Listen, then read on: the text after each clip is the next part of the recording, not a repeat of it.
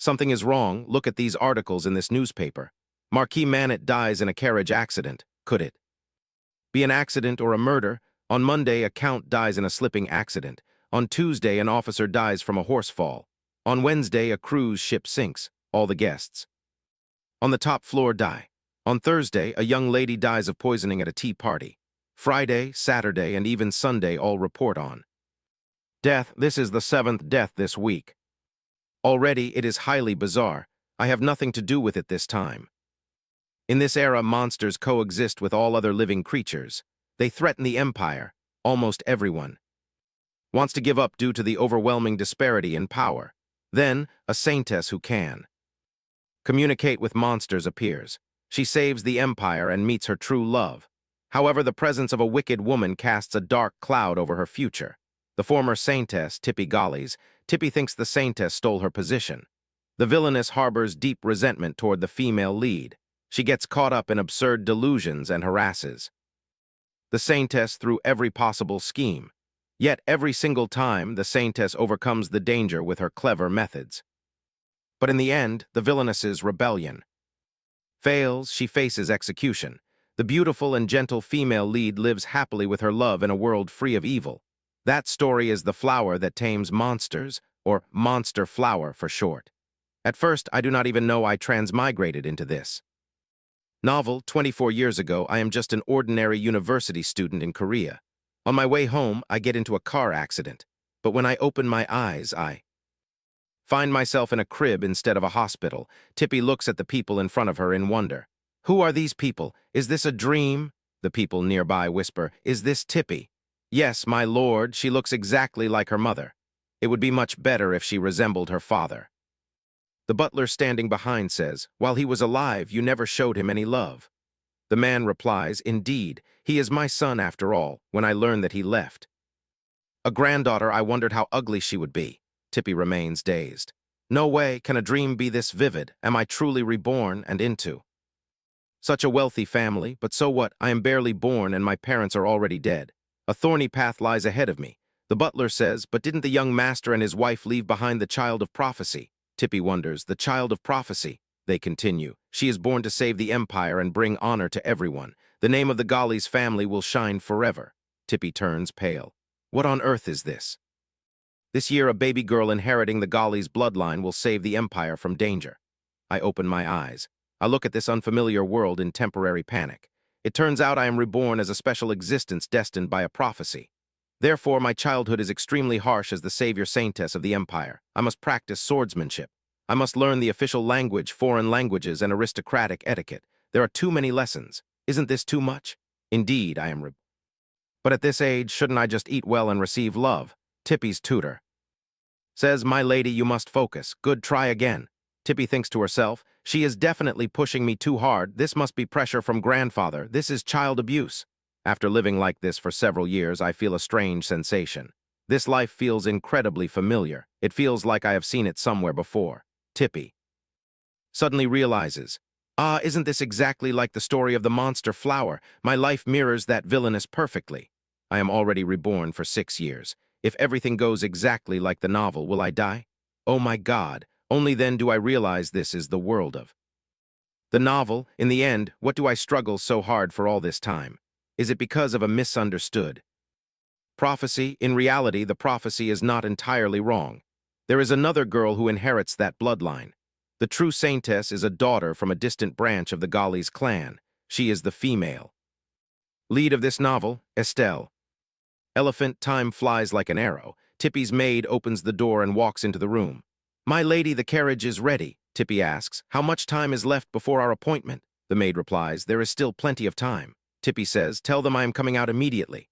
As memories of my past life flood back, I feel utterly exhausted. I am cornered like this since childhood. Is there really another child of prophecy? Just because of God's favor, my lifelong hard work is stolen so easily. If I have no memories of my past life, I would go insane. The original Tippy in Monster Flower does not bully Estelle at first, yet everyone ridicules her as a liar and a villainess. Eventually, she falls from grace and commits evil deeds.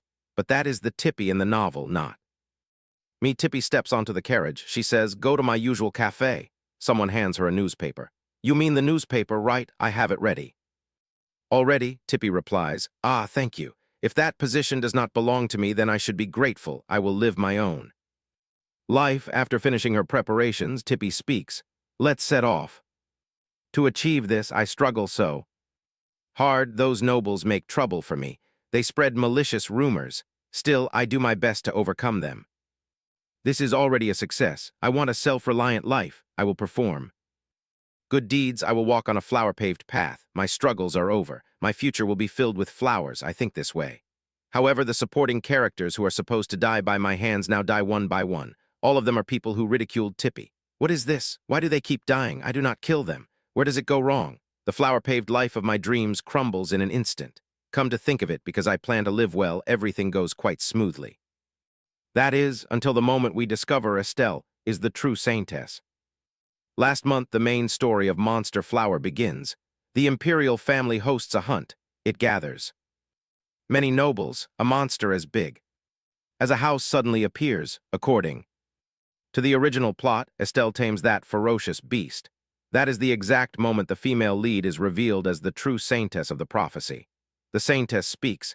Is everyone all right? It seems slightly startled because the quiet lakeshore becomes so noisy. Now it is calm, so it will not. It is no matter. The onlookers gasp in surprise. They whisper in disbelief. A beast like that requires an elite knight to slay. How can she tame it so easily? Could the prophesied saintess be Lady Yull instead of Lady Gal? If so, she has been masquerading as the saintess. And lying all this time? Come to think of it, Lady Galax and Lady Yull are the same age. I am certain the saintess in the prophecy is Lady Yull. Indeed, when has Lady Galax ever shown her power? What will become of Lady Galax now? I knew things would turn out like this. I know it all too well. But as the prophesied saintess, it feels so lonely to suddenly become useless. That is why the original Tai Bai struggled so desperately. After all, she only wants her own worth acknowledged. But I have no intention of foolishly diving into that swamp. After all, who will listen to the voice of a fake saintess? The people. Their gossip again. Is she thinking of defending herself? That is impossible. Everyone saw what Estelle did. Tai Bai walks up to the saintess and speaks. Estelle, you are truly incredible. Thanks to you, we saved our lives. Your power is extraordinary. You might very well be the master of the prophecy. The onlookers gasp in shock. What? We thought she would object. To think she would admit it so easily. Tai Bai thinks to herself, this is louder than I expected. There is no point in lingering on this. Tai Bai then says, then I will take my leave. It is a clean ending. That is what I believe. Everything is fine up to this point, so I abandon the title of saintess to pave a new path for my life. Yet I do not expect that the people who once argued with me would die one after another. This situation easily makes people suspect me of murder. My path of flowers, my life? What on earth is this situation? Suddenly a voice rings out. What do you mean? Tai Bai is so engrossed in the newspaper that she forgets she is speaking with him. The man continues, Tai Bai, if there is anything I can help with, I will do it. If you have any worries, please feel free to tell me. This man is Sakman Sanvat, Tai Bai's fiancé and the villain of the Monster Flower. Tai Bai starts. It is nothing major. I am simply too focused on the newspaper. My apologies. Tai Bai thinks to herself. Wow, his expression is a bit too worried. He is a man so foolishly gentle that he only sees the good in people. He is so kind and gentle that he cannot turn his back on Tai Bai in the original novel. His end, staying by Tai Bai's side until the very last moment, is being used and killed. Sakman speaks. You do not need to apologize, Tai Bai. I also read the newspaper during tea time. I do not. So you can just relax. In the original novel, once Thebe discovers Estelle is the true saintess, she plots to assassinate the female protagonist. Will Estelle light the sacred torch? Absolutely not.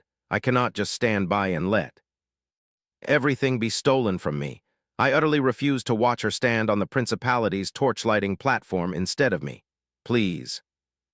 Make her fall ill on that day. Secretly slip this potion into Estelle's teacup for me. He truly falters before Thebe's tears. Yet believing Thebe's words and poisoning Estelle violates his moral code. Thus, so tests the potion on himself first. Surprisingly, just as Thebe promised, he only suffers a mild illness for 3 days before waking up. So places his trust in Thebe and mixes the potion into Estelle's cup of black tea. However, once mixed with black tea, the potion turns into a lethal poison. Estelle falls into a deep slumber, so is cast into prison for the attempted murder of the Saintess. Yet even after learning of her deception, he continues to shield Thebe. When I first read this novel, I wondered how such an absolute fool could exist. Only after meeting him in person do I realize he is no fool. He is gentle, pure, dutiful, and exceptionally handsome. A pang of regret hits me for my past judgment. So speaks up. This is the first time I see you react this way to the news. May I ask which article troubles you so? It pains me to see you in such distress. Gazing at his blinding aura, Thebe finds it almost too dazzling to look at. If he is not an angel, who is? I still cannot believe. He is my fiancé. How can someone so kind and pure exist in this world? Thebe speaks. It is nothing of import, really. It is just this article. Marquis Manhwa died in a carriage accident. As you can see, this accident is rather suspicious. They claim a loose wheel caused it, but something feels off. So frowns in doubt. The Marquis's carriage was built just a week ago. Such a failure is impossible. Thebe replies, indeed, the face of so turns solemn. Many believe this is no mere accident, but the work of a culprit. Furthermore, they suspect me. Every victim of these recent accidents had a dispute with me, so the public brands me as the perpetrator. What an irresponsible piece of journalism, Thebe sighs, looking gloomy. On the surface, it seems coincidental. So continues, even if you had disagreements with them, were they not the ones who provoked you first? Previously, a man publicly humiliated her, claiming she was the child of prophecy, the saintess. If she is not a fraud, what is she? To think she still parades her fiancé around at the opera at a time like this is simply too much to bear. Thebe thinks to herself, indeed, the lady who insulted me at the boutique and Marquis Manhwa who caused a scene at the theater are both dead, yet I feel no joy. I'm accused of murder despite my absolute innocence. Still talking. So eases my mind. After Estelle is revealed as the true saintess, Thebe is completely cast aside. On the surface, people offer polite greetings, but they keep their distance. It is a bittersweet reality. Upon reading the article, so immediately believes in Thebe's innocence. For this, she is deeply grateful. Thebe beams and says, it matters not, so I am truly innocent. So replies instantly, I know, but it pains me to see you bear such slander. Thebe gazes into his eyes, thinking to herself, looking at me with such innocent, sorrowful eyes is simply playing foul. So hesitates, but Thebe quickly cuts in. I am perfectly fine, so you do not need to worry. So gently clasps her soft hand. He sighs, noting how she always claims to be fine, yet he constantly fears some misfortune will befall her. Thebe chuckles, I understand. Thank you for your concern, but I am truly fine. So presses further, are you sure you are all right? Thebe replies, of course, because I intend to capture the culprit behind these incidents myself. Indeed, there is another reason why I must apprehend this culprit. They are the greatest obstacle to my ultimate goal. People I never laid a finger on are turning up dead, and the blame falls squarely on me. I can only draw one conclusion. Events are unfolding exactly as they do in the original. There is no answer at all. I am simply swept away by the tide. Instead of facing it head-on, my immediate thought is exile. Though it seems extreme after experiencing this reality, this is the best solution. A few days ago, I realize I am the villainess of the original novel. This fate is too harsh for the character Tai Bai. Unlike the original Tai Bai, I do not commit evil deeds. I gently hand over the title of Saintess to Estelle. I believe that if I do this and depart in silence at least, no one will stand in front of me and hurl insults. Yet the result is even greater isolation. Unlike the vicious Tai Bai of the original novel, I am now somewhat gentle and humorous. It is not that I fail to explain the prophecy, but if they do not treat me as the saintess, I will not slaughter them all. Why does everyone hate me? What is the reason for this treatment? Second, if they brand me as a murderer, my long-term plans will shatter. Looking at the current situation, the clan will soon abandon me. The heir, supposedly the saintess, is actually a fake. There are even rumors that I am a murderer. A Gali's clan that values honor so highly will never overlook this. Perhaps they will force me into a hasty marriage to seize the Gali's manor. That differs from the original novel. I can survive, but that is all. Clearly, I will spend the rest of my life locked inside a manor. What crime did I commit to deserve this? Initially, this engagement was decided by the elders of the Duke of Sanva. Things have reached this point, and I do not want a hand it over to Sue to handle. Where should I go? Is there a place where I can unleash my full potential and live in freedom? Is there such a place? Ah. There is, the Exer Magic Empire. It is a tiny empire wedged between three great empires on the continent, an empire that resembles a massive city rather than its grand name. This place is famous for only accepting the select few who can wield magic as its citizens. It never accepts anyone else. No one believes her, so she ends up branded as a fraud. However, Tai Bai can truly utilize power.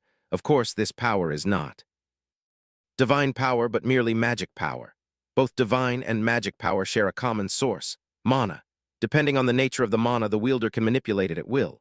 The only difference is that magic power relies on magic techniques, but very few people can utilize mana. The inhabitants of this continent have almost no knowledge of magic or divine power. Therefore, in the original novel, when Tai Bai accidentally reveals her magic power, she believes it is divine power because she is the saintess.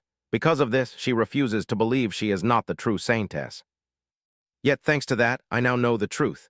In the original novel, Tai Bai mistakes it for divine power, leading her to secretly and ceaselessly investigate. In the end, she learns to manipulate magic power as if it were divine power, although my original self abused this ability to bully Estelle and died without ever realizing her true power. But now I clearly understand this power and know its true worth. Therefore, I have been honing this magic power according to the novel's events. With this ability, the Exer Empire will welcome me with open arms. Those who enter the Exer Empire must sever all ties with the outside world, abandoning their status and relationships. For someone like me, who is stoned by the public and about to be expelled from my family, is this not the perfect sanctuary? I believe this is a brilliant plan. I devise a suitable solution for my current plight. However, I never anticipate being unjustly denied entry like this. While formulating the plan, I forgot one crucial detail. That is the final clause for entry into the Exer Empire. All exiled individuals must not be under suspicion of criminal activity. I cannot let this plan fail just because of a murder I did not commit. Taking a deep breath, I look at Xiu's face to calm down. I will catch the culprit with my own two hands. Xiu speaks up, asking, "Are you going to catch the culprit yourself? If there is indeed a murderer, it is too dangerous for you to hunt him down." Tai Bai smiles and says, "So are you worried about me?" Xiu replies, "Of course." Tai Bai blushes. He is truly a kind person. Tai Bai takes a sip of tea and says, "You do not need to worry about that. I am also skilled in swordsmanship." Xiu says anxiously, "No matter how skilled you are, you can still get hurt." Tai Bai sets down her teacup and says, "I will not be searching alone. Many people will help me. After all, I am still a member of the Gali's clan." Xiu says, "I do not think all of them will stand by your side. You said so yourself during our last meeting." Tai Bai is startled. "Did I say that?" Normally, he says nothing and only listens in silence. What a remarkable memory. How should I explain this? Perhaps their deaths are just a coincidence. Then Tai Bai waves her hand and says, "If there were a case every 2 days, it might make sense. But with one case every single day, it is impossible not to be suspicious. That is why I cannot just put this newspaper down and curse. Even if I were not the accused party, it would still be highly suspicious." Xiu says, "You are truly kind." Tai Bai crumples the newspaper and replies, "Not at all. Actually, I wish this newspaper office would just go bankrupt." Xiu smiles. "I hear this newspaper office is heavily in debt. It might indeed go bankrupt at this rate. It will not be surprising to hear news of its bankruptcy in a few days." Tai Bai replies, "Is that so?" She secretly thinks, "Is he implying?" In truth, this press office is the very place that fiercely reports on Tai Bai's wicked actions among the monsters. Rumors claim Tai Bai drove them to bankruptcy, but the truth is, they are drowning in debt. I feel quite annoyed since I did nothing, yet this feels fresh. Xiu speaks. "That news is quite interesting." Tai Bai becomes flustered. "Of course it is interesting. It is best if they go bankrupt." Xiu's voice turns solemn. "Indeed, everything will go as Tai Bai wishes. Now we only need to catch the culprit." Xiu asks, "Are you truly going to search for the culprit?" Tai Bai replies, "Have I ever joked about this? I know you worry for me, but I must clear my name. Moreover, he has not killed many important people yet. But he will soon." Tai Bai thinks anxiously. "This is actually the biggest problem if things follow the current order. The next victim is clearly the young master of the Lunnet clan, the son of Count Lunnet. Ever since his failed attempt to seduce me and his feelings of inferiority before Xiu, he always causes trouble whenever we meet. But the problem is not him. It is his father, Count Lunnet. The Count turns his back on me, and all the trouble starts from there. Count Lunit is one of the leading figures rising up against the border monsters. His influence is truly massive. The Garis clan abandons Tai Bai. This is the decisive reason that leads to her death. The young master of the Lunit clan dies under these circumstances. Count Lunit will turn his back on me before the truth is revealed.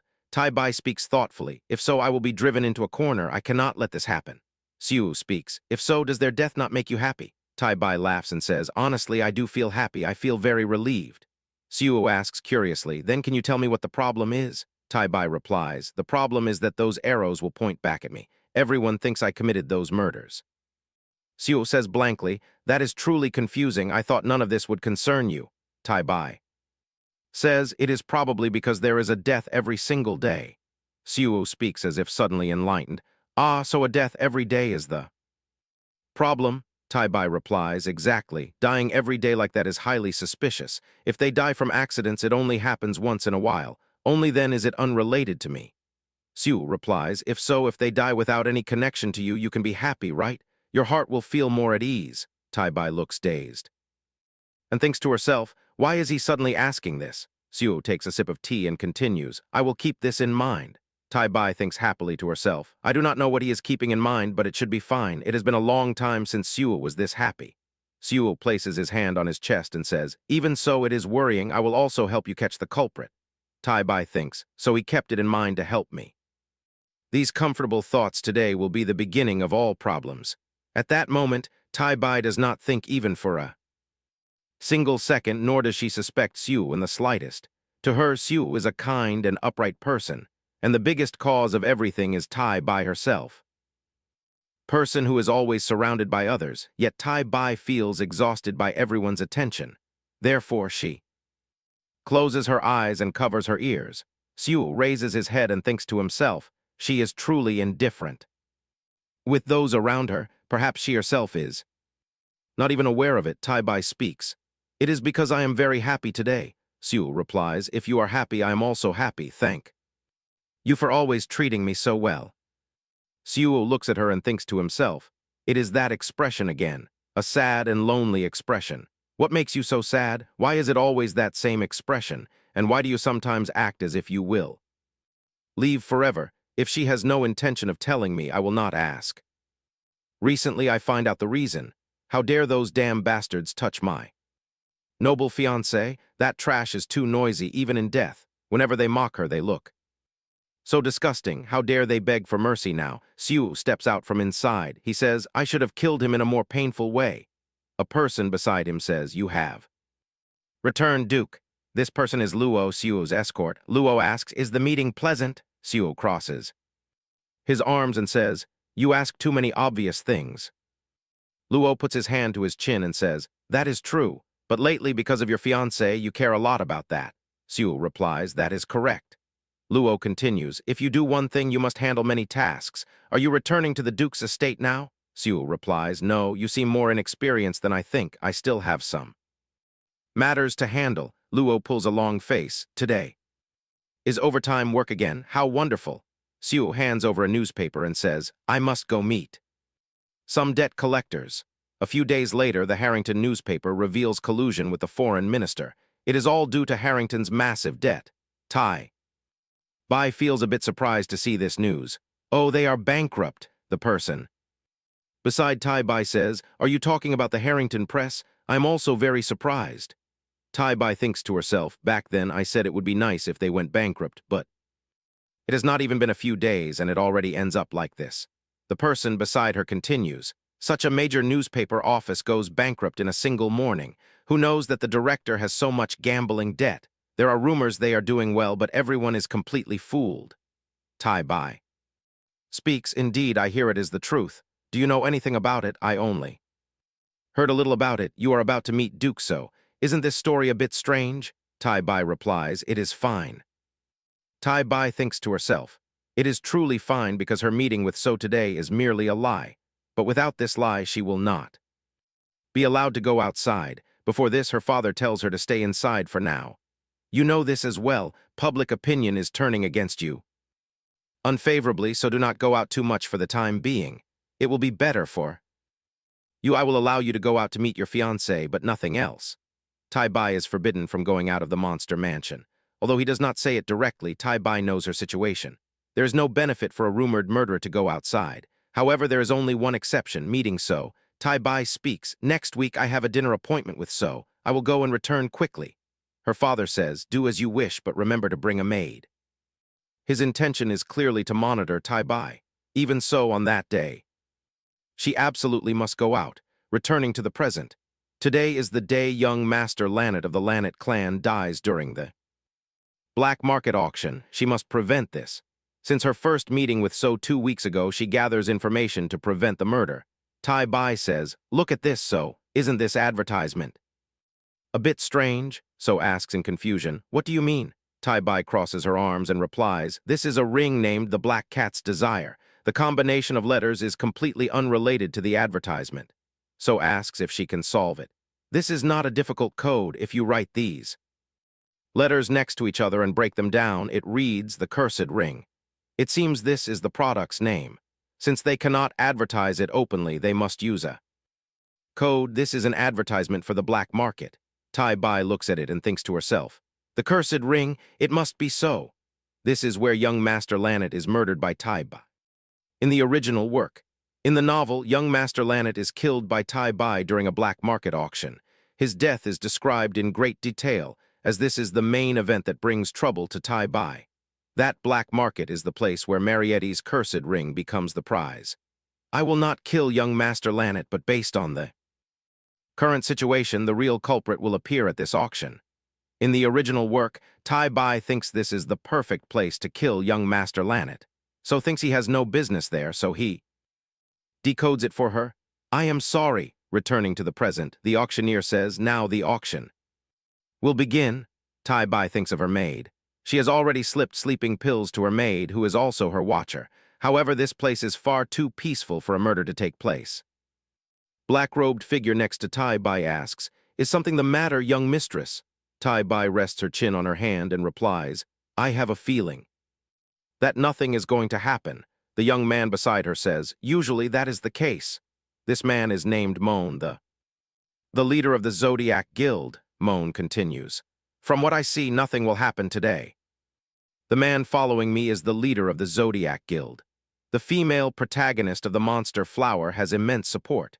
Her most prominent backer is Zodiac, an information guild disguised as a cafe. In the original work, no connection exists between Tibby and Zodiac. The position of Saintess comes with great danger, and I need power. I approach Moan before she can form a deep bond with Zodiac. Eventually, I become the master of Zodiac. Now they are my subordinates, not Estals. Knowing the original plot and doing nothing is simply foolish. Moan knows my plan. He is my capable assistant. Thanks to him, I obtain the invitation to the black market. Moan points at the auction item. "Young lady, there is nothing special here. Stop monitoring. Why not buy something?" Tibby frowns. "No, absolutely not." Moan continues, "Even you were enchanted by that grimoire, young lady." Tibby hesitates and says, "There is no other way. It is almost impossible to find a grimoire in the Empire. If even you do not pay attention, what are we to do? Our goal is not to buy goods." Moan speaks again. "I understand, but I do not believe it. How can he murder someone in such a crowded auction house, especially a count's son?" Tibby thinks to herself, Moan's words make sense. Normally, no one commits murder at an auction. But surprisingly, the killer does exactly that in the original novel. Tibby pulls out a coin pouch. "Why do you not believe me?" Moan's eyes widen at the sight of the money. "I will monitor diligently. I will get closer to young Master Lannet. This place is a bit too far." Tibby thinks to herself nothing special should happen. The auctioneer's voice rings out. "This is the final item of today, the cursed ring of Marietta." Tibby looks at the ring. She thinks to herself, "Here it is, the cursed ring." Perhaps because of the bright lights, suddenly a voice rings out. Tibby recognizes this familiar voice. She gasps in surprise. "Why are you here?" So replies, "Yes, it is me. I did not expect to meet you here. Wait, let me sit down." Tibby's face goes blank. Why on earth is So here? Why does she get caught by the person she wants to avoid the most? Does Marietta's ring bring bad luck to anyone in the same room? Tibby's heart is in turmoil. She does not want to be seen as someone who frequents the black market. So sitting next to her, speaks. Perhaps you came here in secret, Tibby replies. Yes, I have some business to attend to. I must tell you first, this is my first time at the black market. It is true. So does not understand why she must whisper. He replies, is that so? I am very glad to be with you for your first time. Since this is also my first time, I feel a bit tense, but seeing your familiar face makes me feel much more relaxed. Tibby looks at him. She thinks to herself that he is truly an angel, so asks, do you trust me? Tibby smiles brightly. I do. But why is there a dark aura behind him? She was worried about being caught by So, but he will surely keep her secret. Above all, So's safety is the most important. Tibby takes So's hand and asks, why are you here? Murder might happen here. You might be in danger. So hesitates. Well, did you not look at the advertisement for this auction last time? Yes, that is true, Tibby replies. So answers, because you seemed interested in that ring. You have faced many troubles lately. I want to give you a gift to comfort you, if only a little. It turns out he came all the way here just to comfort her with a special gift. He always thinks of her. How can she say she has no interest in the ring? Tibby says, thank you for your concern, but how did you find me so easily? You could not even see my face. So explains, I heard your voice. Tibby is surprised. You found me just by my voice, she thinks to herself. She did raise her voice while bidding for the grimoire, but is that enough to recognize her? So continues, no matter where you are, I will find you. Tibby wavers. Anywhere? Tibby always loses her composure before So. Even if I say nothing, you can still find me, So replies gently. Of course, the feeling of touching you is very special. Ah, she gets completely captivated by his whisper without even realizing it. The auction is still ongoing, so please do not whisper. Wait, the auction? After meeting him, she completely forgets about it. Where is young Master Lannet? Is he still safe? The culprit will strike now. The venue is getting noisy, making this the best time to evade everyone's eyes. So speaks. Tibby, I hear they're giving out gifts over there. Tibby replies, ah then. Let us go. So takes her hand. With pleasure. Tibby thinks to herself. According to plan, she should stay until the situation ends, but if she does, So will get dragged in. He is so affectionate, coming here just for his political fiancé. She will absolutely not let him get hurt. Absolutely not. She does not want to put So in danger. But she cannot leave things unresolved. Moan must tail and stop the killer. Moan replies, as you command. Moan thinks to himself, his head throbbing. Her intention is to stop the killer, right? Leave it to him. These matters are his specialty. Tibby also thinks to herself, since she left it to Moan, no further problems will arise. Now So came all the way here for her, so she will help him leave. After some time, Tibby returns home with an exhausted body. She is extremely tired. She did nothing special. She should have returned directly. Her unremarkable day consists of, first, putting the monitoring maid to sleep. Second, sneaking into the black market. Third, preventing a murder. Fourth, meeting her fiancé at the crime scene. Fifth, going on a date. Sixth, returning home safely. She planned to return immediately, but ended up staying for dessert. Since he spoke like that, how could she leave him? She decides to bathe and sleep. Suddenly, Tibby hears loud voices nearby. Heavens, this is all because of Galax. Just because of the lady's existence, the honor of Galax will be ruined. Tibby is surprised. She wondered why it was so noisy. It seems those people have come again. They are the elders of the Galax clan. She carries their burden ever since she became the saintess. Since childhood, she survived countless assassination attempts. Although they do not treat her well, to Estel in the original work, it is different. They are the intermediaries for Estel to integrate into Galax. Whenever she faces difficulties, they allow Estel to borrow the power of the clan.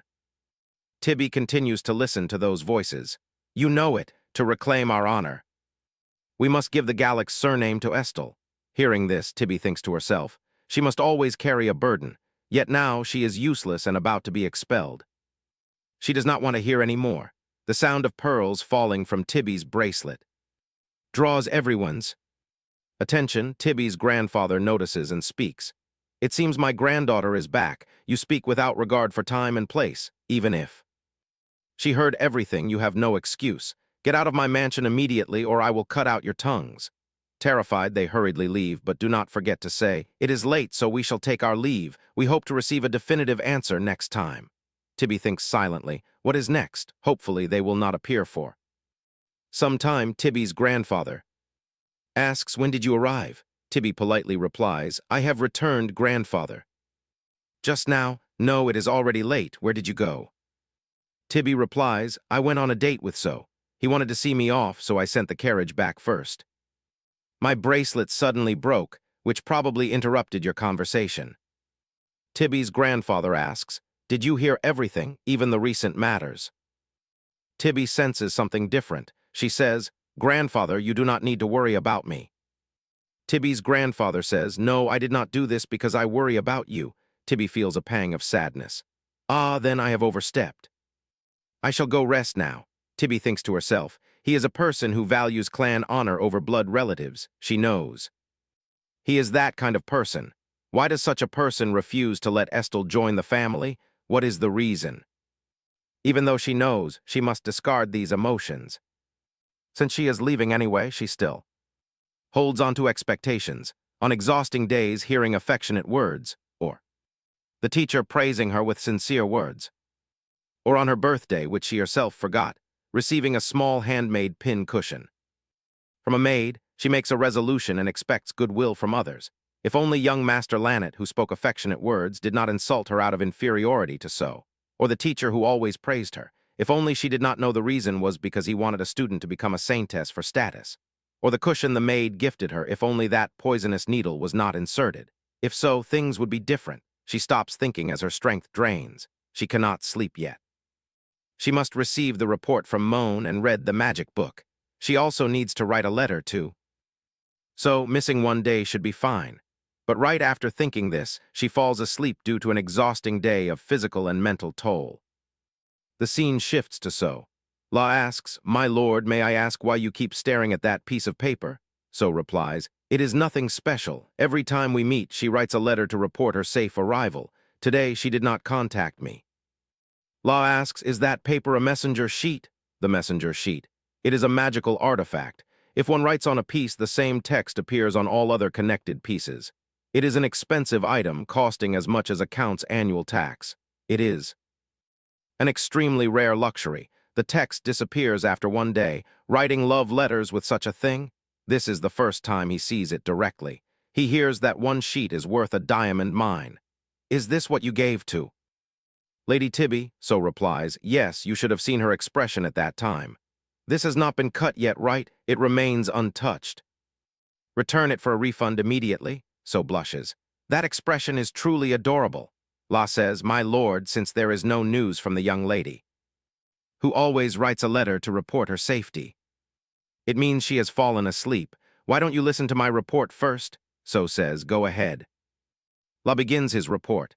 A wise decision. First, I purchased the gift as ordered. The winning bid is 320 million gold. As for the target, as you instructed, I intended to kill him when he left the auction room. But there is an unexpected character. He controls shadows. As far as I know, only one person on the continent can do this. So finishes his sentence.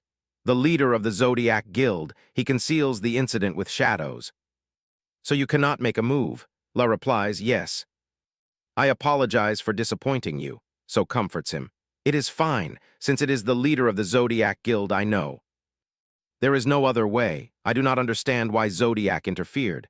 We will investigate this later. I must kill the pests that disturb her. It will serve as an example to others. But I will not accept failure.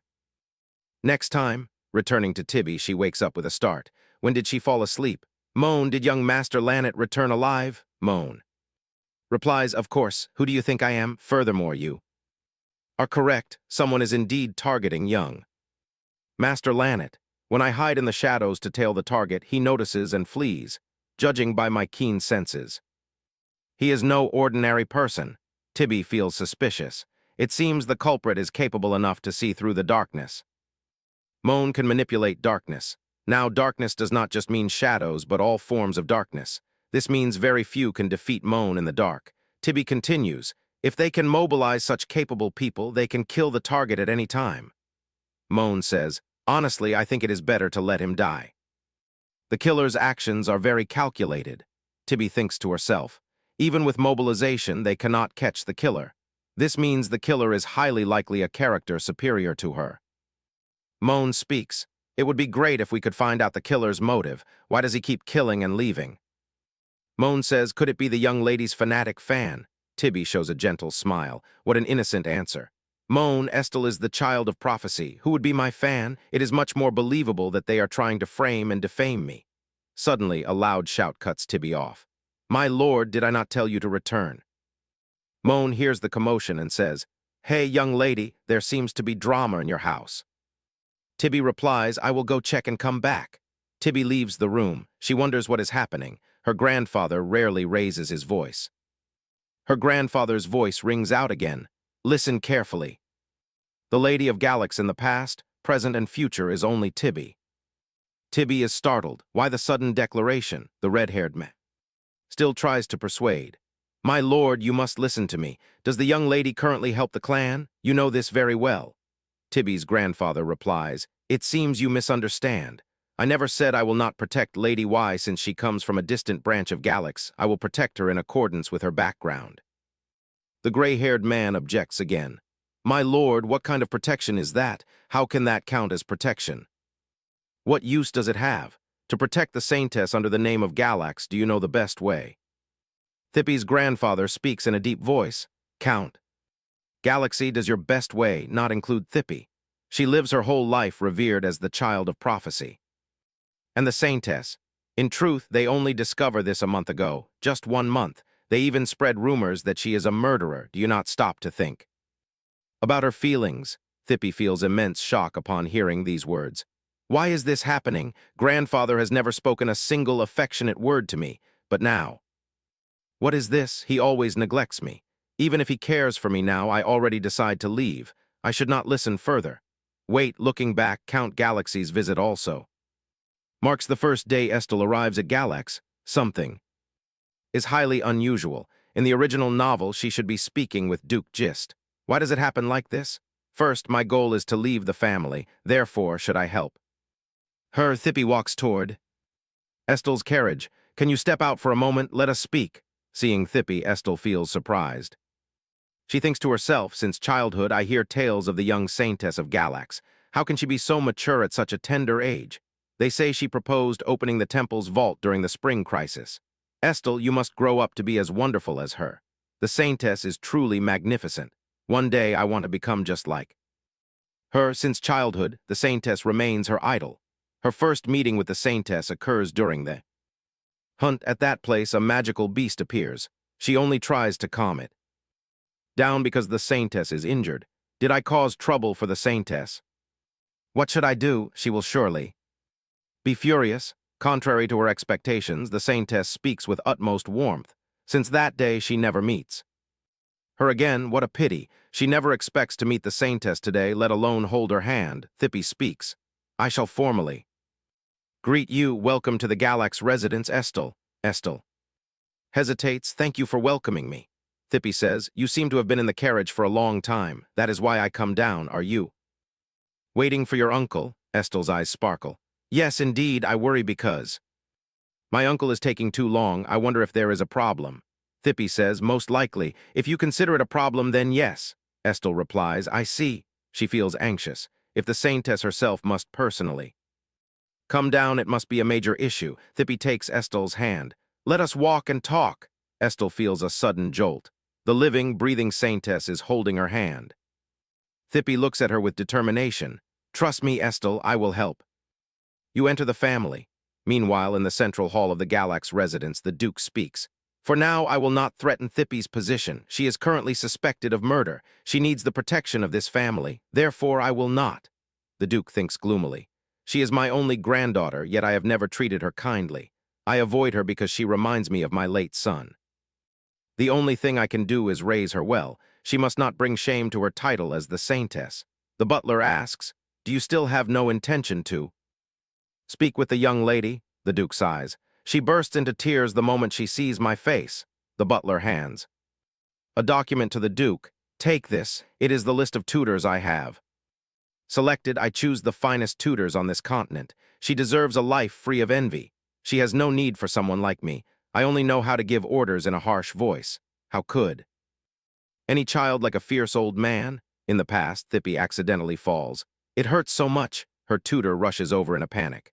I will fetch medicine from the doctor. You should inform the master. Tibby shakes her head. No, do not tell him. He is busy. He has no interest in the scraped knee of a granddaughter he neglects. All. These words reach the Duke's ears. She actually says such things. What must she have gone through to think this way? I am not a good grandfather, but I have no intention of hurting her any further. Back in the present, the Duke speaks coldly.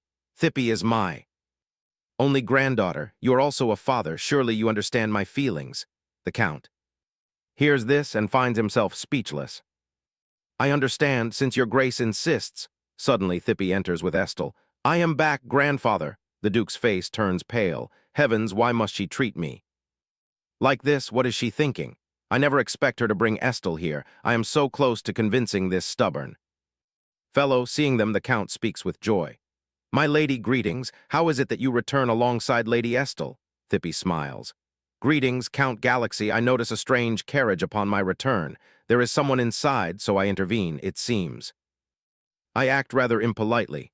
The Count waves his hands. No, not at all. How could that be? Estelle actually wishes to meet the young lady. Is that not so, Estelle? Thippy holds Estelle's hand. I spoke with Estelle on our way here. She tells me the reason for your visit. The Count immediately seizes the opportunity. Yes, however I still lack the Duke's permission to bring Estelle here. The Duke clears his throat. The Count speaks the truth. I have not invited Lady Estelle as a guest. Thippy speaks up. What about Estelle, then? Do you intend to leave her inside the carriage under this scorching sun? The hospitality of the Galax family is not so cruel. Am I wrong, grandfather? The Duke counters. You speak the truth, but given the circumstances, do you not understand the implications of bringing Lady Estelle into Galax? Thippy tilts her head. Do you mean letting Estelle take the name of Galaxy? The Duke's voice turns cold. Yes, I have no intention of accepting her. Thippy remains silent for a brief moment. I thought you would handle this matter wisely. That is why I stay quiet. I feel disappointed to see you treat Estelle this way. The Duke gasps in surprise. What do you mean? Thippy continues. We should extend the protection of Galax to Estelle. I do not wish for others to suffer because of this. Estelle is the child of prophecy. We must treat her with the respect she deserves. The Duke objects. Thippy, you do not understand the consequences of your words. Thippy smiles. I know. The Duke presses. Even so, you still insist. Thippy replies, I am fine. Please make a wise decision, grandfather. Thippy thinks to herself, I will run away soon. It matters not who becomes the adopted daughter or the saintess. His current hesitation is not out of love for me. He simply fears public backlash for abandoning his own asterisk. Flesh and blood, the Duke covers his face. Very well, since Thippy requests this, I will grant the name of Galax to Lady Estelle. Hearing this, the Count rejoices. However, the Duke speaks again. Do not celebrate just yet. The name I grant is de Galax. Their high hopes instantly plunge. To bear the name, de Galax means she may use the name. But she is not an official member of the Galax family.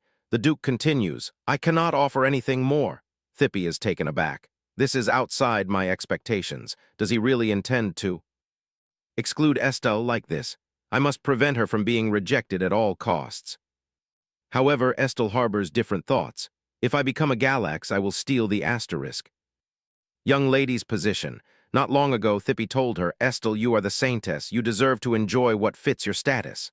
Estelle asked, What about you, my lady? Thippy replied, I will find my own place. Do not worry about me. Estelle recalls, at that time I was merely excited about becoming the saintess. I failed to consider the young lady's feelings. Do not worry, my lady. From now on, I will stand by your side. Back in the present, Thippy excuses herself. I shall leave. First, please speak at your convenience.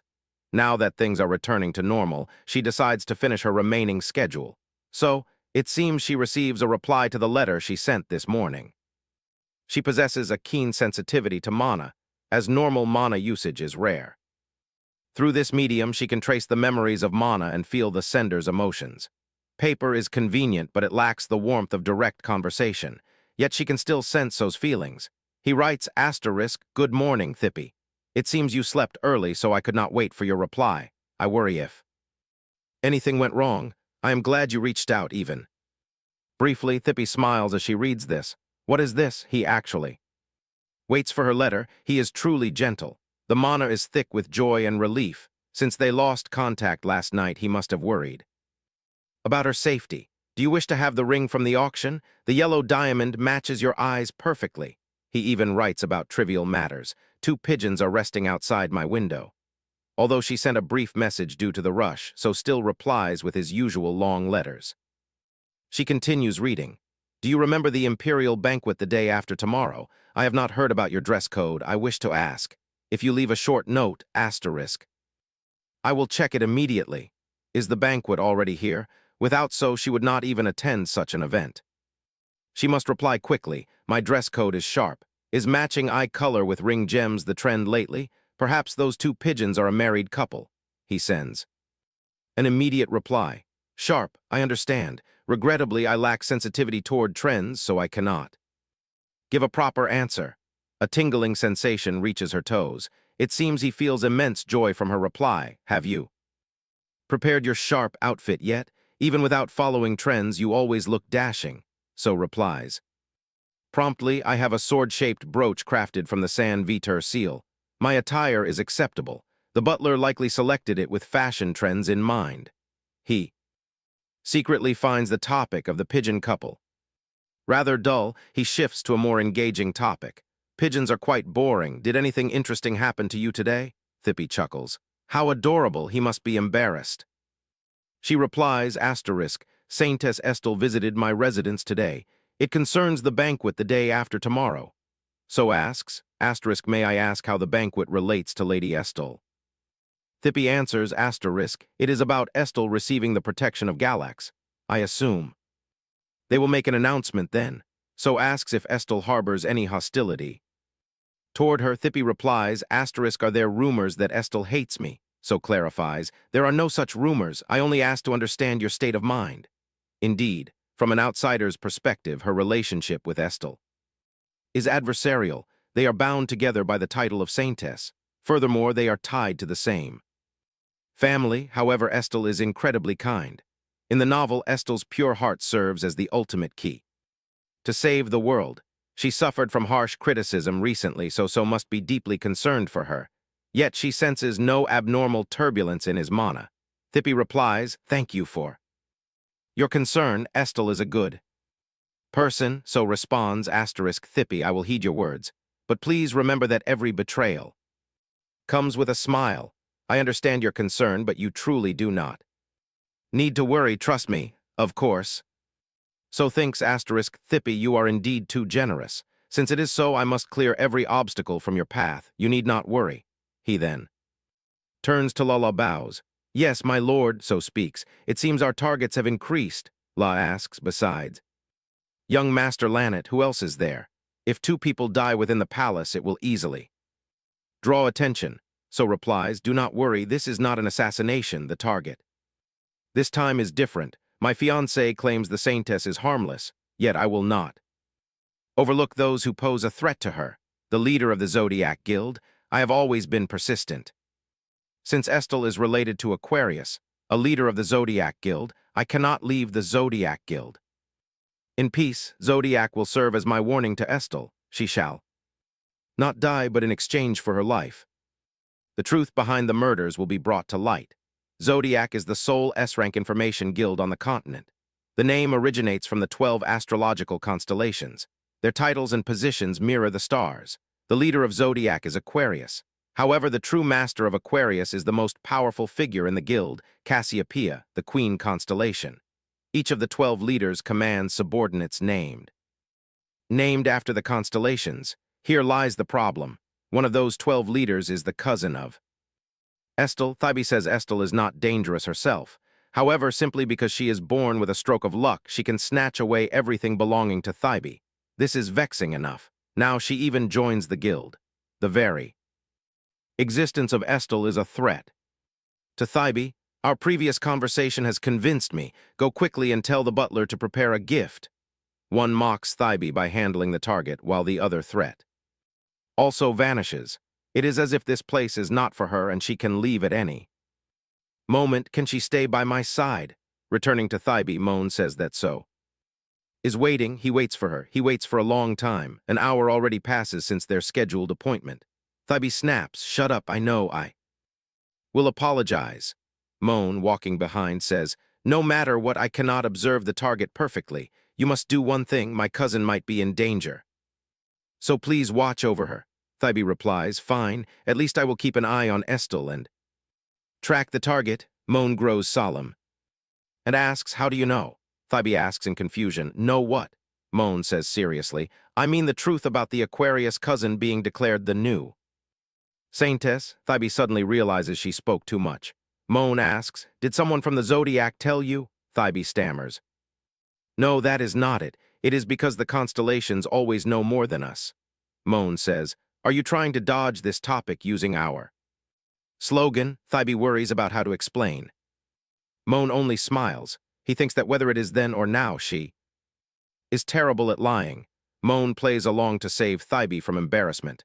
Based on your reaction, indeed, no one leaks it. As long as it is not because of the guild, it is fine. I will contact and report to you as usual. Thybe sighs in relief. You may leave. Moan replies, I am off. Then he gradually turns into an illusory black shadow and vanishes. Thybe thinks to herself that she unconsciously speaks of details from the original novel. Not only this time, but the memories of the novel and her past life seem to blend together. As time passes, her past life memories fade after a long period. The only clear thing is the memory of the monster flower world. It feels as if all information regarding this world is being erased. She needs to be more careful. So's voice rings out. Thybe, you are finally here? Thybe is surprised. I am sorry for being late. Do you wait long? So cuts her off. It is fine. Even if I wait for a month, I will do so happily. Thybe is flustered. What do you say? If I do not come, you should leave. I fear this will happen, so I contact you beforehand. Yet you do not even sit in the carriage. So says gently, but if I keep waiting, you will come. You will not abandon me. Thybe replies softly, of course I will not abandon you. She does not lie. Although calling off the engagement means breaking their vow, it does not mean her relationship with So will shatter. If she contemplates leaving, she must end things ruthlessly. But she cannot do that to So, especially when he is like this. So asks gently, why do you look at me like that? Thybe says shyly, I just think you are too handsome. She hopes So will live well, so she needs to leave quickly. Remaining here only causes him trouble. But it is already time for Moan to contact me. I do not see young Master Linnet. I feel slightly uneasy. Should I go search for him on my own? Suddenly everyone speaks in unison. The son of the Empire, the wise Emperor, Crown Prince Killian Lindros. He is a lucky man who suddenly becomes the Crown Prince due to the sudden death of the elder brother born of the Empress. He is the male lead of this novel. She cannot believe she sees his face again.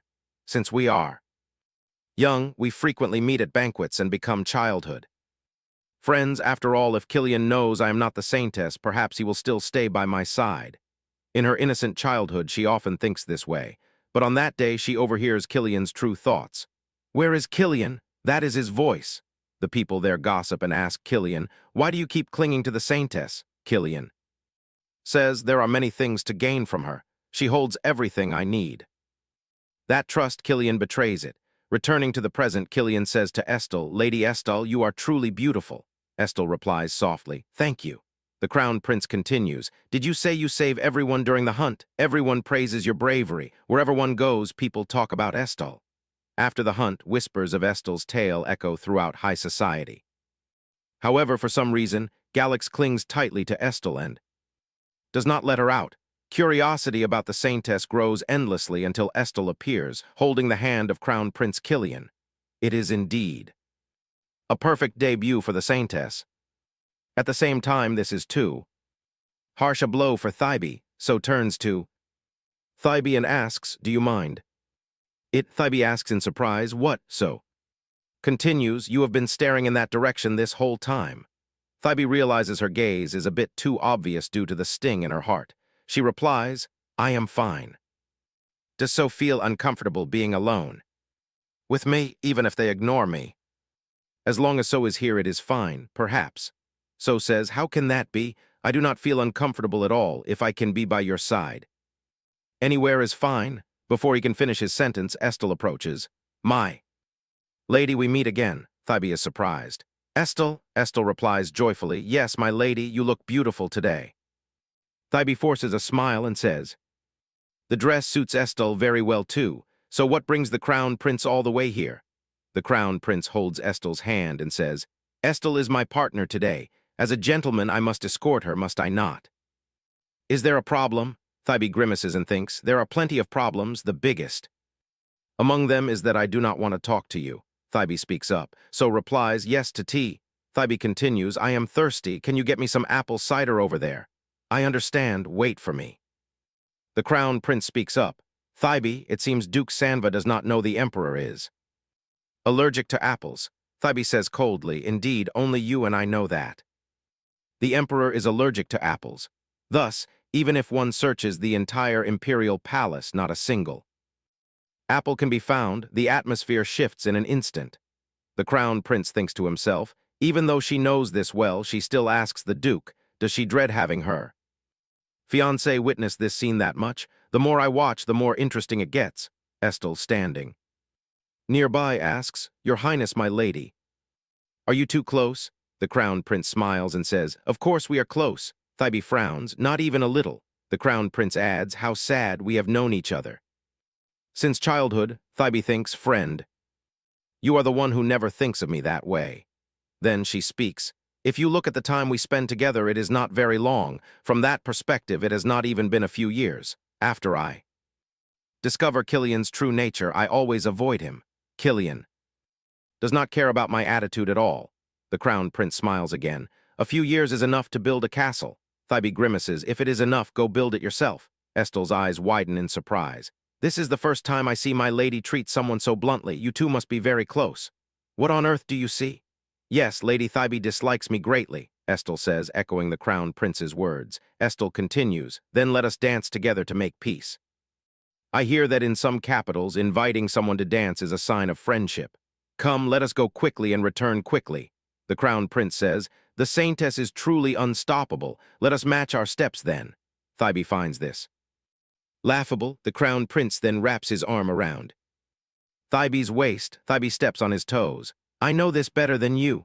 The Crown Prince remarks, Your personality is just as sharp as before. Thybe wants to get this over with quickly, since just now many eyes have been watching. If she rejects the Crown Prince in this situation, it will spawn more rumors. While dancing, Thybe says, Is your skill level still the same as before? The Crown Prince replies with a tone as sharp as ever, And you still hate me just as much. Be honest, Killian, what are you planning by bringing Estel to me? The Crown Prince says, It seems you have misunderstood. Estel wanted to find you herself. Thybe is surprised. Estel? The Crown Prince replies, Yes, she says she wants to find you, so I merely help since she cannot locate you. If I do not find you, I wonder if I should go outside. Thybe immediately asks, Fine, so what do you want? The Crown Prince smiles. I am curious about your reaction. More than anything, I miss you. Thybe Lewisa Galax, my unfortunate saintess, returning to the past. When Thybe hears the Crown Prince's words, she immediately leaves.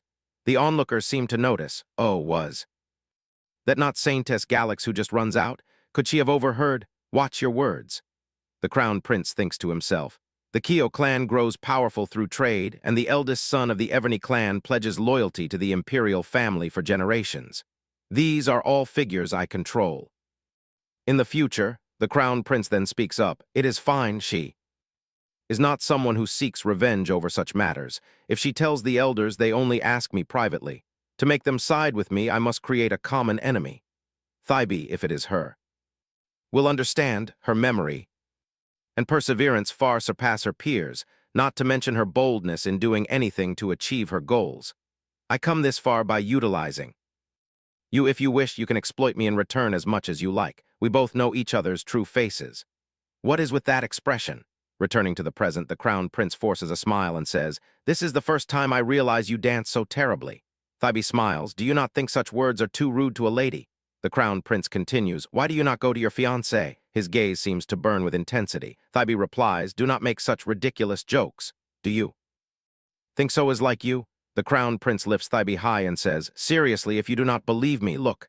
Thybe frowns and says, There is nothing there. Are you lying to me? You have eyes but fail to see MT. Ty, indeed you know nothing. No wonder she feels killing intent. I truly miss you. Lately, not a day goes by without me hearing your name. A new saintess appears along with rumors that you are a killer. Thybe laughs. Have the rumors spread all the way here. Thybe stomps on the Crown Prince's foot again, but he dodges. Oh no, if this keeps up, I will fall. Just in time, the Crown Prince catches Thybe. You must be careful. If you make a mistake here, rumors will claim you try to assassinate the Crown Prince again. Thybe looks into his eyes and says, What a pity. It will be wonderful if it is not just a rumor. The Crown Prince says, The rumors accusing you of murder are spreading. I No, you do not do it. Thybe is surprised. He knows I do not do it. What on earth does he mean? The Crown Prince adds, If you need help, just come to me. Hearing this, Thybe thinks, Seek his help. So he means if I do not want to become a criminal, I must kneel before him. But how is Killian so sure I am not the killer? Could Killian be the actual culprit? It is highly likely. In the original novel, Killian often kills for a specific purpose or causes trouble for others just for amusement. If Killian is indeed the culprit, then I am walking straight into a tiger's den. If young Master Linet is murdered under bizarre circumstances, and if Moan is caught, no one will believe I am innocent. My plans will crumble. Returning to the present after the dance ends, Estelle praises them enthusiastically. That is amazing. Both of you dance so well. So, standing nearby, also speaks up. I watch you dance. We always dance together, so I never realize. From a spectator's perspective, you look even magnificent. Thybe forces a smile and says, Thank you. So, she feels as though she cannot breathe, so hands her a glass. I cannot find the apple cider you mentioned, but you look thirsty, so I bring a refreshing drink instead. Thybe takes the glass anxiously. If she puts anything in her mouth now, she might throw up. Yet if she refuses, she will ignore so sincerity. Suddenly, the Crown Prince approaches. Pardon me, but after moving around, my throat is parched. How about you? Let me have this glass. Thybe is surprised to see him. She does not know what he is planning, but she must greet him first. She turns and asks so, well, is that all right? Although agitated, so tries to remain calm. Of course. Suddenly, she receives a message from Moan. Moan says, second floor terrace. Thybe panics. Moan's voice makes it clear that something happens. She must leave immediately. Noticing Thybe's unusual behavior, she quickly makes up an excuse. A friend is looking for me. I must go first. The others are puzzled, wondering who this friend can be. Thybe's face pales as she says, Just for a moment. I will not be long, just a moment. Seeing this, Estelle says worriedly, But my lady, your complexion is not very good. Thybe hurriedly pushes Estelle's hand away in front of everyone, saying, Just a moment, I will return shortly. Thybe then leaves, leaving the three of them bewildered. The onlookers begin to gossip. Goodness, Lady Estelle treats her so well, yet she acts like that. Then the rumor must be true, the rumor about the fake saintess being a murderer, even if they do not reveal it. If she is not a fraud, who is? More, Estelle falls into a state of worry once again because of herself. The lady might be misunderstood. What should she do? The lady always treats her well. Yet a difficult situation has clearly arisen. Estelle speaks up. I will follow the lady. The Crown Prince is surprised. What? Wait, I told you to wait. The scene shifts to Thisbe. She is extremely anxious on the second floor terrace. If this is an emergency contact, things do not look good. The longer I delay, the more danger Malan faces. Malan always returns safely from any mission. She thought this time would be the same. I was too arrogant. Please be safe. Thisbe then shouts, Malan. Suddenly an arm appears and covers her mouth. Quiet, it might still be nearby. Thisbe looks at Malan's condition with worry. Malan, heavens, your wound. Malan smiles weakly. Haha, I knew you would come. Thisbe realizes this is no ordinary injury. His body is being devoured by the darkness. Darkness, this parasitic monster, consumes its master's blood in exchange for power. One careless mistake and the monster devours him. This ability itself becomes a fatal weakness. I must purify him with healing magic or extract the monster, but he is bleeding too heavily to extract it. If he bleeds any more, Malan will be in danger. There is only one final option, healing magic, but there is not enough time to reach the temple. Malan is currently in agonizing pain. Thisbe can only grit her teeth and endure. She has no other choice. From now on, no one must know what happens. This is my first time trying this. I do not know if it will succeed. I can only pray it does. Saddle Melic. Sagittarius, Aquarius, Delta, Capricorni. Answer me. The 12 constellations can bestow blessings. Books on divine power and magic all begin with this phrase. The 12 signs of the zodiac are known as the solar path connecting to the earth. Mediums who utilize the power of the constellations channel nothing but divine power and mana. Therefore, I always study the precise manipulation to materialize mana. I train to borrow the authority of the constellations. Moreover, humans believe in the existence of mana attributes. Although most can only handle 6 constellations, each associated with a specific attribute, I can manipulate magic like divine power. Therefore, I can bypass mana attributes and command all 12 constellations. This means I can control all kinds of mana. Fortunately, I learned how to use the constellations last time, so I can use it immediately. A voice echoes. "Young lady, what drives you to summon us like this?" Thisbe finally succeeds. She speaks up. "Please help me, my friend is in danger." The Aquarius constellation speaks. "Your mana is still insufficient, foolish." "Girl," Thisbe replies, "I am indeed an arrogant person, but I desperately need this power. I know no other way." There are 3 ways to borrow the authority of the 12 constellations. First, borrowing a portion of their power. Second, incarnation, allowing a constellation to temporarily possess a human body. Third, summoning the constellations to unleash their power directly. The method she intends to use is the most difficult summoning technique.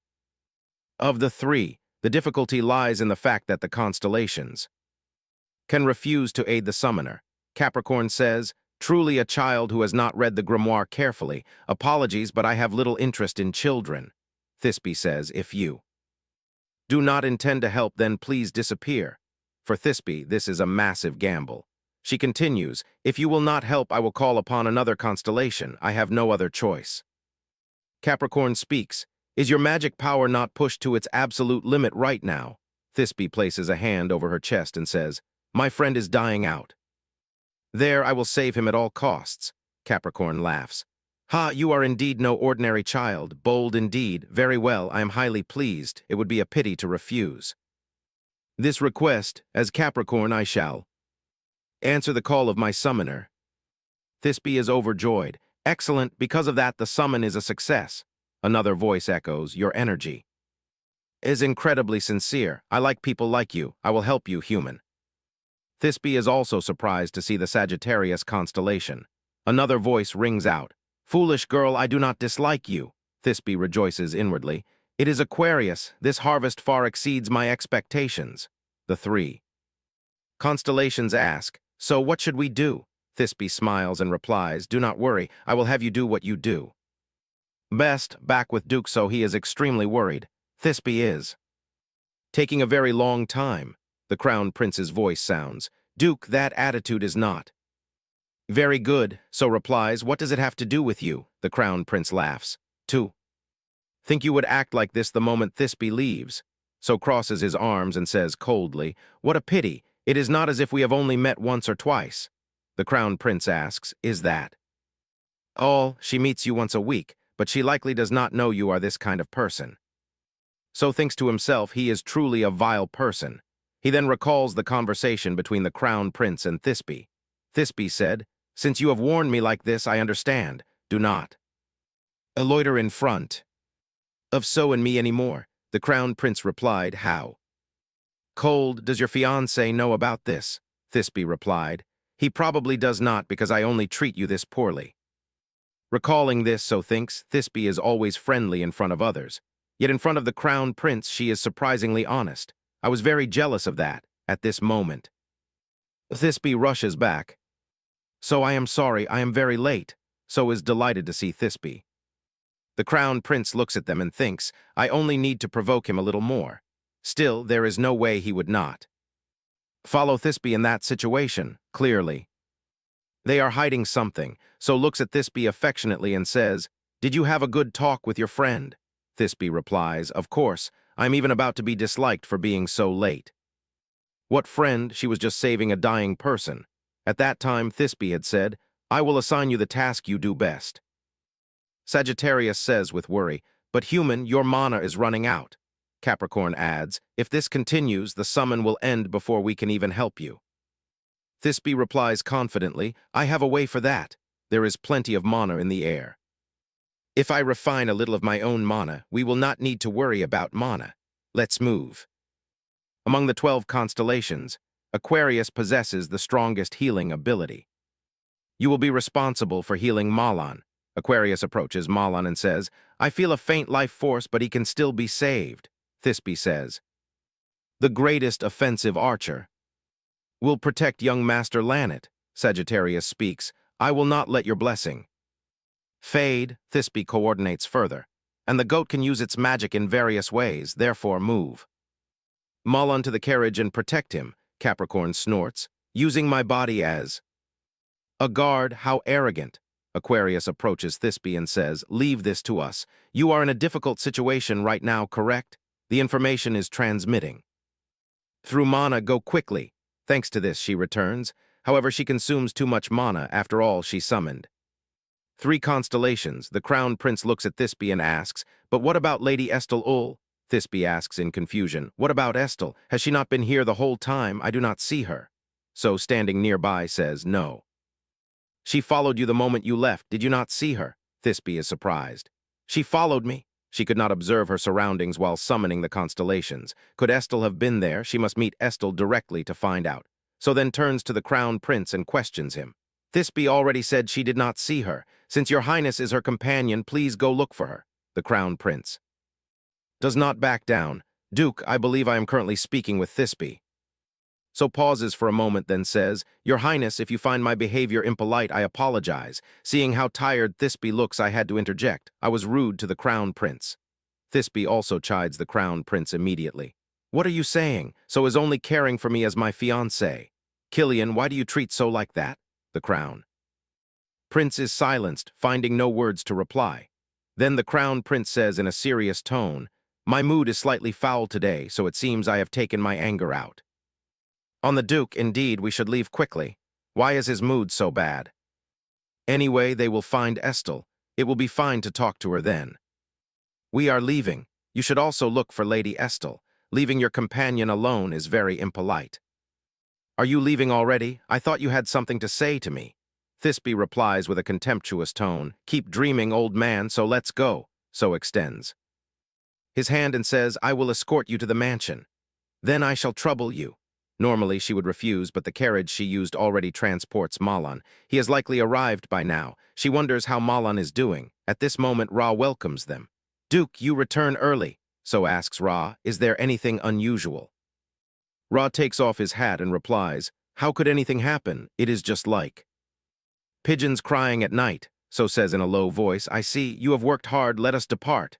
At this moment, Thisbe also notices something. What is this, that wound? Thisbe thinks as she walks. Something is highly suspicious. Hey, is your hand injured? Ra hesitates. It is nothing special. I occasionally spar with the Duke. Last time, due to my own mistake, I got hurt. I see, be careful. The lady does not need to worry. But the bandage is clearly damp, as if the wound was inflicted very recently, is it? Just her imagination. Thisbe asks about Malan's condition. Aquarius replies, he is stable, he should wake up soon. Sagittarius also speaks, I confirm that young Master Lanet has returned home safely. Capricorn speaks proudly, this body has not even used a fraction of its power yet. Thisbe says softly, yes, you have worked hard, thank you everyone.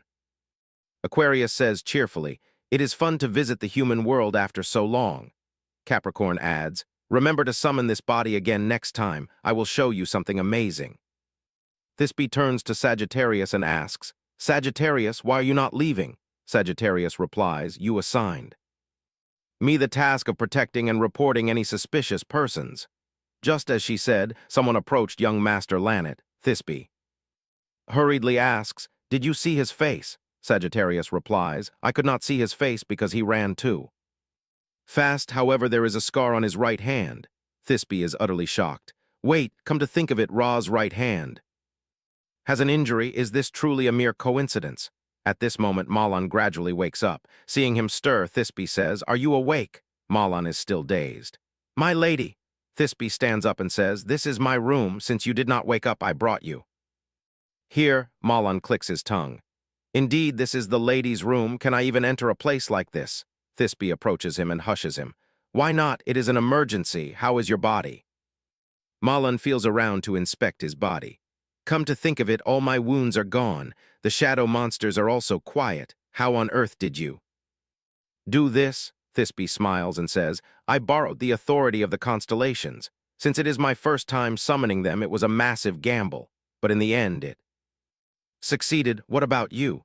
You were following Estel and young Master Lanet. Malan narrates the story. I was ambushed. Although I do not know how he did it, he could pinpoint my exact location in the shadows. It felt as though he was not just passing by, but looking right through me. If not for that, I would not have fled. It is disgraceful. Thisbe comforts him. Do not say that. You did your best. Malan feels guilty. No, my lady, I was so close, I failed. To protect the target, Thisbe stares at him blankly for a moment. Malan, the most important thing is your life. You did not lose what matters most, so there is nothing to be ashamed of, Malan says. But like this, protecting the target in the future will not be easy, Thisbe says immediately. Still, the situation is not entirely terrible. He not only detected your shadow, but also devised a way to destroy you. If so, it means he knew you would follow young Master Lanet. Moan continues, so that means the man I met before and the one who ambushed me this time are one and the same. Thibai adds, indeed, if my guess is correct, his target is not to kill you. Moan asks, does Milady think so as well? Perhaps he plans to commit murder and frame you. That is why he attacks me, to prevent my escape. If things proceed according to the culprit's plan, just thinking about it makes me shudder. Thibai also speaks in a dark, heavy voice. The culprit's plan is far more meticulous than she thinks. Moan's face turns joyful again. Is summoning a constellation not magnificent? I should have witnessed it. The forbidden grimoires on divine power and mana I gave you are quite useful, are they not? Thibai smiles and asks, is it truly so difficult for an information guild leader to obtain them? Moan beams with pride. Who do you think I am? Thibai replies, in truth, it is thanks to the grimoire I acquired at the auction. Well, that matters not. What matters is that I assisted Milady, correct? Regardless, it is wonderful. No temple can offer such healing, even if one borrows power. Not everyone possesses equal capability. Compared to borrowing power, descending is stronger. Summoning is even stronger than descending. Moan asks in curiosity, if so, then summoning must be extremely difficult. Thibai replies, indeed, the grimoire must possess high resonance with the constellations. The energy consumption is too immense, making it extremely difficult. Yet I am fine. Thibai possesses a natural affinity for mana. The reason she believes herself to be a saintess of the temple is ultimately just her delusion. Moan ponders for a moment and says, if so, can Milady also wield divine power? Thibai replies, I can. Moan continues, then according to the prophecy, the child of the Gali's family. Milady meets all the criteria, possessing high mana compatibility and the ability to wield divine power. In that case, is it not fitting to call you the saintess? Thibai bursts into laughter upon hearing this. Ha ha ha, what did I say to make you mistake me for the saintess? Moan feels embarrassed and says, do not laugh, I am speaking with utmost seriousness. Thibai asks, then how do you explain Estel? Moan stammers, unable to answer. In truth, one can look at it that way, but Estel possesses a special ability that I lack. Only the true saintess possesses the power to save this world. Before long, monsters born from forbidden experiments will submerge this empire. Facing their immense power, the empire will stand helpless and face near annihilation. Saintess Estel possesses the divine power to communicate with monsters. She tames them and creates an army to destroy them. Wait, what happens after that? I read this a long time ago, so I do not recall the ending clearly. Well, since she is the female protagonist, destroying them should pose no obstacle. Moan crosses his arms and asks, what is the next plan? We must capture the culprit swiftly.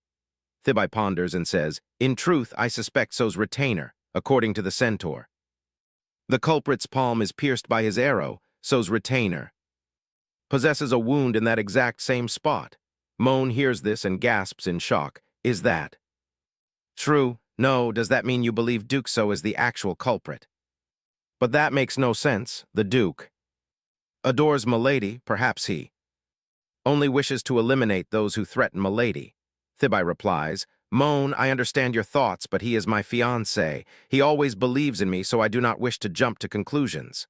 Moan turns solemn for a moment and says, I understand, we shall wait a little longer. Moan feels she is only weak before her fiancé. Meanwhile, in another location, thus you lost the target. You not only failed, but also ruined the plan.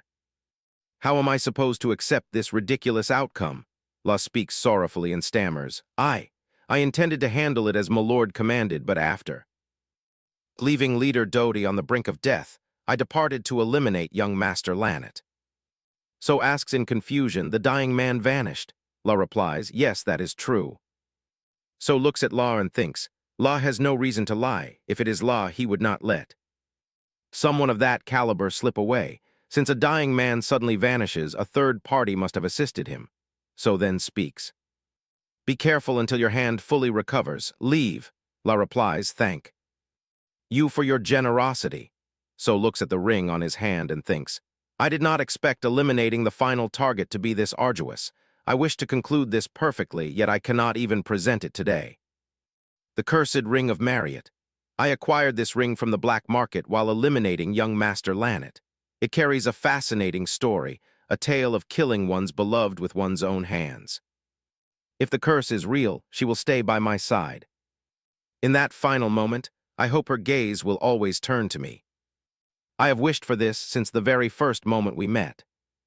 Several years ago, sir, what do you mean, the young Duke suffers from social anxiety? You should build relationships. Do not abandon the boy. The boy says he dislikes people, but he is merely a child. Do not force him too much. This person is the head of the Sanvado family by Nessa Sanvado, the butler. Continues, how is this forcing? Is this not all for the young Duke? By Nessa says, as his mother, I know what is best for the boy. Furthermore, do you not know that interacting with people will become easier as he grows older? After speaking, she falls into a fit of continuous coughing, so stands outside, witnessing and hearing everything. Due to her congenital illness, the family head cannot foresee the future, leaving only a young heir. This presents a prime opportunity for petty nobles who seek only self-interest. Although silent, the young Duke worries deeply about the family head's health. The butler looks at So and thinks, I know she intends to control him by marrying him off. It is no surprise the young Duke fears humans. The butler then turns to So and says, young master staying inside the mansion must be suffocating. I hear Saintess Gollies is visiting the temple today. What do you think about going there? Everyone's attention will be on her. If not, you can simply enjoy the scenery. This is not a bad place for the young master. At least he should leave this place. So thinks, what should I do? I do not wish to venture out, but the butler truly cares for me. I will follow his advice. So replies, yes, I understand. Not long after, So arrives at the temple. Upon arrival, he thinks, wow, so many people gather at the temple. Is it because the saintess is visiting? A young girl notices So's empty hands and says, why are your hands empty? Did you not receive a sacred relic from the temple? So asks in confusion, a sacred relic? The girl continues, yes, if you eat this, your body will be purified and blessed by God. So's eyes widen. Purified? If mother eats this, perhaps her health will recover. So immediately approaches a man distributing relics and says, may I have a sacred relic? The man hands it to him, saying, of course, I have prepared many sacred relics in the temple. So joyfully accepts it. If only mother were here with me, I must give this to her when I return home. The man interrupts So's thoughts. However, you cannot take this outside. Taking it without eating is no different from stealing grace. Eat it here before you leave, understand? So hides the sacred relic behind his back and says yes. Then, clutching the relic, he runs as fast as he can. I stole something. Even so, as long as I have this, mother will recover. In his haste, he bumps into the saintess. Thibai picks up the sacred relic and asks, oh, is this a sacred relic? So stammers, that. Thibai looks at him and says, you cannot take this outside. What are you doing? So feels incredibly anxious. It is over. Since I am caught taking the relic outside, the temple might hold my family responsible. If mother hears that I stole, she will be utterly disappointed in me. She will hate me. So bursts into tears. I was wrong. Thibai is bewildered. Are you crying? So sobs and begs, please do not tell the adults. Please do not tell them. Thibai Flustered says, I will not tell, so stop crying. If you make a scene, it will be easier to get caught. So replies, but will you not get scolded? Thibae smiles and says, it is fine. Everyone thinks I am weak, so I am just resting. But that is a lie. If they discover you, they will be disappointed. In you, Thibae becomes solemn for a moment and says, so what? If the expectations of others cause you suffering, you do not have to fulfill them. The most important thing to you is not anyone else. It is fine. As long as no one finds out, so thinks, until now no one has ever said such things to me.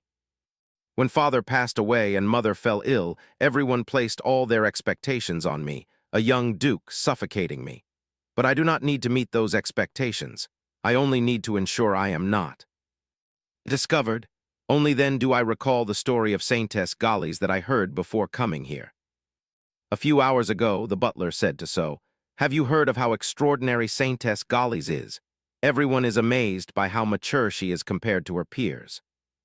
Returning to the sacred relic, Thibae takes it and says, what should we do with this? You snuck it out, but you cannot eat it anymore. Just hold on to it for now. So looks at the sacred relic and thinks, I intend to give this to mother, so I cannot eat it.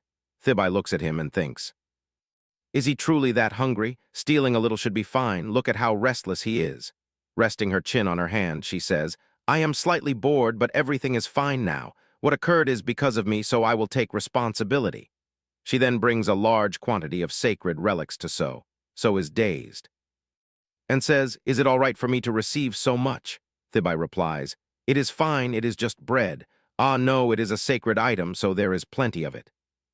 Suddenly a voice calls out, Saintess, where are you? Thibae says, I must depart, our meeting must remain a secret. So watches Thibae without blinking. Saintess, will we meet again someday? Returning to the present, Thibae's maid asks in surprise, my goodness, milady, did something wonderful happen? Why? Are you smiling while staring at the bread? Thibae replies, I visited the temple during a relief distribution. This reminds me of a boy I met during my childhood. I wonder if he is doing well. Her maid says, that reminds me of the past. I also used to bring my younger siblings to eat this. We even said it was a sacred relic that could not be taken outside. Correct. The temple regularly hosts periodic relief events to win the people's favor. What they distribute at those times is bread, which is why they label it a sacred relic. Of course, it is not a genuine relic, but merely bread. Calling it a sacred relic is merely a lie to prevent theft. Those priests are truly miserly. By the way, Emily, why is the mansion strangely quiet today? Did something happen? Emily hesitates, silent. That, Thibae presses, are you hiding something from me? I promised to keep it a secret, so speak. Emily says anxiously, although the master forbade me from speaking, since milady insists, I will tell you. I shall reveal it. Thibae is slightly taken aback upon hearing what the master ordered to keep secret. Emily then continues. In truth, on the day you returned from the imperial palace banquet, the elders came here regarding the saintess's registration. The family head was furious. He even drew his sword and chased the elders away. I will not allow Estelle to be registered. No matter what, he declared. Thibae is deeply astonished. What does this mean? Since last time, I cannot comprehend why he refuses to let Estelle register. Thibae speaks. Why does he hold on to that decision? It is as if he cares for me. Emily immediately counters. How could he not care? It is merely a misunderstanding. Although the master appears cold, he always cares for milady.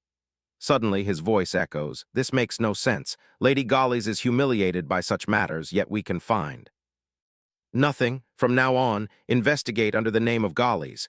No matter what, you must uncover the truth behind these fatal incidents. Thibae is my only granddaughter. I will do everything in my power to protect her. Hearing these words, Thibae thinks, he said that I am no longer the saintess. Even the murder accusation impacts the family. Why is that? Do you act this way because you need me more than the Gallies family? Although I cannot predict your actions, protecting me through the family is merely a temporary measure.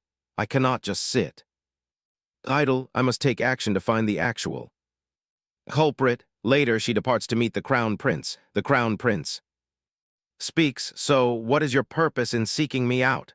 Thibae replies. Killian, speak frankly. Did you not provoke me at the banquet because you wanted me to seek you out? Because you are easily provoked. What is our former saintess plotting? Why should I trust you and reveal all my plans? Perhaps you are the true culprit. The prince replies, is that your final conclusion after 10 days of contemplation? Perhaps I am indeed the true culprit. Will you grab my collar and demand a reason? Thibai sets down her teacup and speaks frankly. I am almost certain of it. A status so lofty that I can find no trace, and your personality is precisely the type to orchestrate such a situation, Killian asks in curiosity. Why, Thibai replies, furthermore, if I am weakened, you stand to gain much. Answer me, Killian, are you the culprit? The truth of those cases, right? Do you truly believe I am the culprit? Yes. Indeed, Killian, you are the most likely suspect. Hearing this, Killian laughs. He thinks to himself, Tai-bai, I remain by your side longer than anyone else.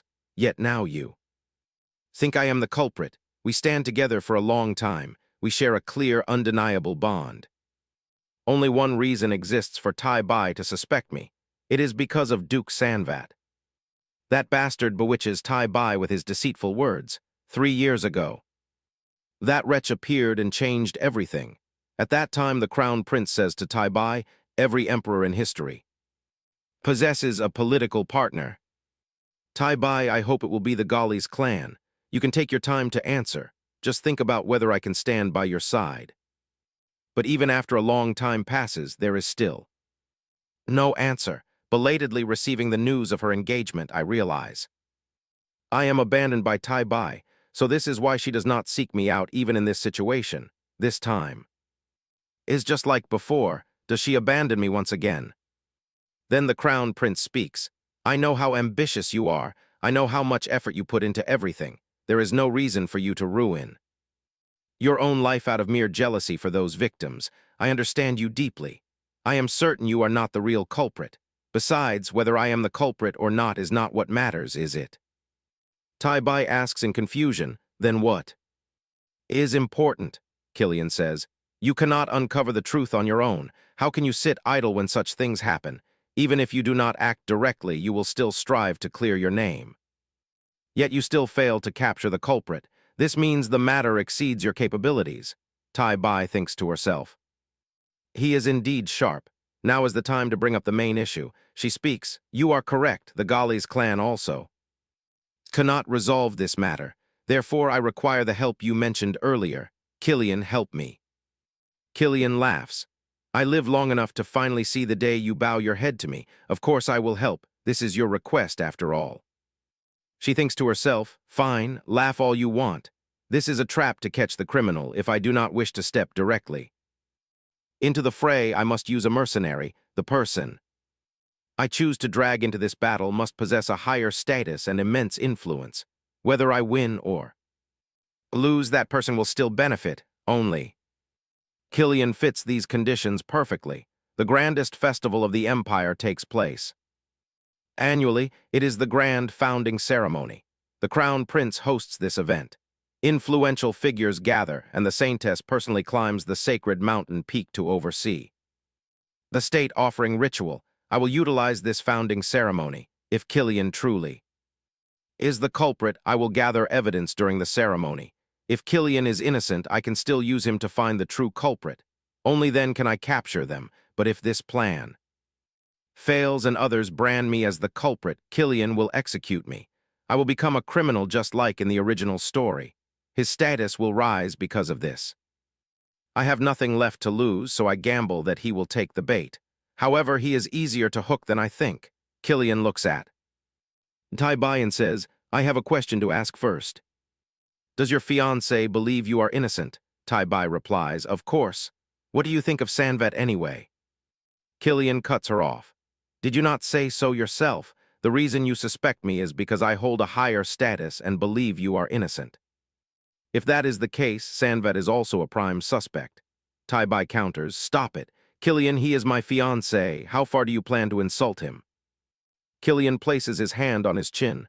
Tai-bai, why do you not suspect him at all? How can you not doubt someone who blindly trusts you yet never shows up during this incident? Tai-bai replies, I am only his fiancé. Sanvat has no obligation to stand up for me, a person outside of the Sanvat clan. Despite her words, Tai Bai feels a pang of anxiety. Killian's point is valid. Until now, I only suspect his bodyguard. I do not truly view Sanvat as the culprit. To me, Sanvat is the one who always stands by my side during my darkest moments. I cannot suspect someone so easily. She then speaks. I do not wish to suspect Sanvat at this moment. The Crown Prince bursts into laughter. For a suspect like me, those words are quite hurtful. Tai Bai says, if you feel wronged, you should live a virtuous life like Sanvat. Killian stares at her. He thinks it is unbelievable that she does not doubt the Duke in the slightest. Sanvat is truly an eyesore. Although he does not know how Sanvat bewitches her with sweet words, she does not need a mere protector. She needs a person of power who can share her ambitions. Therefore, I am the one, not Sanvat, who will satisfy her desires. A bastard who lacks what she desires holds the position of her fiancé. As a friend, and eventually the one to fulfill her ambitions, if an unsuitable man continues to linger around her, I must separate them. Killian then speaks. I will help you as promised, however I have one condition. Tai Bai asks, very well, what do you want? Break off your engagement with Duke Sanvat. That is my sole condition. Tai Bai reacts violently. She stands up and demands, are you out of your mind? Why on earth is it that condition? The mining and trading rights in the east of the Galis clan, or even asking for troops, would benefit you more. What do you gain if I break off my engagement? Killian replies, let us see, I hate seeing you bound to Sanvat. Afterward, Tai Bai boards her carriage and leaves. As she travels, she wonders what he is plotting by demanding she break her engagement with Sanvat. Regardless, I intend to flee to another empire anyway, so I plan to do this eventually. But why on earth does Killian set such a condition? Even if his purpose remains unknown, I must comply to secure his cooperation. There is no other way. I can only agree to Killian's condition. If Sanvat remains by my side, my reputation as a suspected murderer will tarnish his name as well. An early breakup is for his own good. When Tai Bai enters the manor, a man approaches. He speaks. The mansion is in such an uproar. Where have you been? Tai Bai is surprised to see him. This is Count Nob, the chief elder of the Galis clan. In the original plot, Count Nob is the one who insists on registering Estel and contributes to expelling Tai Bai. His direct arrival can only concern Estel. Tai Bai bows in greeting. I visit the imperial palace for some matters. Did something happen during my absence? The count clicks his tongue. The entire nation is in an uproar over the young lady's affairs. Yet you stroll around so leisurely. Ah, indeed, it is nice to be young. Surely that is not the reason you stir up the whole empire. Tai Bai replies, Count, you flatter me. I admire your spirit. I must learn from you to stay away from foolish, greedy, and arrogant people. The count flies into a rage upon hearing this. Young lady, are you insulting me? Tai Bai calmly replies, of course not. I only speak of certain individuals who fail to set an example among the nobility. The count seethes with anger, but remains speechless as he lacks any counter-argument. He curses inwardly at her arrogance. Tai Bai sees right through him. The count barks again. The young lady is completely ignorant of the situation. Estel insists that she is not the saintess. She rejects both her registration and the baptism ritual. Why does she suddenly act this way? Surely you two quarreled at the banquet. Young lady, how will you take responsibility for this? Hearing this, Tai Bai feels puzzled. Why is Estel trying so hard to deny her status as the saintess? By now she should already be registered and accepting of her fate. Did she follow me at the banquet and witness me summoning the constellations? If so, it makes sense why she suspects I am the saintess and denies her own identity. Yet if she refuses to accept her destiny, Estel cannot awaken her divine power. Before the calamity strikes, Estel is naturally incompatible with high-density mana. Only through the baptism can she raise her affinity. Her power is indispensable to face the coming calamity. Tai Bai points at a nearby servant. Prepare the carriage for the UL mansion. I must see Lady Estel immediately. The count gasps in surprise. What? You intend to go there now? Young lady, do you still fail to see the gravity of the situation? The entire nation brands you as an unprecedented villainess. Even if you Interfere, it will only worsen public opinion. Tai Bai replies, that is precisely why I must go. The Count stands dazed. And asks, what do you mean? Tai Bai declares firmly, as I am the epicenter of this storm, I must be the one to end it. Otherwise, the rumors will never stop. Now I shall take my leave. Suddenly, a familiar voice rings out. Tai Bai, halt, I do not permit you to.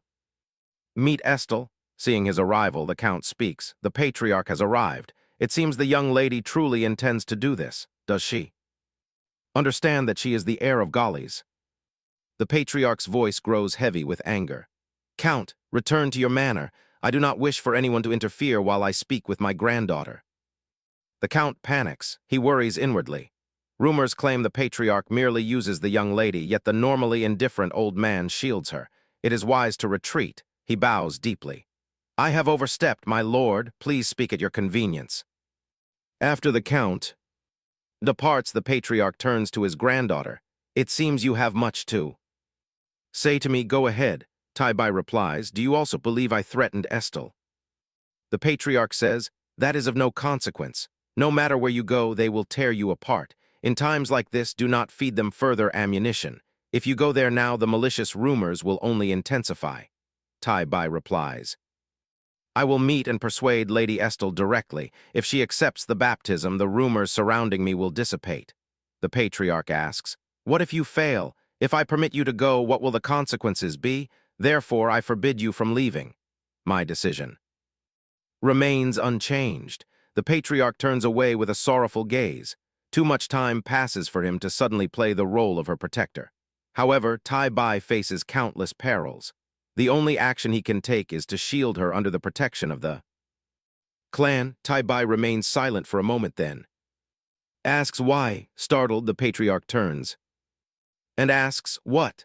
Tai Bai continues, why do you protect me now?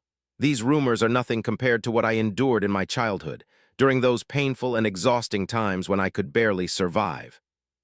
Who stood by my side? No one. I do not understand why you shield me like this. Until now, you never spared me a single glance. It is not that I lacked faith in you from the start. This occurred before Estelle even appeared. A servant attempted to assassinate the saintess. She was captured, and you rounded up all the other corrupt servants. Yet in the end, you never once visited my sickbed. Even if a person like that treats me well now. The days he turns his back on me flash before my eyes in succession. I begin to doubt his sincerity. The Duke looks solemn for a moment before speaking. I understand why you are angry with me. However, if you step forward now, the clan will not be able to protect you. Thibai replies, if so, you should have done this sooner. If you had, I would not have thought of leaving this place. First, Khan suddenly asks to break the engagement. Then Estelle claims she is not the saintess, while the Duke suddenly shields me. Everything happens in rapid succession. It is not that. I cannot guess the reason. The cause is that I am not the Thibai from the monster's flower. In the monster's flower, Thibai commits countless evil deeds. That is why Khan and Almas turn their backs on her. In my childhood, he catches me throwing eggs at a carriage. Thus, he knows my true personality. It seems our relationship changes from that moment. Perhaps my actions also cause him to gradually change. It is not that I do not understand. But why now? Since childhood, part of me always wants to go to a far-off place. On the other hand, I also think of staying in this place. Because of the male lead, the plot of the novel is not normal, is it? Anyway, even after Estelle appears, perhaps I can still live as Lady Galaxy, therefore no one will hate me. I once think that as long as I live a clean life, everything will be fine.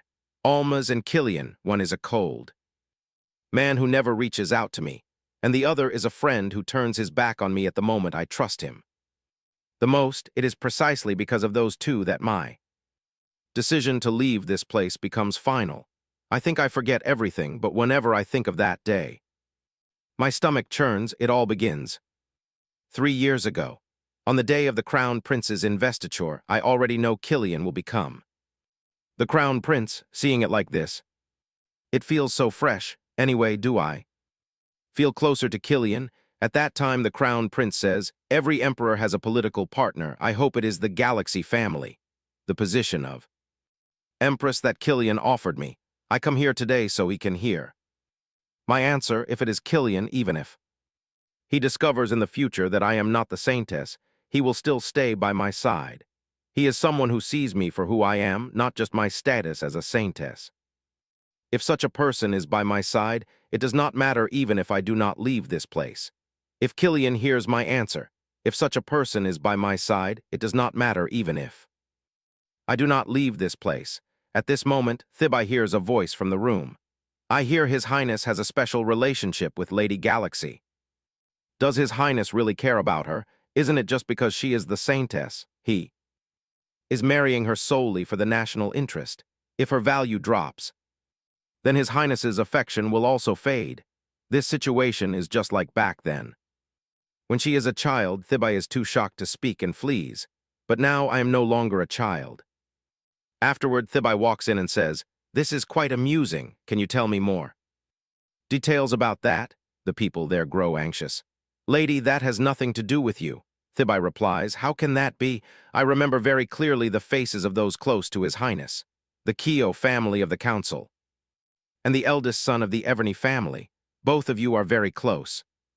Associates of His Highness. Since those words come from such people, they cannot be taken lightly. Marquis. Everney, please pass my words to Killian.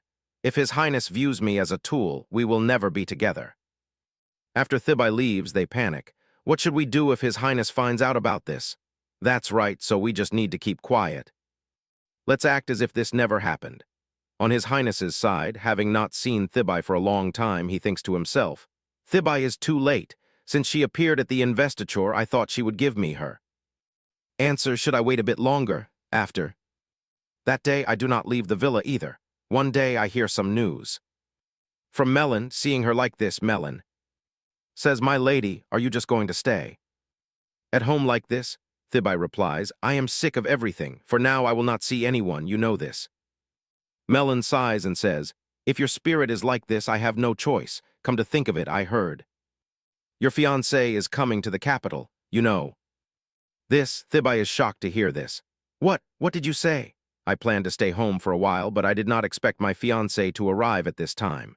Su is the fiancé my family chose. Because he is constantly on the battlefield, we could not meet each other, no matter how much this character adored Thibai in the original work.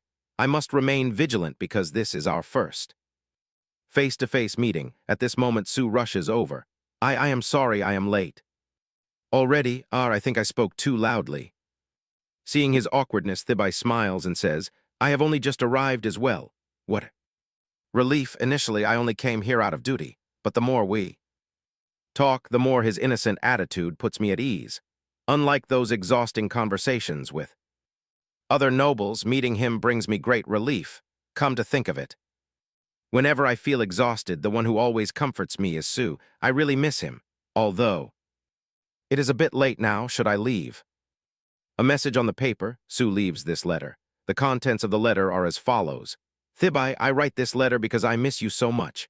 After dinner, I drank Livutong tea and suddenly thought of you. We drank this tea on the day we first met." Thibai replies to the letter, "Coincidentally, I am also thinking about the first day we met.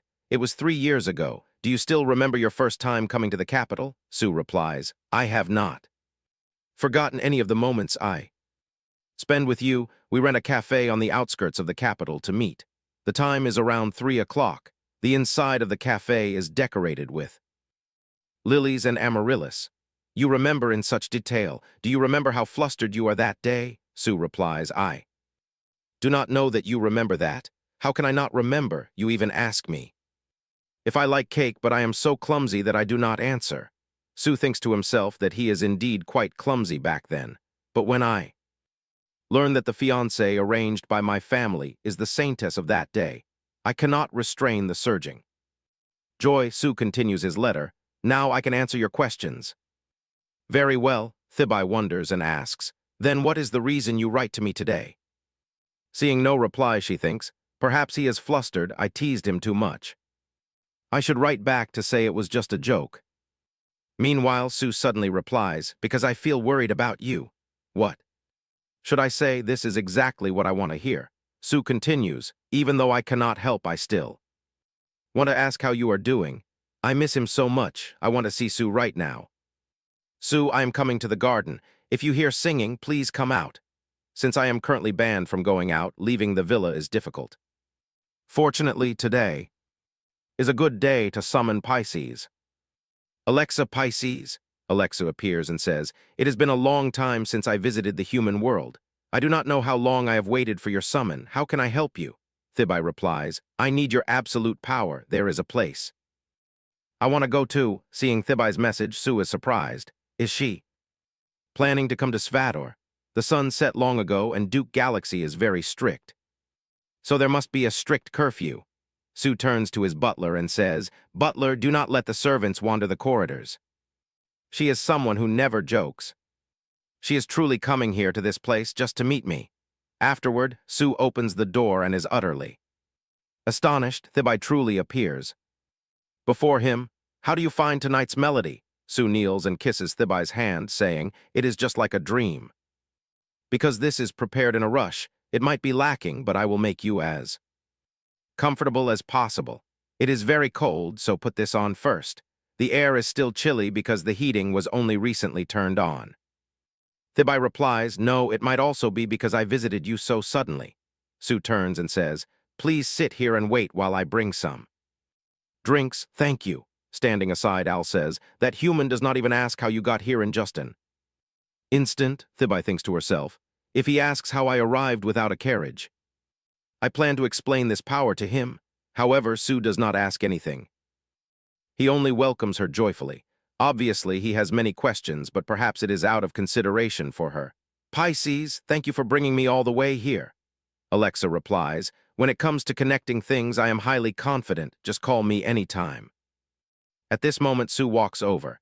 "Drinking a glass of this will be good for your body." Thibai says, "Sue, come and sit here too. You have been busy running back and forth."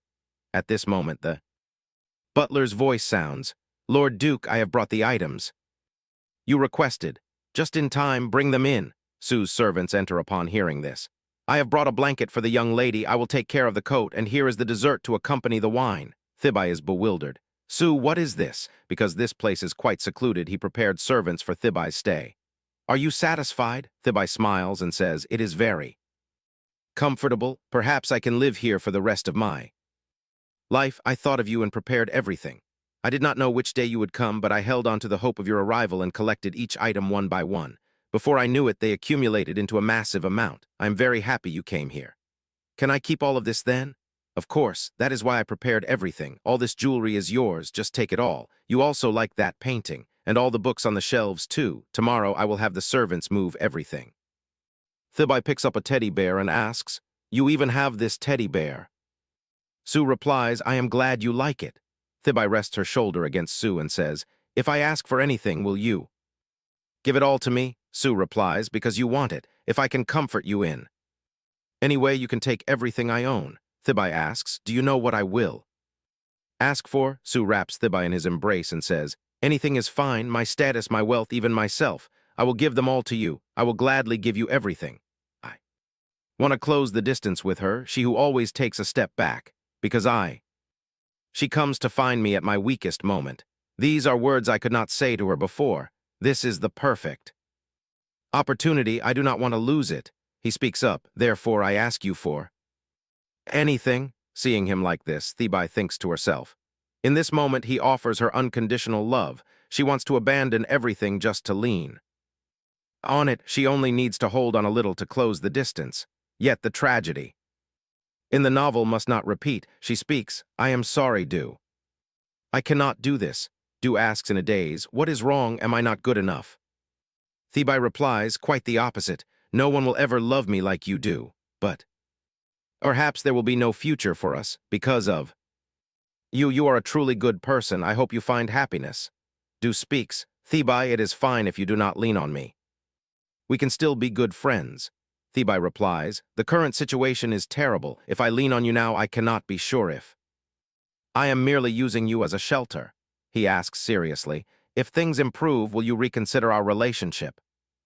Thibai remains solemn for a moment, then says, "I understand." After Thibai leaves, So falls into contemplation. How ironic. The person who holds the only key to his Happiness pushes him away, all for the sake of his. Happiness, bring that person here, I must meet those heretics. Back to Theba's side, she is in deep thought. Yesterday was indeed dangerous. How could I use so in this situation? That makes me no different from Killian. No, this will not do. Furthermore, it is the first time I have seen so like that. I could not refuse, so I told him I understand. But does that not give him false hope? I will leave eventually, however. With everything that happened today, I have made my decision. At this moment, her maid enters. I have prepared warm water for you to wash your face. Thank you, Emily. Also, deliver this letter to the Crown Prince, along with a message for him to visit as soon as possible. I will not let everything happen according to his wishes. An arrogant noble dares to tell me to come alone. Theba smiles and replies, as you can see, under these circumstances, I cannot leave the mansion. If the Crown Prince wants to meet me, he has no choice but to come himself. The Crown Prince speaks. So you called me all the way here. Perhaps you have accepted my previous terms. Theba steps forward and says, the National Founding Festival takes place in 2 days. Originally, the Saintess was supposed to light the torch, but she repeatedly refuses. Not only the temple, but even the imperial family who hosts the event is in a difficult position. Correct. Furthermore, the one hosting this festival is Killian himself. The Crown Prince asks in confusion, what do you mean? Theba continues, I will resolve that issue. But as you know, no help comes without a price. Let us change the terms of our deal. In exchange for your help, instead of annulling the engagement, I will help you handle the National Founding Festival. The Crown Prince turns his face away and says, you go to such lengths just to prevent the annulment of our engagement. Theba speaks, it seems you misunderstand. I will annul the engagement. However, I want you to stay out of our business. This is a matter between me and Du. It is also an unobjectionable term for you. The Crown Prince looks at her and thinks, how clever. At first glance, Theba's terms seem better than mine. Initially, she was the one asking for help, but now she holds perfect control over this transaction. Is that so? In fact, it seems I am the one in need of help. Estelle keeps refusing to participate in the torch-lighting ceremony. Thus, the credibility of the imperial family has plummeted. We cannot rely on mere speculation. We need a way to draw her into this festival.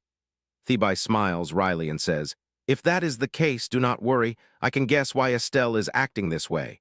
Estelle rejects everyone who comes to visit. However, she will want to hear my story. I am certain I can convince her. I am the only one who can resolve this matter. The Crown Prince covers his face and says, tell me your plan to capture the culprit. The conversation continues for a while. In short, it is a trap. This is not too difficult because the culprit's method is always the same. The Crown Prince asks, you mean all of them are the ones who insulted you? Theba replies, exactly. Everyone's attention is currently focused on Estelle and me. Since the banquet, the imperial family has formed a misunderstanding that our relationship is strained. There are rumors that Estelle denies being the Saintess because I threatened her. If Estelle participates in a grand festival now, how will the culprit react? The Crown Prince says, I will send people to raid the scene immediately, but because of the massive crowd, identifying the culprit is difficult and they can easily frame you. Theba continues, this is a prime opportunity. Estelle will enter the cathedral according to plan and light the torch. I will also go there. You have lost your mind. Do you think that is possible? Since ancient times, the law states that only one person can light the torch. Is that not why I dragged you into this? The Crown Prince is the host of the National Founding Festival. The Crown Prince speaks. Any other matter might work, but this will not. The law of the torch is decreed by the temple. Theba says, you only need to make the announcement. Remember, everything regarding the torch must remain secret until the day of the festival. On that day, Estelle must be brought to the holy ground at all costs. Secretly station guards throughout the holy ground to prepare for the culprit's appearance. If, as expected, the culprit attacks Estelle, our waiting forces will capture them. This is the plan. No one knows of the constellation power she possesses. This is the wild card the culprit fails to anticipate. She will use this power to apprehend the culprit. Theba folds her arms and asks, What do you think? Do you have any objections? The Crown Prince replies, even if I do. I am in no mood to argue. I will do as you say, Thebai. The battle begins, all that remains is obtaining her grandfather's permission to go outside. The Duke approaches and asks Thebai, what brings the Crown Prince? Here, Thebai thinks anxiously. She previously sneaked out of the mansion to meet So, since it was only for a short moment. She managed to hide it. The National Founding Festival is a grand event spanning a single day, to accompany Estelle during the festival. She must secure her freedom to go out. Thebai speaks. He only came to meet an old friend for a brief chat. Grandfather. Gentles his tone. A chat, I see. Thebai encourages herself. I must ask for permission, after their argument. Previously, this is their first proper conversation, under such a tense atmosphere. Obtaining permission is out of the question. She barely dares to look him in the eye. This seems a bit too difficult. Thebai bows politely and says, I shall return to my room first. She has no choice but to sneak into Estelle's mansion using the power of the constellations. Suddenly her grandfather speaks up. Do you have any plans for tonight? Let us have dinner together. That evening, the two finally share a meal. I wanted a chance to speak with grandfather, but I did not expect him to make the offer first.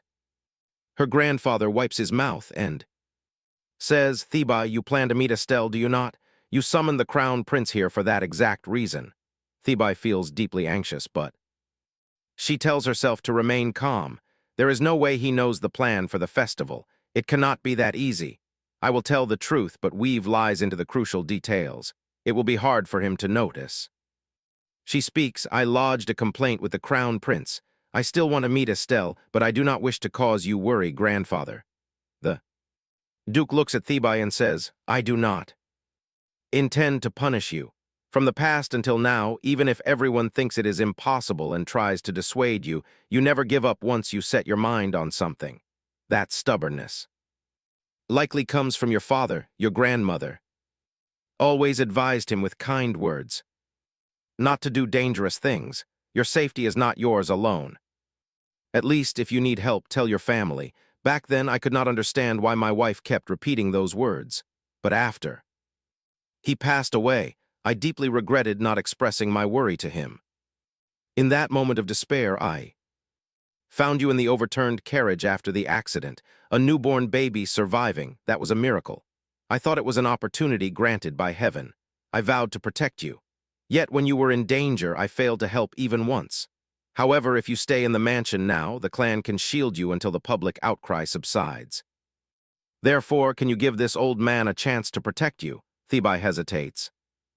Speechless, this event never appeared in the novel. This is the first time grandfather has shown such painful vulnerability. I still cannot forgive him, but I want to respond in the most honest way possible, matching the sincerity he has shown. Thebai speaks up. I intend to leave the empire. Hearing this, the Duke is utterly astonished. Leave? Do you plan to go into exile? Thebai replies, I have thought about this for a long time. I am going to the magic empire of Z. To achieve this, I have studied divine power and magic. Originally, she planned to leave without a word, but now she chooses to inform him. The Duke rests his hand on his chin and says, Only now do I understand why you supported Estelle's naturalization, or why you easily relinquished the position of Saintess. It is all because you are leaving this place. You find no happiness here. The Duke speaks quietly. I see. It seems your resolve is absolute, even if I try to hold you back. It will be in vain. Do as you wish, Thebai says joyfully. Then that means I can go meet Estelle as well. The Duke looks at Thebai and says, It is not good for the public to know, so I will claim that I am the one visiting, but you will not meet Estelle easily. Thebai replies, I have heard the rumors. Estelle refuses to let outsiders visit her. Everyone knows this. But there is no way a young lady who has just made her social debut can respond so quickly. Just like the protection in this mansion, Count Juliet is shielding Estelle in a similar manner. At this moment, the Count is also furious, without even consulting me. You dared to utter such words. Do you know what you have done, Estelle? Go beg the temple for forgiveness and retract your statement immediately. Estelle replies, I apologize for not consulting. You uncle, however, I have no intention of retracting my words because I am not the saintess. When I was 10 years old, I once got lost in the forest. Is anyone there? This is bad. I cannot find my way out of the forest. I must return before dark. As I wandered the forest path looking for the way home, I encountered it. I had only heard stories of it and knew I had to run, but my legs refused to move. Surprisingly, I could sense the mana of these monsters. What do you want? Help me. The fear of seeing the monsters for the first time suddenly vanishes. I walk along the path, they guide me down and reach the entrance of the village safely. During the banquet, I do not misinterpret those blue figures. The ones the lady summons clearly welcome her with great joy. Just like the day I first met the monsters. Perhaps the lady still does not realize her own power. Therefore, before she learns the truth, I must not occupy the position of the saintess. Estelle speaks to her uncle. The lady is the true protagonist of the prophecy. The count scowls. Estelle, right now Lady Tai-bai is nothing at all. The duke resolutely protects her. At this rate, she will smoothly become the next duke. But that is all. A lady who loses her position as the saintess only to become a duke will be ridiculed. Therefore, Estelle, you must restore the damaged honor of Duke Galax as the saintess. Estelle replies resolutely, I saw it with my own eyes. The lady possesses an extraordinary ability. There must be a mistake somewhere. The count replies, even so, the fact that you are the protagonist of the prophecy remains unchanged. Is the power you possess not proof enough? Estelle hesitates. That, the count continues, speaking, if you think the true saintess is Tai-bai, it is as if you turn your back on the temple and the imperial family. Those who proclaimed you as the saintess. Besides the rumors of the lady committing murder, she also commits the crime of lèse-majesté. You tell me. To wait for what, Estelle? Do not sully the reputation of Galax any further. Until you change your mind, you are not permitted to leave the mansion. Estelle still tries to call out to her uncle. At this moment, a servant opens the door from outside and says, Count, you must come out immediately. The count turns to Estelle and says, moreover, the temple has sent someone to attend the national founding ceremony. Call Lady Tay. The servant continues, Duke Galax has arrived in person. Immediately after, the count goes out to receive him. My lord, what brings you all the way here? The duke replies, I heard from my niece. It seems Lady Estelle has mistaken her for the saintess. I mean, she saw Tai-bai in the dead of night and thought my girl was using divine power. My niece cannot make an appearance, so I have no choice but to come here myself. Can you take me to speak directly with the young lady? The count replies joyfully, Of course I will take you there immediately. The count thinks to himself, perhaps we can engage with the public under the name of Galax sooner than expected. A moment later, the duke enters to meet the saintess. The saintess says, Do you have something to say to me, my lord? The duke replies, Do you still not? No, Estelle asks in confusion, What are you talking about? At this moment, Tai-bai reverts to her true form. It is me, Thippy. If I use my real appearance, Estelle's uncle will block me outside, so I bar his appearance for a bit. The saintess is utterly astonished. As expected, I did not misremember that day. Thippy quickly covers her mouth. SHH, you are too loud, they will hear everything. Estelle asks, wide-eyed, What is that male form just now? Tai-bai replies, It is complicated to explain. It is a power borrowed from the constellations, a blend of magic and divine energy. I borrow the power of the Gemini constellation to create illusions. Estelle looks at her and says, The lady speaks as if it is nothing, but that power is truly astounding to me, someone who knows nothing of magic. In any case, the saintess is you, lady, not me. Tai-bai says, As expected, you saw me at the banquet that day? The saintess explains anxiously, It is not that I look on purpose. Thippy shakes her head and says, I have no intention of blaming you, but Estelle, that is a misunderstanding. There are many others besides me who can control the constellations. One only needs to visit the temple to see them. But Estelle, you are the only one who can control the monsters. If it is not you, then who else can be the saintess? Thippy stammers and says, I do not know. No matter how I think about it, I am not worthy of being the saintess. The lady says that power is nothing special, but there are very few people who can use magic and divine power. If this is revealed, people will no longer look down on the lady. There will also be people who believe the lady is the saintess just like me. Even so, does the lady still hide her strength? Please reveal the truth. Lady, Tai-bai speaks in a low voice. There is no other way. The truth is I have no intention of going into exile. Estel gasps in panic. What is the meaning of this? Thippi continues. Estel is right. With this power I would be welcomed anywhere and could even regain the position of saintess. But if this power is discovered, the Empire will not easily let me go. Both the Temple and the Imperial family will exploit me, that is why. I decided to leave. I am weary of a life of being exploited, Estel thinks to herself.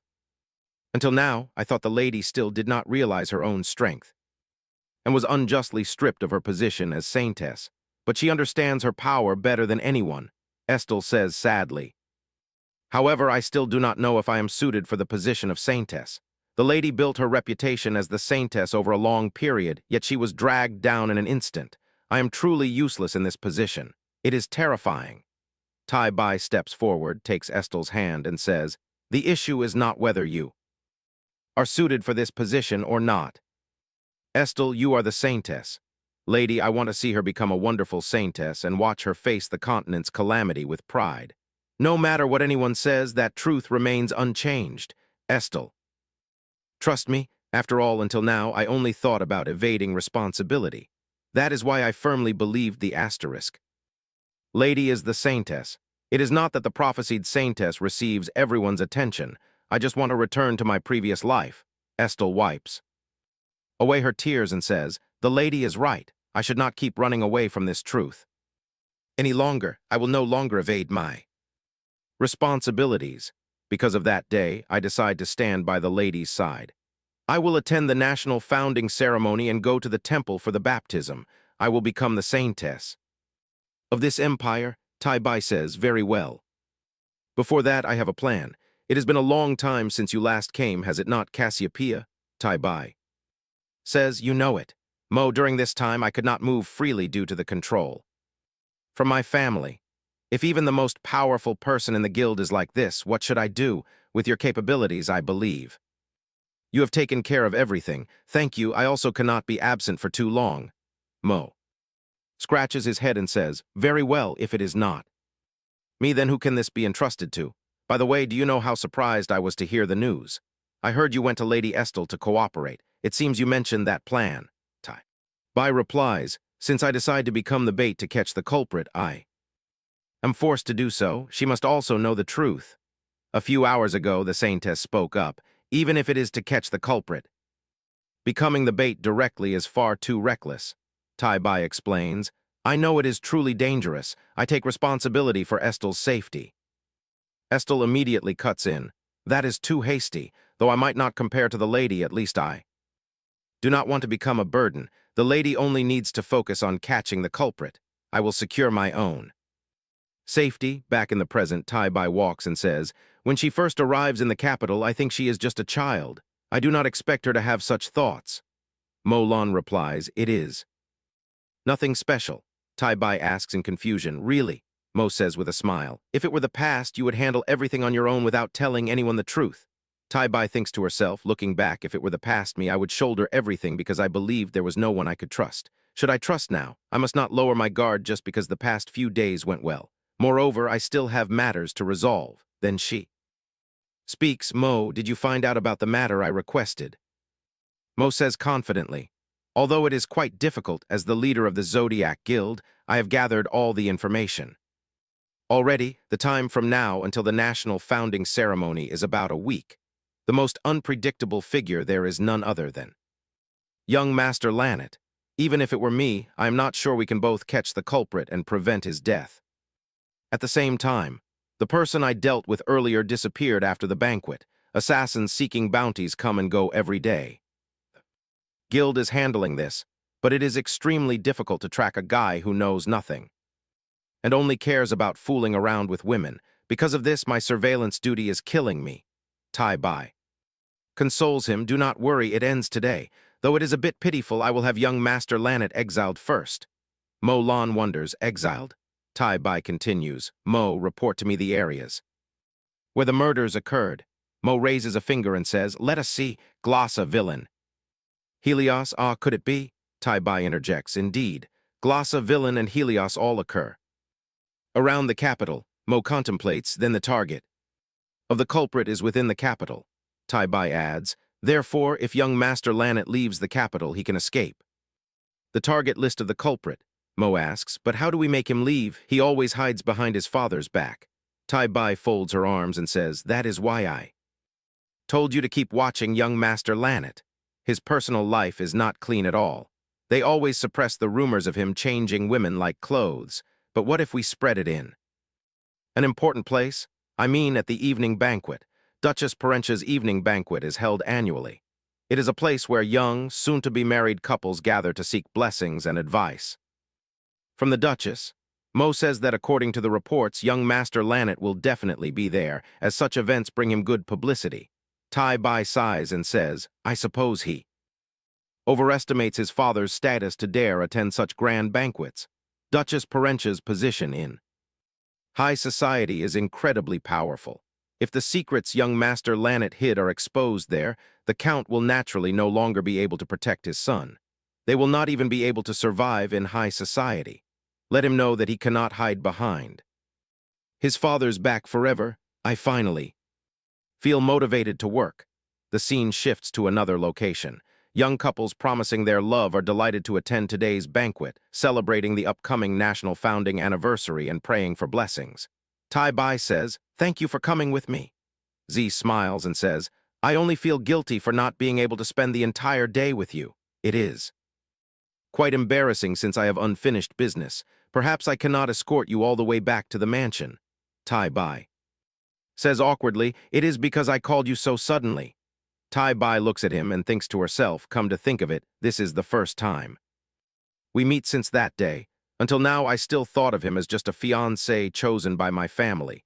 But now that I know what he thinks of me, it is no longer the same. I am much more tense than usual. Heavens!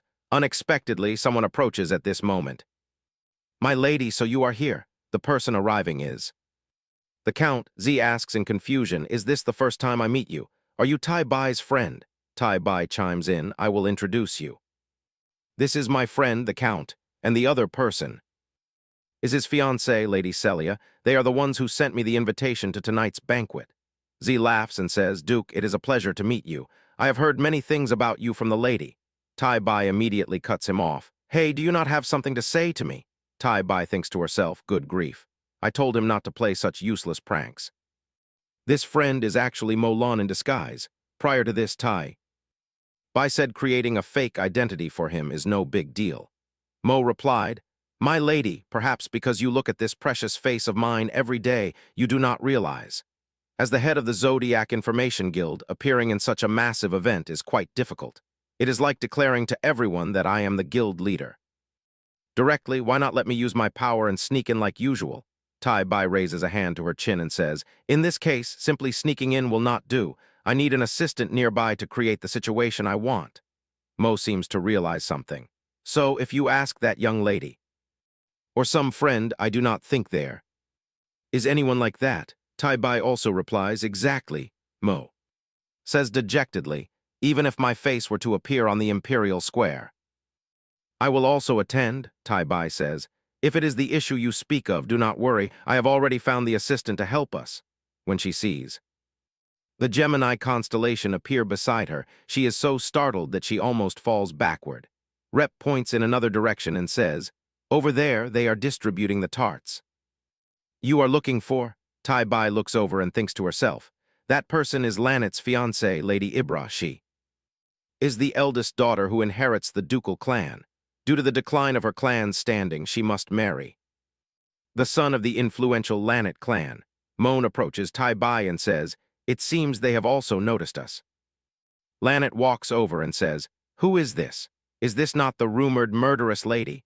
I cannot believe you still attend the banquet in this state. Your presence is as bold as the fiancé of the Duke himself." So says in anger, "What did you say?" Tai-Bai immediately stops him.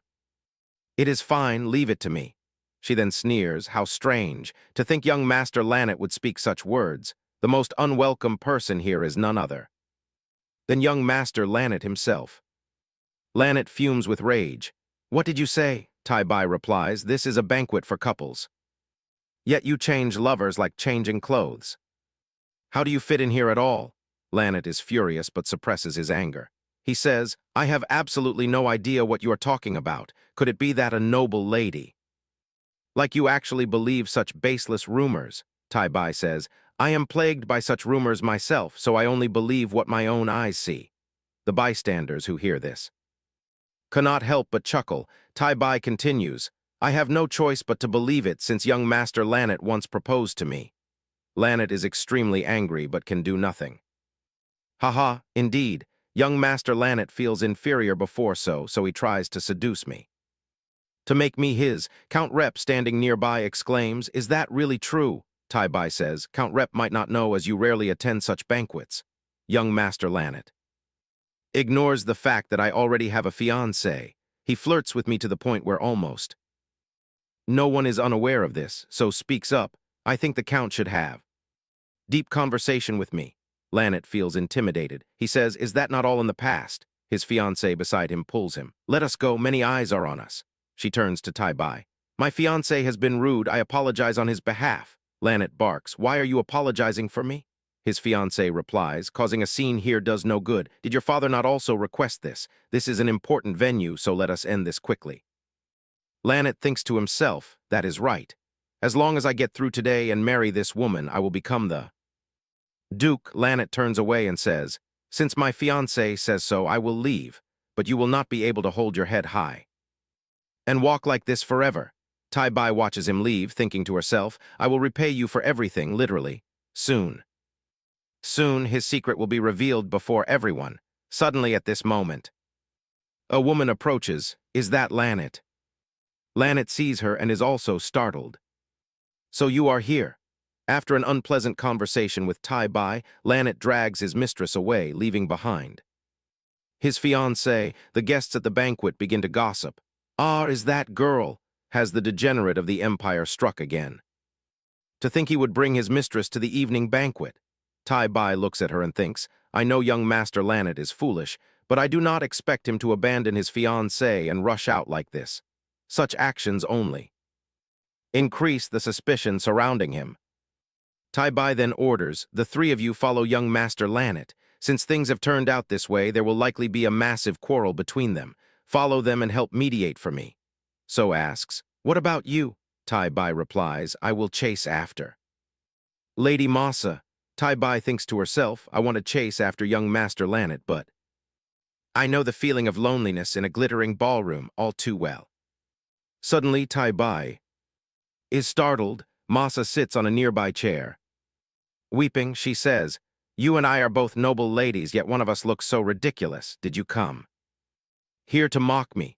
Tai-bai sits down and says, I am always in a position of being criticized as a murderer, so I cannot mock anyone else. Masa says, if you came here to pity me, I politely decline. Tai-bai hands her a handkerchief and says, helping those in need is a noble etiquette that I was taught. It seems you do not have a handkerchief to wipe your tears. Masa takes the handkerchief and says, thank you. My mind is in turmoil right now, so I spoke out of turn. Tai-bai replies, it is fine. Anyone in such a situation would react the same way. Lady Masa continues, young Master Lanet, I thought he would care about how others view him and know how to maintain his honorable appearance. Therefore, I never interfered in his life. That woman is the one young Master Lanet brought to the Count's manor. Meanwhile, Lanet shouts, why did you come here, Camilla? Camilla replies, I can hear you perfectly fine. Why must you shout so loudly? On the contrary, I am the one who wants to ask you, is this invitation not sent by you? Lanet takes the letter. He thinks in shock, this is definitely a real invitation. Is someone targeting and framing me? Camilla says clearly, in any case it does not matter. You said before that you are tired of that woman. By the way, everyone knows about us now. Our relationship should progress further. Lanet glares and interrupts. Ha, it seems you have made a mistake. Do you truly think I am serious about this relationship with a commoner like you? Camilla smiles and replies, of course not. But would you mind if I return to the banquet hall and reveal our relationship in detail, it will cause quite a bit of trouble. Lanet shoves her away and says, "What? Who do you think you are threatening?" Suddenly her foot slips, causing Camilla to fall. Lanet turns pale. Right after that, the scene shifts to Jeff's side. He searches while thinking, where did young Master Lanet go? People like him have really fast legs. Heavens. If only I could use my ability, it would be much faster. There should be no major issues in a short period, but the young lady's intuition is incredibly accurate. Then he says, "I will. Go check over there." Jeff turns away and uses his ability, thinking, "So has been around lately, so I can only use my ability in secret." Suddenly, So approaches and grabs his hand. So says, "Just now there was clearly something." Suddenly, a blood-curdling shriek echoes nearby. So says, "We are a step too late." At this moment, Tai-Bai also arrives. "Why is it so noisy?" Lanet is trembling. "Ah, a slip-up. Damn it, did I push her too lightly? I did not mean to." "I did not mean that." Tai-Bai turns around, puzzled. "What push could it be? Wait, let me through for a moment." Tai-Bai's face is filled with absolute shock. What appears before her at this moment is Camilla, her body lying lifeless. In the lake at 2034, 22 Camilla letters. Passed away at this moment Duchess. Parentia arrives. "I need an explanation for what is going on here. These are the things found on the corpse. Do you know what this is?" Lanet's face turns pale. "That is an invitation to the evening banquet." Duchess Parentia continues to question. "I do not recall sending an invitation to her, so this invitation is a fake. Yet the sender of this invitation is you, young master." Lanet tries to explain. "I do not recall sending such a letter. That is right. This is all a scheme by Lady Tai-Bai to slander me." So immediately says, "Do you have proof? When you abandoned your fiancé and left, it was Tai-Bai who anxiously pursued the isolated Lady Masa. If you suspect her simply because of that, you will pay the proper price, Count." Tai-Bai thinks to herself. That is right. Young Master Lanet's deceased mistress indirectly exposes his brutal behavior. Although this situation is unexpected, it is a game-changing factor. Lady Masa also approaches and says, "The Duke's words are true. The lady was with me before this incident occurred." Everyone present believes. Tai-Bai, Lanet immediately asks Masa, "If I fall into a dead end, your clan will also soon collapse. Do you not want to revive your clan, which is on the brink of danger?" Masa coldly replies, "No, young Master Lanet, you and I are finished." Lanet's face darkens. "What? Do you think you will remain safe and sound without my clan's help? You would probably be wandering the streets by now. And you too, Duke. It seems you want to pin this crime on me, but do you not also lack concrete evidence?" Her fall was purely an accident. Celia immediately interrupts. If it is evidence you need, I have it. I witnessed everything that happened."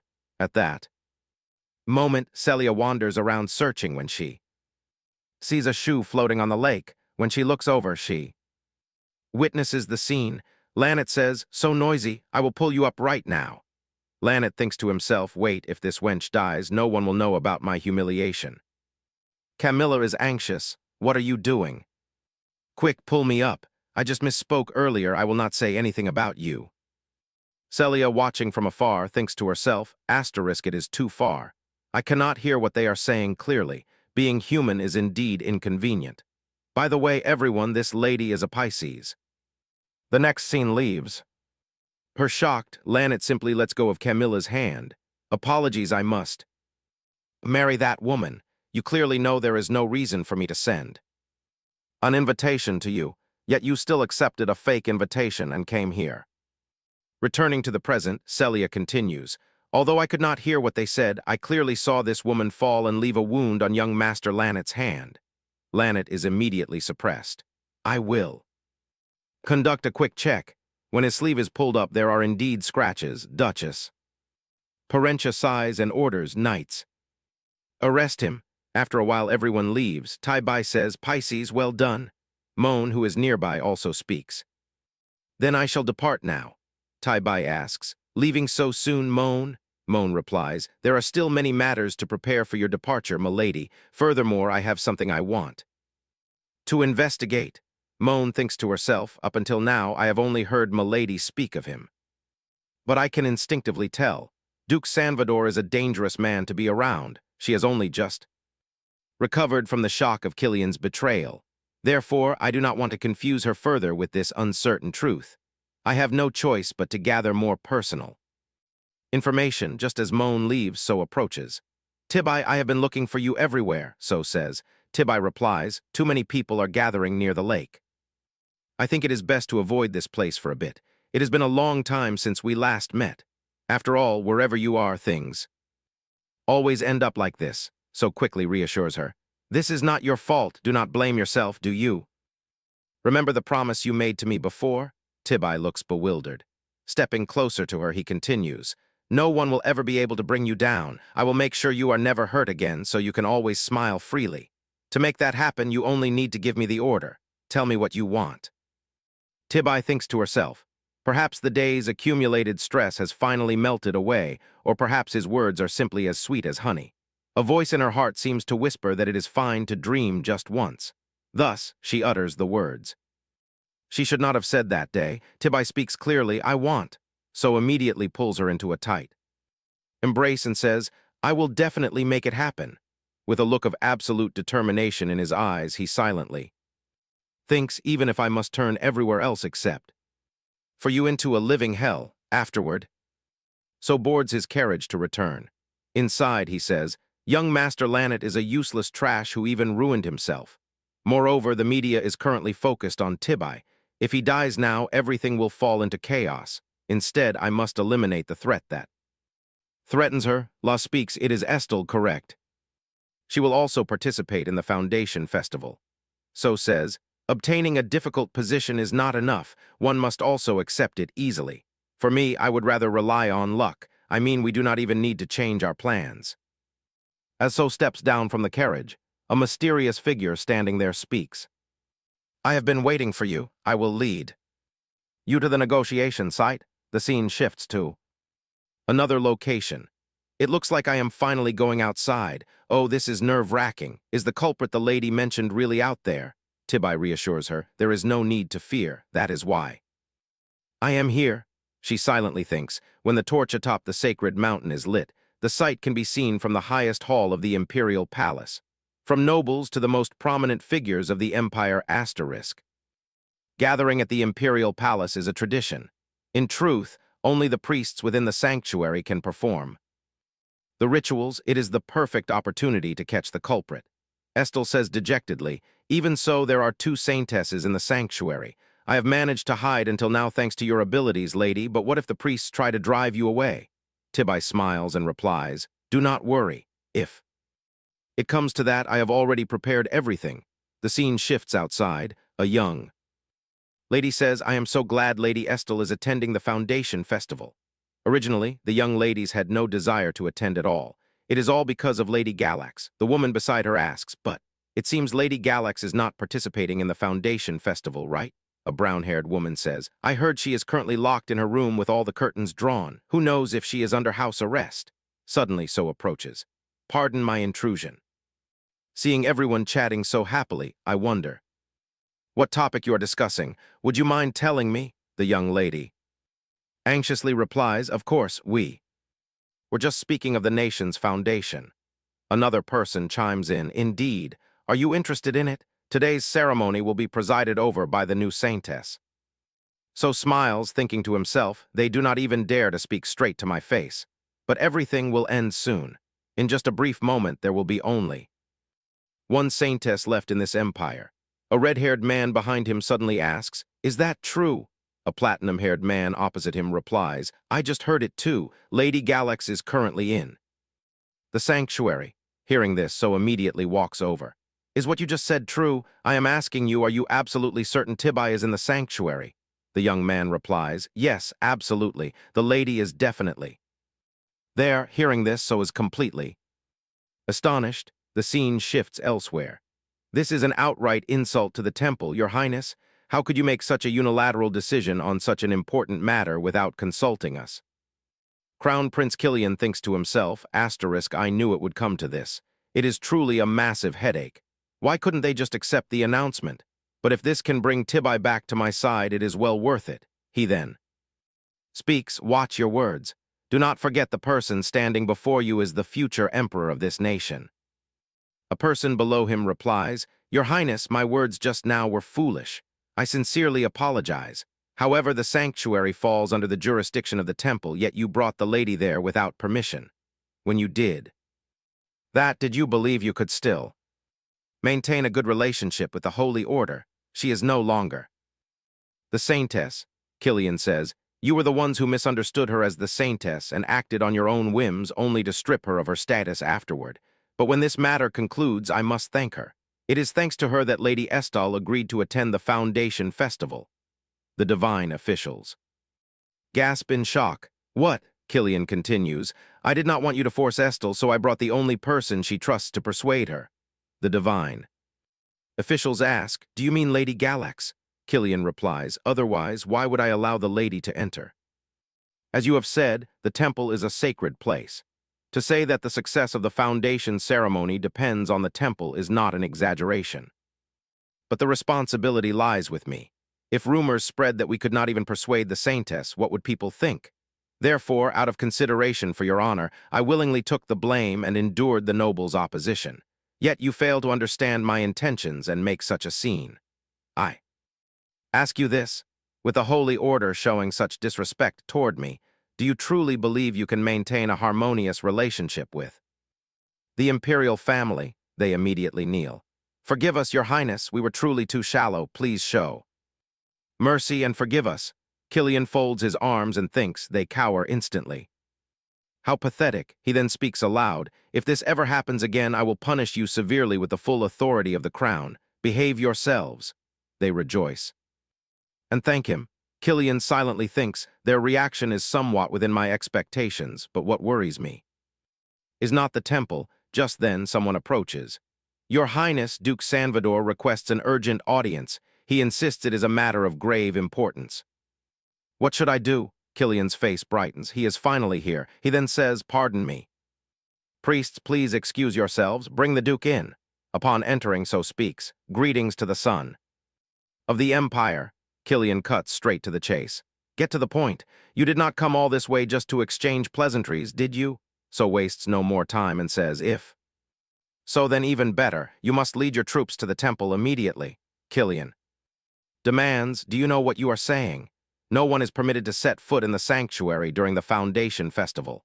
Duke, surely you know this is strictly forbidden by the Emperor. So cuts Killian off. Tibai is in danger. The heretics are targeting the sanctuary. Meanwhile, on the heretics' side, finally today the holy land of the old god is destroyed. The newly born saintess will face death. This is all for our god. For Gigas, on Tibai's side, a priest says, Are the two of you going to offer the torch together? Please reconsider, Saintess. The lady is a sinner who has unlawfully trespassed into the sanctuary. Another priest approaches and says, This is an order from the Pope. His Holiness states that the two of them should offer the torch together for this Foundation Festival. The brown-haired priest turns and shouts, How can this be? Tibai thinks to herself, Killian successfully persuaded the asterisk. Priests, the news of my presence in the sanctuary, leaked through Moan, has already spread among the imperial nobles, whispering that I should not be at the temple. In truth, everything is proceeding exactly as planned. We only need to take it step by step. How can these people ever stray from my predictions? She then speaks. It seems the discussion went well. Now I have a reason to remain in the temple. Shall we go, Estelle? Estelle replies with a smile. Yes, there is nothing unusual about this. A form Saintess and the true Saintess offering the torch together. It resembles a succession ceremony. If the culprit is targeting me, they will surely strike when I am at my weakest. Yes, this very moment. Just as the words leave her mouth, something hurtles toward them, not aiming for Tibai. But at Estelle, Tibai instantly spins around and screams, Estelle, get out of the way. Tibai rushes forward to shield her and asks, Are you all right? Estelle asks anxiously, Lady, what is happening? Although Tibai borrowed the power of the Scorpio constellation to react, that moment is still extremely dangerous. Tibai says, An ambush. We must leave this place immediately. A heretic cultist steps forward and says, It seems someone has ruined the trap I laid. In exchange for forbidden power, his eyes transform into those of a beast, those who can control the serpent's constellation number only. One on this entire continent. The priests present immediately prepare for battle. Heretics, you go too far. How dare you desecrate our sacred sanctuary? The priests enter a battle stance. Just as they speak, a cold blade is pressed against a priest's neck. You had better behave. The leader of the heretics steps forward and says, from this moment onward, I will take over the sanctuary. If you do not wish to see them harmed, surrender peacefully and hand over the saintess. Tibai thinks to herself, we are tricked. They use the Foundation Festival to disguise themselves as priests of Asterisk. The temple, Tibai then speaks, Estel, listen to me very carefully from now on. Estel is shocked. The lady is using her mana for voice transmission. Tibai continues, the target of these heretics is you, Estel. Word of this will surely reach the Imperial Palace. You must leave the sanctuary. On your way, Asterisk. Out there are no ambushes. The path back is absolutely safe. Estel thinks anxiously, if so, will the lady remain here alone? Tibai smiles, remember. For the safety of Saintess Estel, you said you would take responsibility. Right now, it is difficult for me to protect you. Based on my observations, for some reason, Asterisk. These men hesitate to attack me. I will find an opportunity to escape. Even if I am captured, I can still keep Asterisk. My life, can you escape on your own? Estel looks around, searching, and says, there are small birds. Over there, I will ask them to help you. Tibai says, when I give the signal, you must run. The heretic shouts, what have you two been whispering about this whole time? Hand over the saintess now. At that exact moment, Tibai signals. Now, Estel flees while screaming at the top of her lungs, help me. Immediately following her scream, a flock of birds scatters in all directions.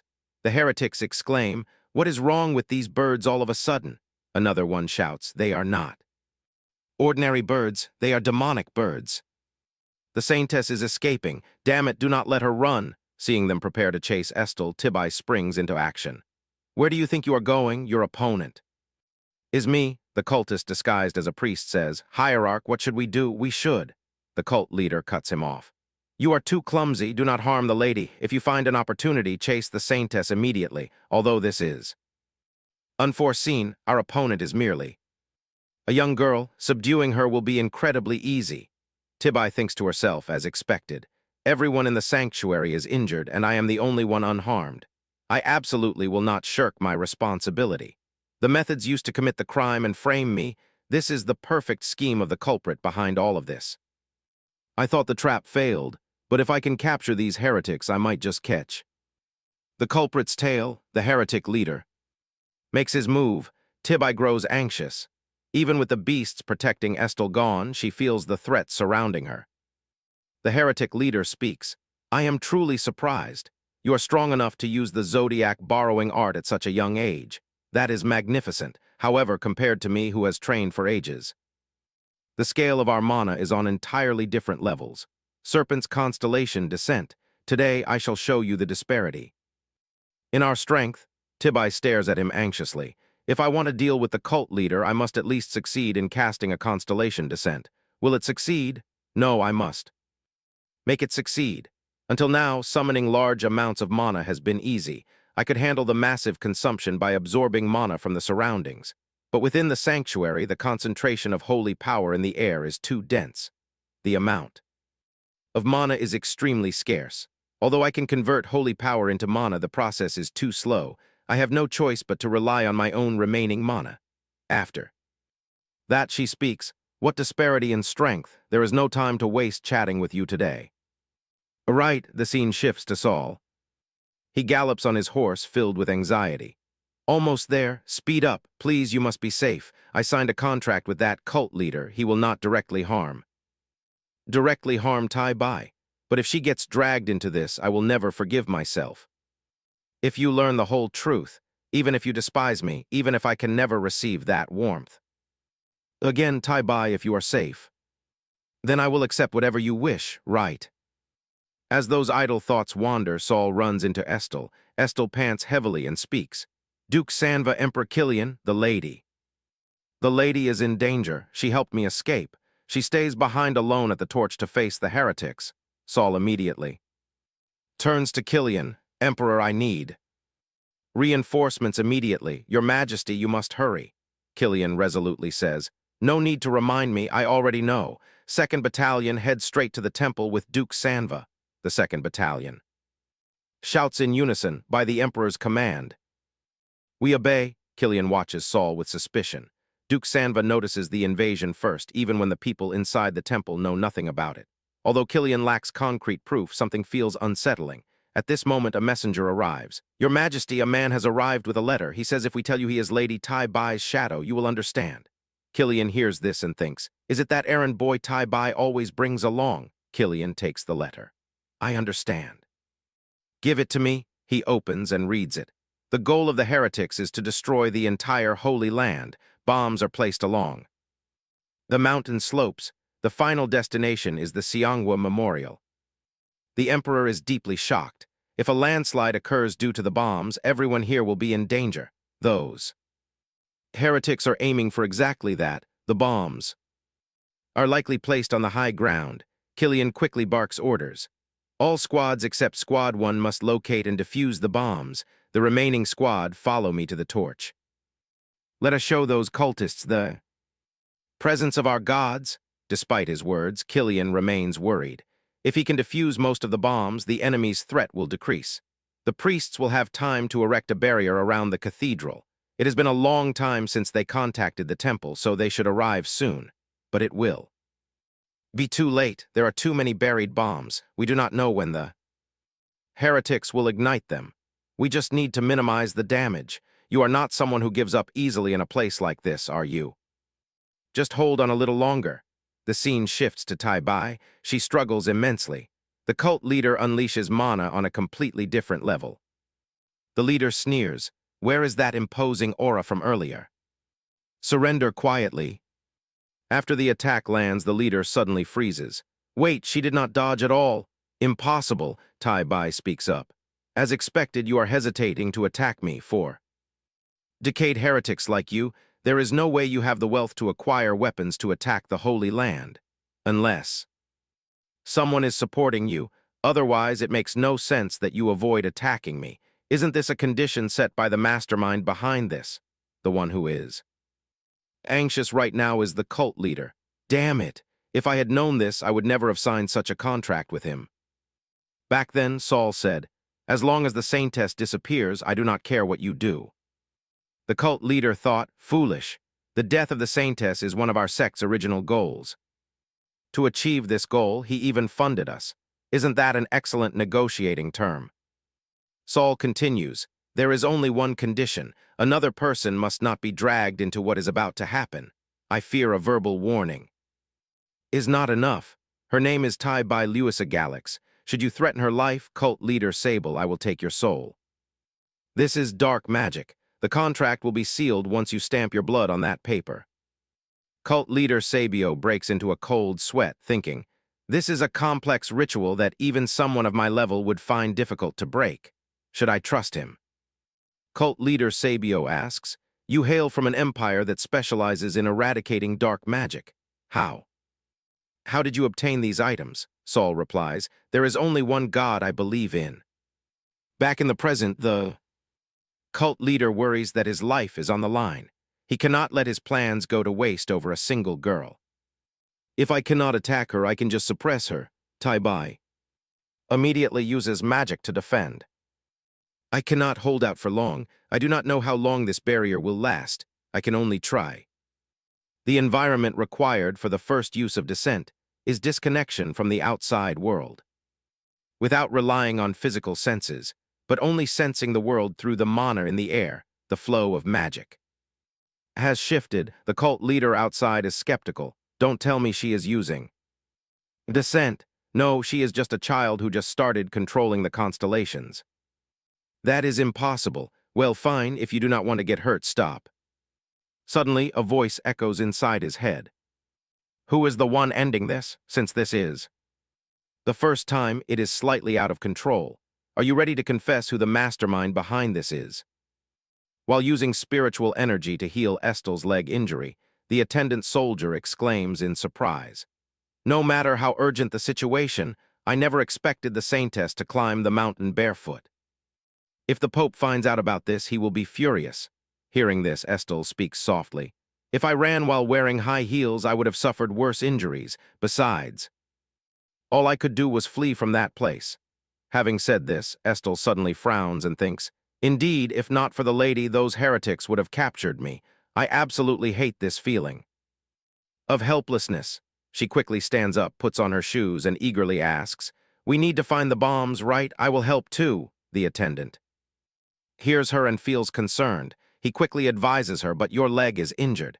If you are careless, the wound will only get worse. Estelle ignores this and rushes off, declaring loudly, if the lady is not safe, then what is the point of keeping my legs free of scars? I would rather return with painful legs and no regrets than feel regret with flawless legs. As she steps outside, she sees a flock of black crows circling the area. She is highly astonished and asks, just now you?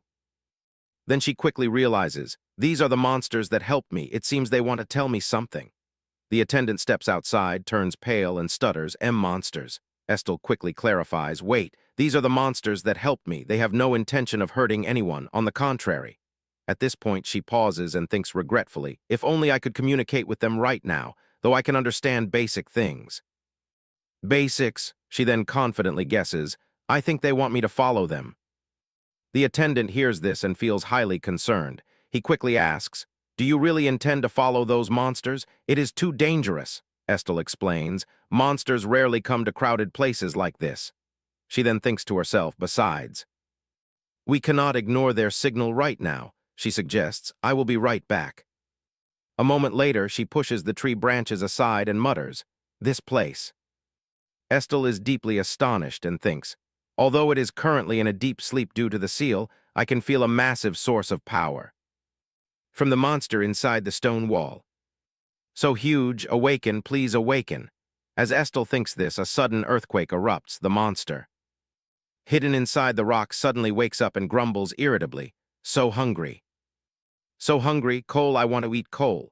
Hearing this, Estelle is surprised. She thinks, coal, could it be this monster? It is a coal-eating monster. I have heard of monsters that eat stone or fire, but this is my first time seeing one in person. The main ingredient of gunpowder is coal. Thinking of this, Estelle asks enticingly, hey, are you hungry? She quickly calculates. If this monster consumes all the bombs before they detonate, I can prevent the explosion. She calls out loudly, I know a place with lots of coal for you to eat. Meanwhile, on Tai Bai's side, she draws her bow and aims straight at Sabio. She thinks, with my current strength in 5 minutes max, I will end everything. I will end everything. Sable sees this and sneers. Though I do not know how you succeeded, you still cannot compare to me. It is just a single arrow.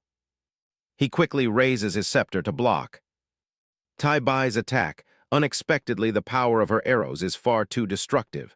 Sable is shocked. As he struggles to defend, he gasps, unbelievable, I have never seen anyone in the temple do this.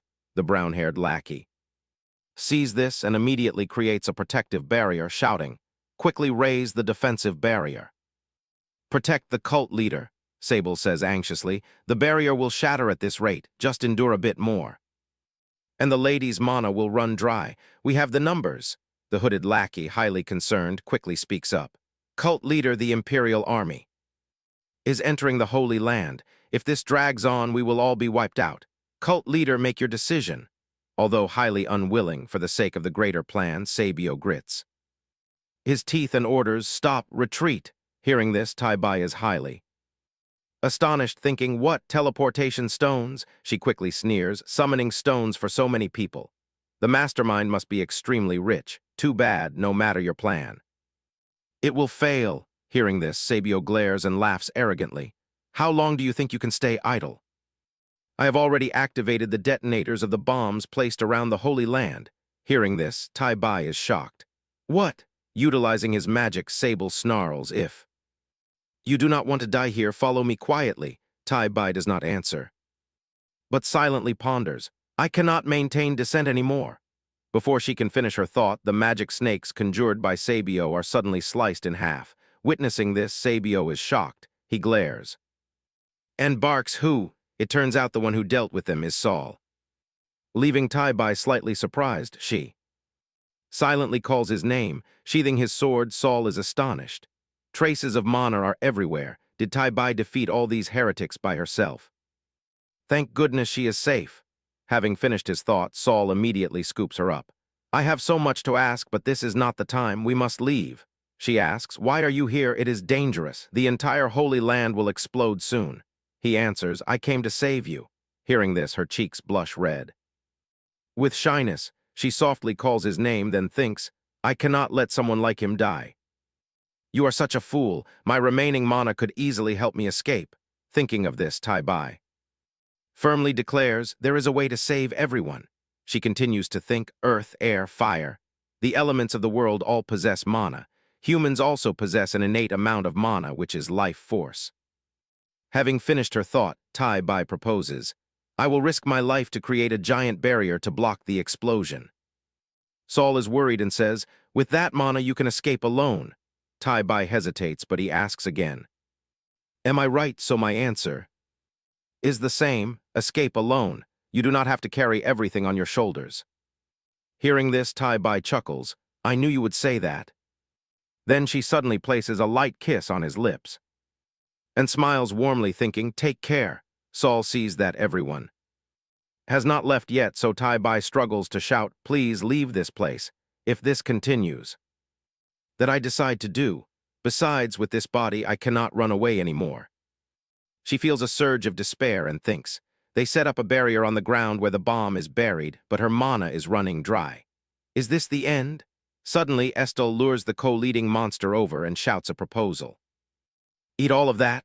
As soon as the monster sees the wooden crate sealed by iron chains beneath the ground, it shows no hesitation. It immediately tosses it into its mouth. Right after that, out of nowhere, with a loud boom, the entire sky instantly brightens with a golden glow from the explosion. One would think the monster is dead, but to everyone's shock, it remains completely unharmed. It merely plops onto the ground and lets out a loud belch. Seeing this sight, Saul is stunned and exclaims, unbelievable, that monster swallowed the entire bomb. The explosion just now likely happened inside the monster's stomach. As the lady raises her hand high, Estelle announces in a loud voice, I brought reinforcements. Surviving priests gather around. The lady's injuries are severe. Hearing this, Killian immediately rushes to Thisbe's side and channels spiritual energy into her body. She sees Sab lying unconscious on the ground. Killian barks an order, capture all the heretics. As for the bound priests, verify their backgrounds first before releasing them. Even for you, this is far too reckless. However, if not for you buying time to set up the barrier and handle all the bombs, the cathedral would be severely destroyed by the blast, and casualties would increase beyond measure. On behalf of the Empire, I offer you my most sincere gratitude. The gray brown-haired priest hastily explains, the lady is only asleep due to mana exhaustion. She will wake up once she recovers. Killian asks in a serious tone if her life is in danger. The priest replies, we arrived in time, so her life is not in danger. However, we still need to monitor her condition. Gazing at Thisbe, Saul cannot help but blame himself. He thinks she could have run away alone, yet she risked everything to protect him until the very end. She almost lost her life, yet she still. Killian suddenly speaks. Today is the day of the full moon, so this is enough. He then sighs in admiration. 2 saintesses saving the Holy Land from heretics. What a beautiful sight. He decisively declares, I will handle the aftermath. To repay this deed, Thisbe, just wait. When you wake up, you will become a hero. Not long after, commoners on the streets gather to gossip. Have you heard the news? Of course, the crown prince himself directly announced it. Was it the saintess who stopped them? No, now we must call them the saintesses. The action of protecting the Holy Land by Thisbe and Estelle is publicized under the Emperor's name. Thisbe's power also spreads far and wide. Lady Gollies, with her noble spirit of sacrifice and immense power, is hailed as a hero of the Empire. However, public doubt over the prophecy is inevitable, and people protests against the temple. In the end, the temple declares that anyone who meets the conditions is worthy of being the child of prophecy. After relaying what the people are saying about Thisbe, Estelle comments with disbelief on such a vague answer. Thisbe hastily concludes, so that is why I went from a villainess to a saintess. Clenching both hands, Estelle asserts, I knew it from the start. You are definitely the saintess, my lady. Hearing this, Thisbe smiles helplessly and sighs. It is completely ruined. Estelle asks in confusion, what is ruined? She replies, my escape plan, the entire empire. Was not supposed to know about my power, but who would have thought I would become a saintess? Estelle suddenly asks, my lady, may I ask you a question? Through this event, the suspicions of murder have vanished and public opinion has turned favorable. Is there no longer any reason for you to leave?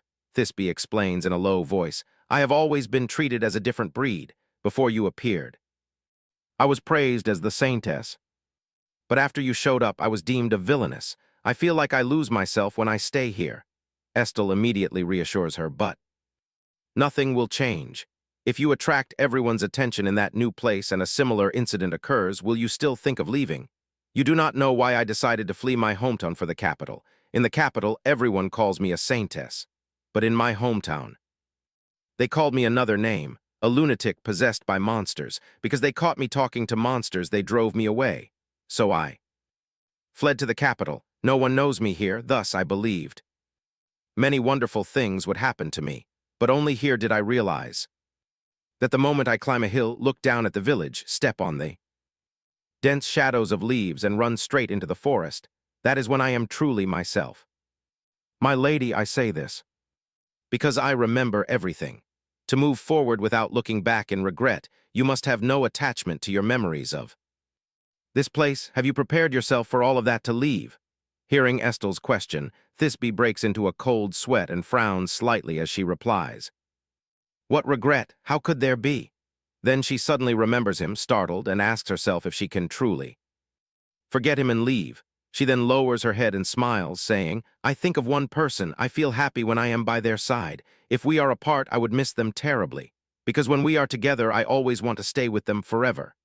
Having said this, Thisbe is startled, realizing that she has always felt this way. Hearing this, Estelle widens her eyes in surprise and says, those words? Thisbe suddenly smiles happily and asserts, you are right, Estelle, I will not leave this place anymore. She then silently adds in her heart, yes, if it is with Saul, I can summon all my courage at any moment. Meanwhile, in Melon's office, for some reason, he suddenly slams his hand onto the desk with a loud bang and curses in frustration. Damn it, he then thinks. Why did I only realize it now? A person whose movements aligned perfectly with the victim and who noticed the anomaly at the founding ceremony faster than anyone else. Frowning, he mutters angrily, Duke Vault, he is the true culprit behind this incident. The next day at the mansion, Emily suddenly asserts with confidence, my lady, you are the pride of the Gollies clan. Just taking a short walk outside, I hear endless stories about you. Hearing this, Thisbe teases, are you mocking me because I have not been allowed to leave the house lately? Or something? Emily immediately denies it. How could I? Even this morning, a long queue of people came hoping to see you. It was so hard to turn them away. Thisbe finds it hard to believe. She smirks helplessly, thinking, I heard about this from Estelle, but to think I actually became a hero overnight. Adapting to this will take some time. When I lost consciousness at the cathedral and opened my eyes again, 3 days had already passed. Indeed, I have not yet mastered mana control. Because I risked my life to circulate mana back then, I had to remain bedridden upon waking. I absolutely cannot use mana again until I fully recover. Consequently, my thought of fleeing to S has completely vanished. As well, yet, I feel a sense of relief. Not only because today is the first day I can go out since the founding festival, but Saul also wrote a letter to me. He said he heard I recovered well and can go out now. From that day until now, he has been waiting for a long time just to meet me. I will wait for you at the cafe where we usually meet. Seeing Thisbe walk down, Almaz asks with concern, is it easier for you to move now? Is your body doing fine now? Thisbe smiles gently and flatters him. It is all thanks to you, grandfather. Almaz teases her, quite the flatterer. By the way, that girl Estelle, the one who often chats with you, will not be coming anymore, right? She smiles and replies, I asked her to come because I wanted to. Thanks to Estelle, my time stuck in bed was not lonely at all. She then reflects that personal maids can also do these things. But after the previous maid was caught attempting to assassinate her, Almaz's policy required the servants to keep their distance.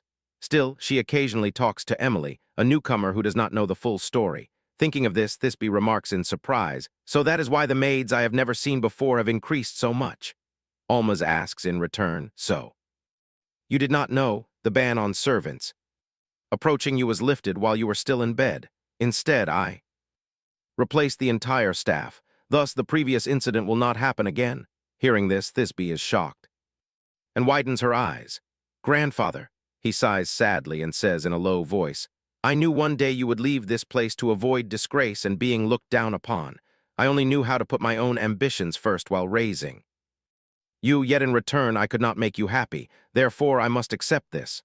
Thisbe is slightly surprised, thinking, he still does not know that my plan to leave has been cancelled. She hastily asks, "Even knowing that, why did you go to such trouble, grandfather?" Almaz explains, "Your decision to leave was not a sudden impulse, but a carefully considered choice.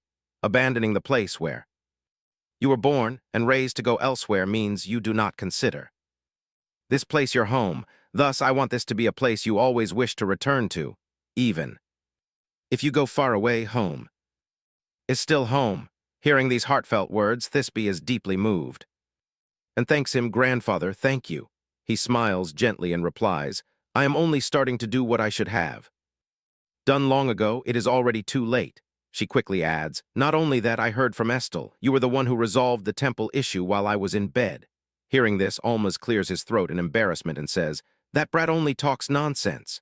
She does not argue, but thinks, the head of the Galis clan made immense contributions. He not only forced the temple to stay silent and redefine the prophecy, but he also demoted Count Norbert and those who rallied to expel her. He even paid off tabloid magazines to publish positive articles about her. After these thoughts, Thisbe smiles and says, "Without your help, changing everyone's opinion would have been extremely difficult." Almaz replies, "Well, aren't you going out to meet your fiancé? Go on quickly." She replies, "There is still plenty of time before our appointment, so it is fine." Hearing this, he proposes, "Then, before you go out, would you like to have a drink with me?" She does not reply immediately, but silently sighs. He really is an awkward man. Then she squints her eyes with a smile and says, "That sounds wonderful. I happen to want some sweets." She continues to think, at least he is trying to change bit by bit. Meanwhile, Thisbe, the hero of the empire who punished the heretics and saved the Holy Land from danger. As Saul reads this line, Thisbe arrives right on time and calls out to him. He smiles gently and replies, "Thisbe, it has been a long time." She does not answer immediately, thinking, "It has been a while since we last met. While I was unconscious, Saul was very busy.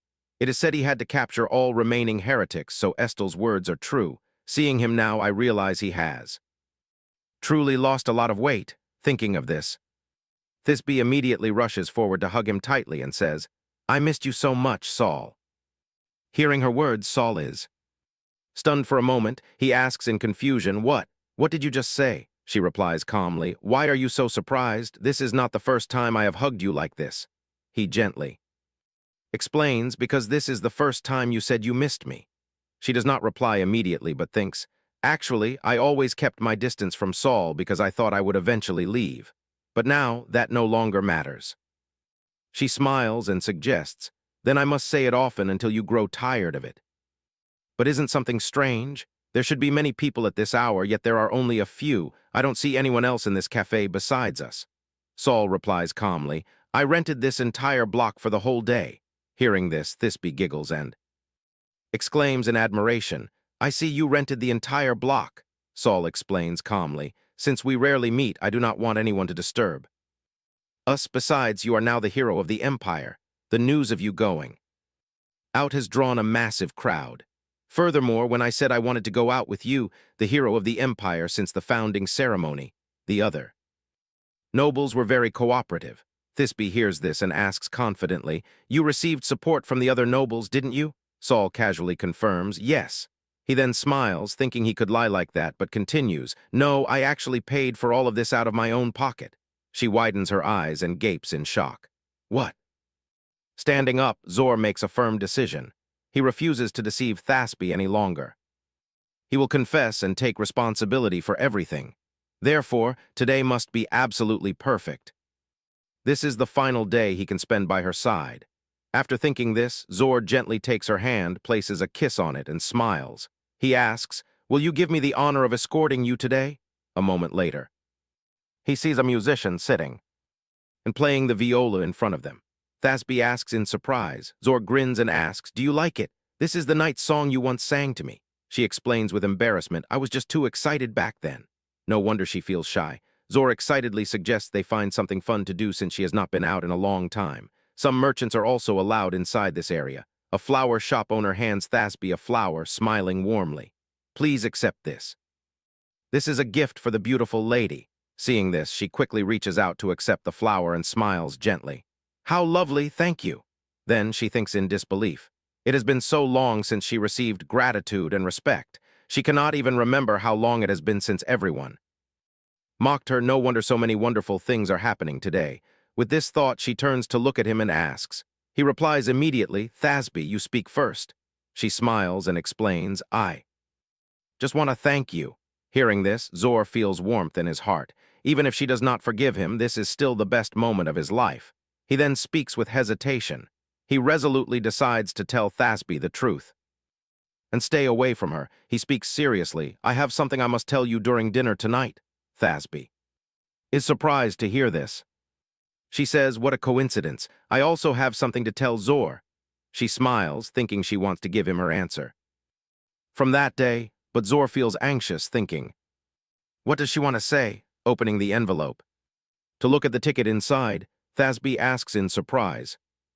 "A play?" Zor smiles and confirms. "Yes, it is rare for us to go out. I booked the entire theater so only the two of us can watch."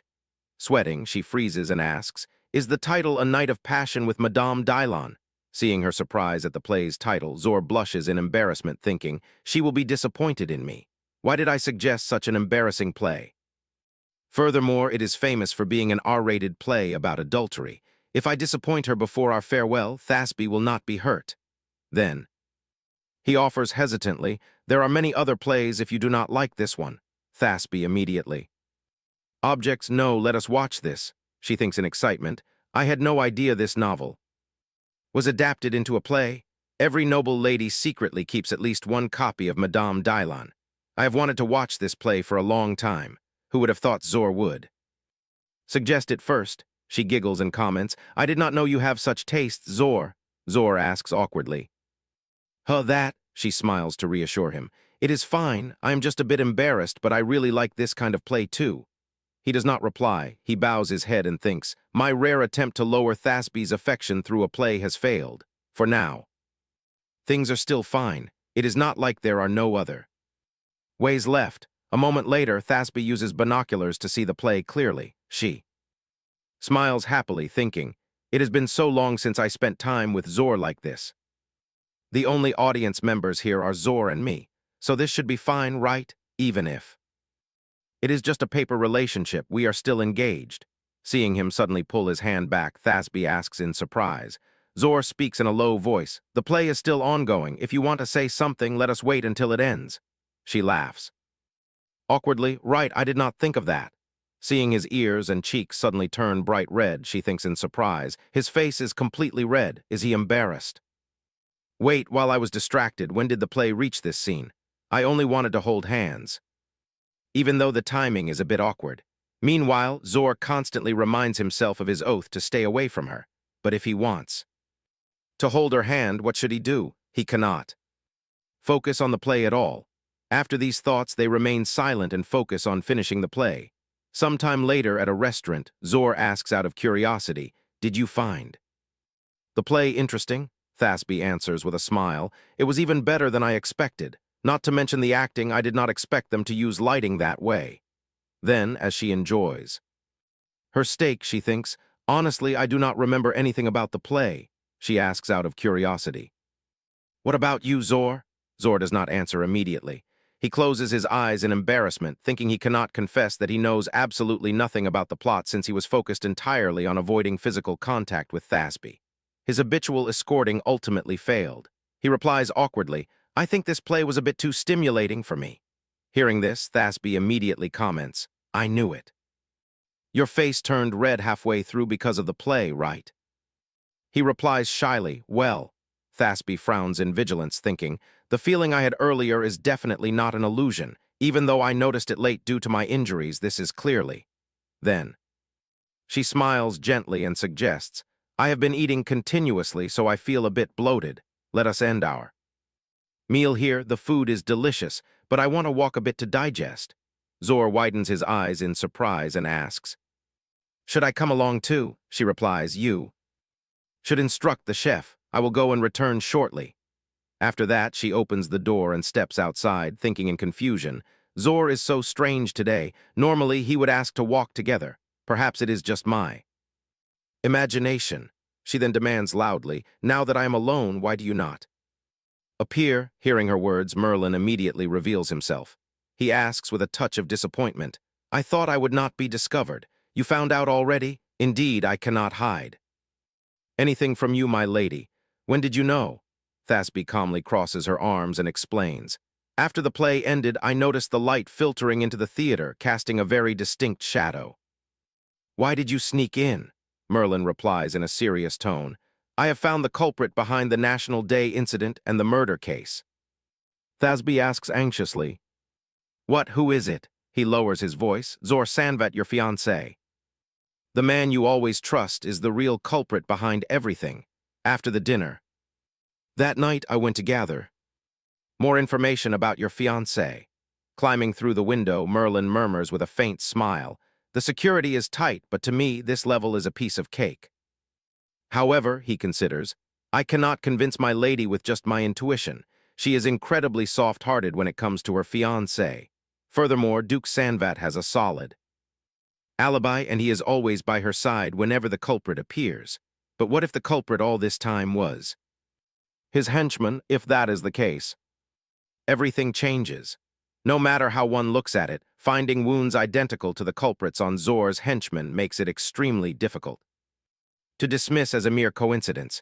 But whether he is the culprit or not, I need clear clues.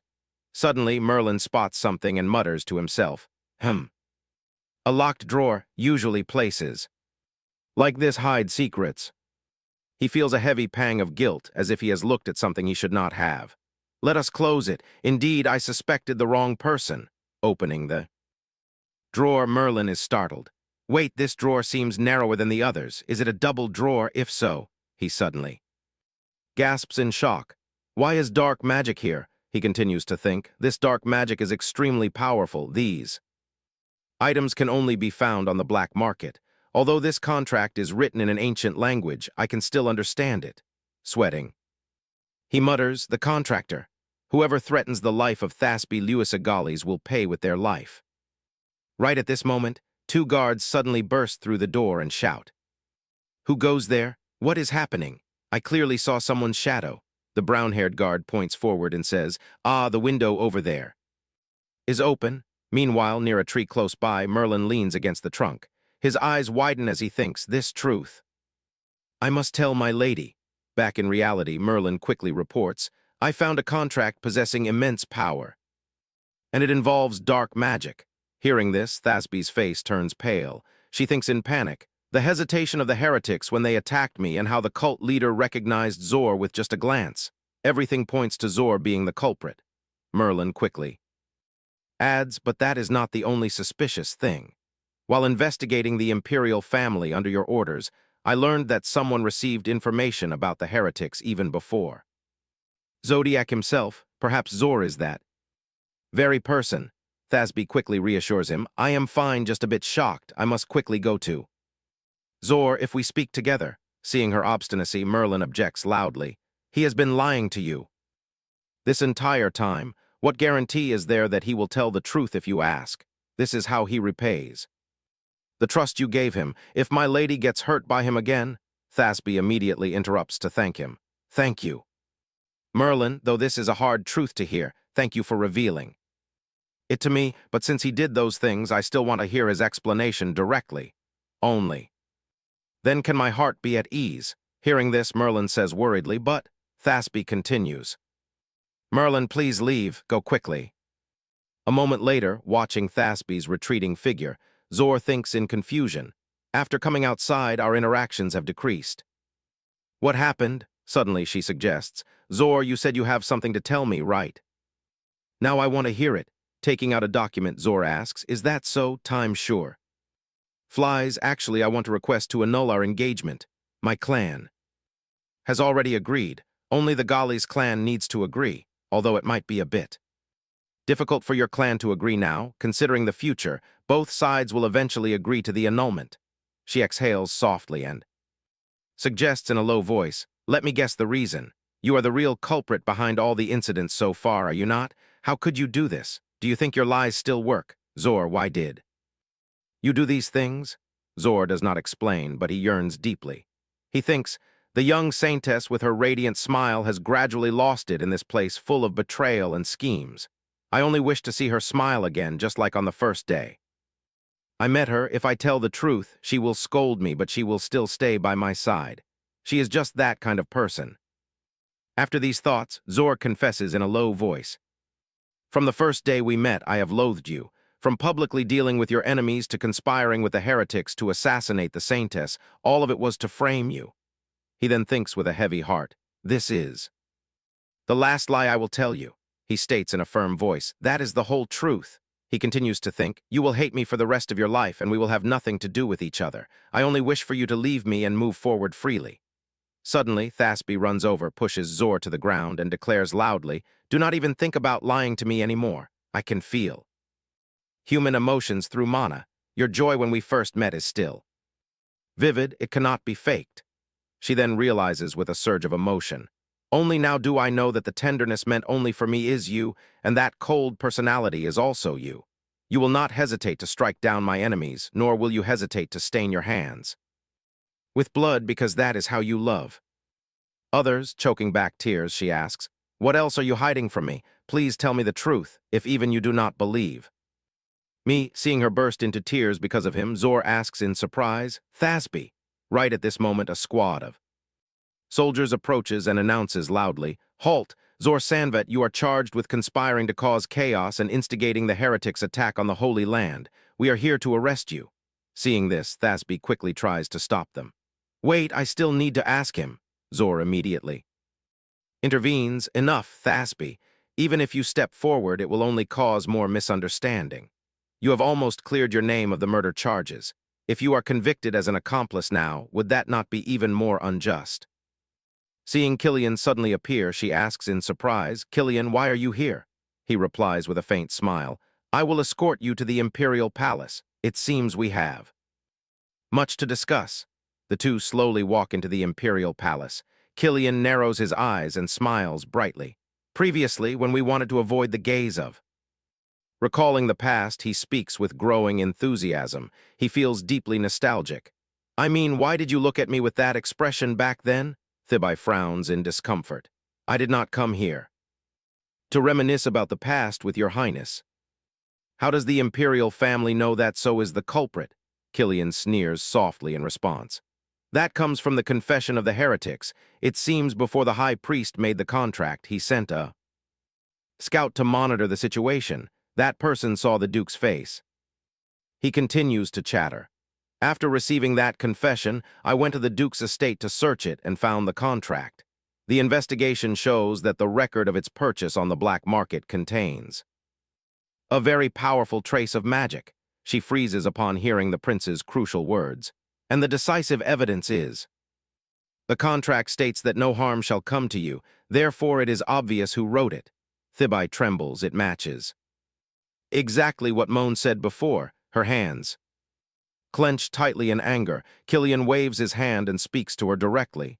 I'm indeed the culprit of this incident. You know nothing about him. Despite these accusations, she still maintains her composure to confront him. So what? Killian steps close to her. Literally, I know you trust him quite a bit. It seems the Duke put on a great act. Thibai frowns calmly.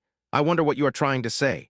The prince raises his head and stares at her with cold eyes. He listens as she continues. If this is all, then let us stop here. I am the one who understands so the best. Killian mocks her. You only believe what you want to believe. She does not hesitate to shoot back sharply, without anything around to make me believe. That would be truly absurd, he sneers. While you were asleep, Duke Salvador personally went to capture the remaining heretics. she is not surprised. I already heard that from the servants. The prince continues, that is only the public story that the world hears. Do you know what happened behind the scenes? I heard that among them none have intact limbs, even their tongues were cut out. There is absolutely no humanity in him. He continues to inject these harsh truths into her head. He is a murderer. He was untrustworthy from the very beginning. Thibae still trusts her intuition. That is not true. But suddenly, the next words of the prince leave her stunned. He will stand trial tomorrow as a traitor to the empire. I will also attend that trial. It is highly likely he cannot escape the death penalty. The prince cups her cheek with worry. I only hope you will not be hurt anymore. If it is you, you will surely make the right judgment. Thibae immediately pushes his hand away in disgust. You speak at such length just because you want me to break off my engagement with him, is that it? He sneers. He looks down at her with a superior gaze. I tried my best to speak nicely, yet you ruin the atmosphere. Even if you drag this out, the chances of you getting implicated in this matter will only increase. You have no reason to hesitate. What if I do not want to? As Killian speaks, his words grow even harsher. Have you ever loved Duke Salvador? Yet Thibae directly admits it. That is true right now even. I do not know. In the room, a glass of red wine is poured full. Why did you tell such a lie? The prince holds his wine glass and leans back lazily on his chair. What lie? I am genuinely worried about her. His close aide begins to speak. I mean the story about a scout monitoring the situation. Why would the high priest use such a trick? Killian sets the wine glass down on the table. He spins it with a smile. Indeed, there was no scout, so hid himself extremely well. Because of that, the investigation was very difficult. But thanks to the shadow, I caught the real culprit. Moan begins to take off his hood, revealing his true face. However, if the shadow does not obey his master's orders, because he cooperated with me, Thibae might be very sad. He also speaks bluntly. I only agreed to cooperate with you because I wanted to separate him from Thibae. That is all. The prince thanks him directly. Thanks to you, I proved that so is the real culprit. Therefore, I feel extremely grateful to you. If it is to protect the young lady, I will do anything. Thibae tosses and turns in bed, unable to sleep. In the morning at the court, everyone gathers. The trial shall now begin. Prince Killian sits imperiously above, listening to the court's proceedings. Will the defendant please step forward? Below, the crowd continuously curses the murderer. Judge that criminal quickly. Execute the traitor who colluded with the heretics.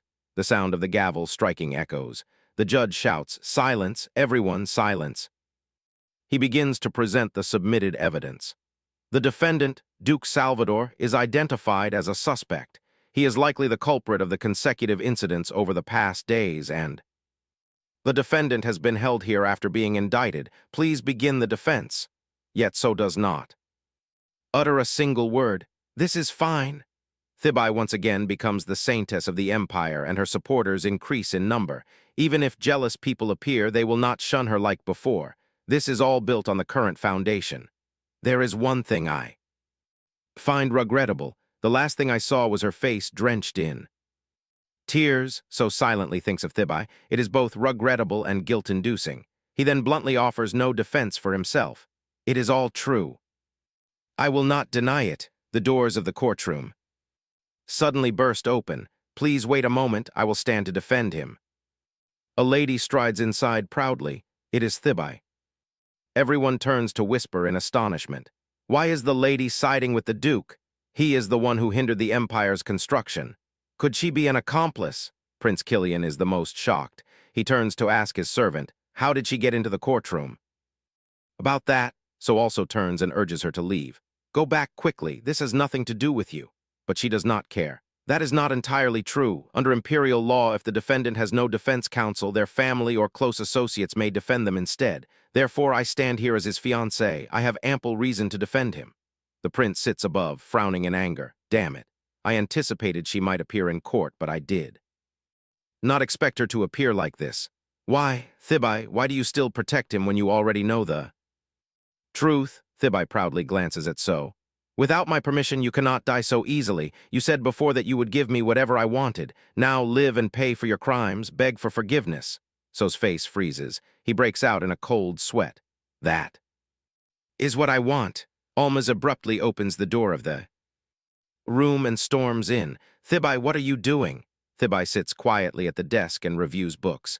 I am reviewing the imperial laws I must prepare for tomorrow's trial. He holds his aching head. I am not asking about that. Do you really intend to defend the Duke? He is a traitor who colluded with heretics. Even now, breaking off the engagement with Salvador is an option, but Thibai immediately cuts him off. So trusted me to the very end, even when Marquis Manhwa publicly criticized me during my official duties as a saintess, and even when Officer Sinan tried to drag me away without any evidence, he still trusted and supported me to the end. Her grandfather widens his eyes to remind his granddaughter, but that person is clearly, she also admits it. Yes, all of those things were caused by her grandfather freezes instantly. He steps forward and shouts to make her see right from wrong. Then isn't it because of that brat that you are now accused of being a killer? But she still defends him single-mindedly. It was clearly wrong, but he only did it to help me. I also did not expect to be pointed out as the culprit. Thibai knows right from wrong. I am not saying he is innocent. After all, he did those things for my sake. At least I want to give him a chance to repent, and if we can speak privately, I want to hear the truth directly from him, not through someone else. Furthermore, she smiles and turns to look at him. Right now, I am also very angry with but if he dies before I can interrogate him, I will definitely regret it. Her grandfather does not know what else to say in the face of his granddaughter's stubbornness. Only a soft sigh remains. Since things have come to this, he certainly cannot be proven innocent. Almaz helps his granddaughter. He points out a few details in the law. However, his sentence can still be reduced. Regarding the Duke's cooperation with the cult, you only need to prove that it was not to destroy the Holy Land. Prove that the attempt to destroy the Holy Land was a plot constructed solely by the heretics. Thibai is also surprised by this. Grandfather, he lowers his head to look at the stacks of paper and sighs softly. I am still displeased with that brat, but when you had no one by your side, he comforted you a lot, even when you were most desperate. That is why I allowed you to meet the Duke so frequently. Tears well up in Thibai's eyes. She rushes over to hug him. Almaz stops mid-sentence and freezes. This is just repayment for what the Duke did for me during this time. She buries her head in his chest. Thank you, grandfather. I know you are very happy, but Almaz also pushes her away awkwardly. But let go of me first before you speak. Thibai is startled and quickly apologizes. I am sorry, but she is overjoyed. Until now, I could not find anything and was at a loss, but now, thanks to you, I have a clue. He gently places his hand on his granddaughter's shoulder in encouragement. Let us find a way together. The trial's initial progress favors the prosecution. Therefore, no one doubts the impending death of Duke Salvador. Estel also appears below to observe. It is obvious. Thibai stands firmly at the defense table. She delivers powerful arguments. The defense asserts that the attack on the Holy Land was an independent act of the cultists. Based on the evidence, the judge steps forward to question her. How did you obtain that evidence? You know that illegal evidence is inadmissible. Thibai anticipates this. She responds calmly, of course it is not fabricated evidence. This is evidence that was presented before. Please bring me the contract found in the Duke's room. Prince Killian clears his throat. What about that contract? It only contains content proving the Duke's guilt. The judge reminds Killian to follow the law. Please grant the defense's request. The prince waves his hand in anger. He can do nothing. The judge's voice continues to echo. This is a reasonable request. Since the Duke's trial resumed at the lady's request, we must re-examine the evidence once again. Thibai receives the evidence. She nods slightly in thanks. Thank you, Your Honor. She begins to read. The contract states as follows. First, Thibai Luisa, this means it would not threaten my life. And one more thing, this is a request to eliminate Saintess Estel. Below, everyone gasps in astonishment. Prince Killian sits above. His heart burns like fire. He cannot see through her moves. What is she planning? Is she digging her own grave? What about that? Doesn't it just make the defendant's guilt heavier? Estelle is filled with anxiety for Thibai. If this continues, even the lady cannot escape the crime of defending a traitor. How will the lady handle this situation? She continues resolutely. I admit the Duke intended to assassinate Saintess Estelle. But in this contract, the instruction to attack the Holy Land cannot be found anywhere. Thibai does exactly what her grandfather instructed yesterday. In this contract, the terrorism against the Holy Land is an independent act of the cultists. This is decisive evidence. Killian frowns in horror.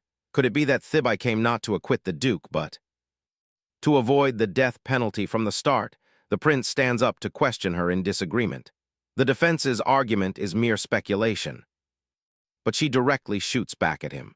Then, is there any evidence proving to the heretics that the defendant ordered them to terrorize the Holy Land?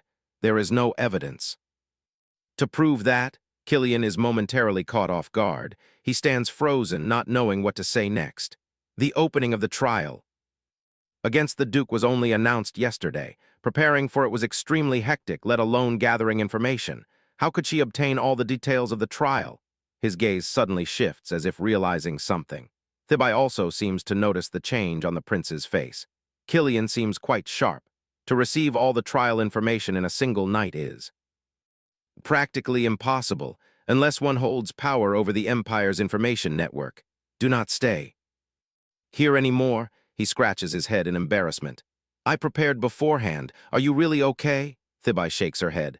My body has not fully recovered to go there, so preparing from here is fine. Before leaving, there is still something to do. Moan frowns in confusion. What else? She whispers. To the leader. The imperial family is likely detaining the cultists to gather information.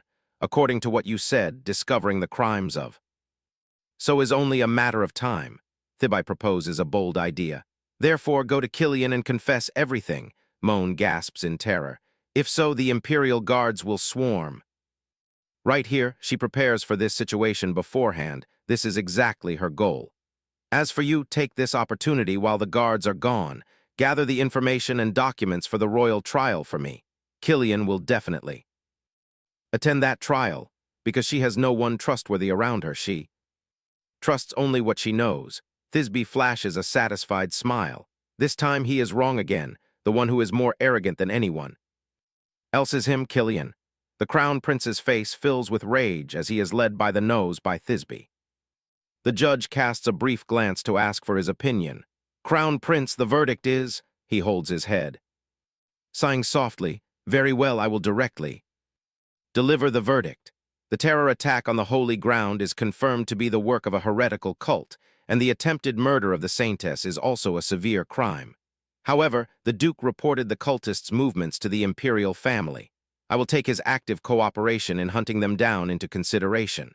Therefore, I decree that the Duke shall be exiled for 10 years. Thisbe runs after Killian, calling out to him. Killian halts and declares coldly, Lady, the verdict is already passed. The final result makes no difference. Thisbe refuses to back down and questions him. Why did you exile him? Killian does not turn around. His voice carries deep annoyance.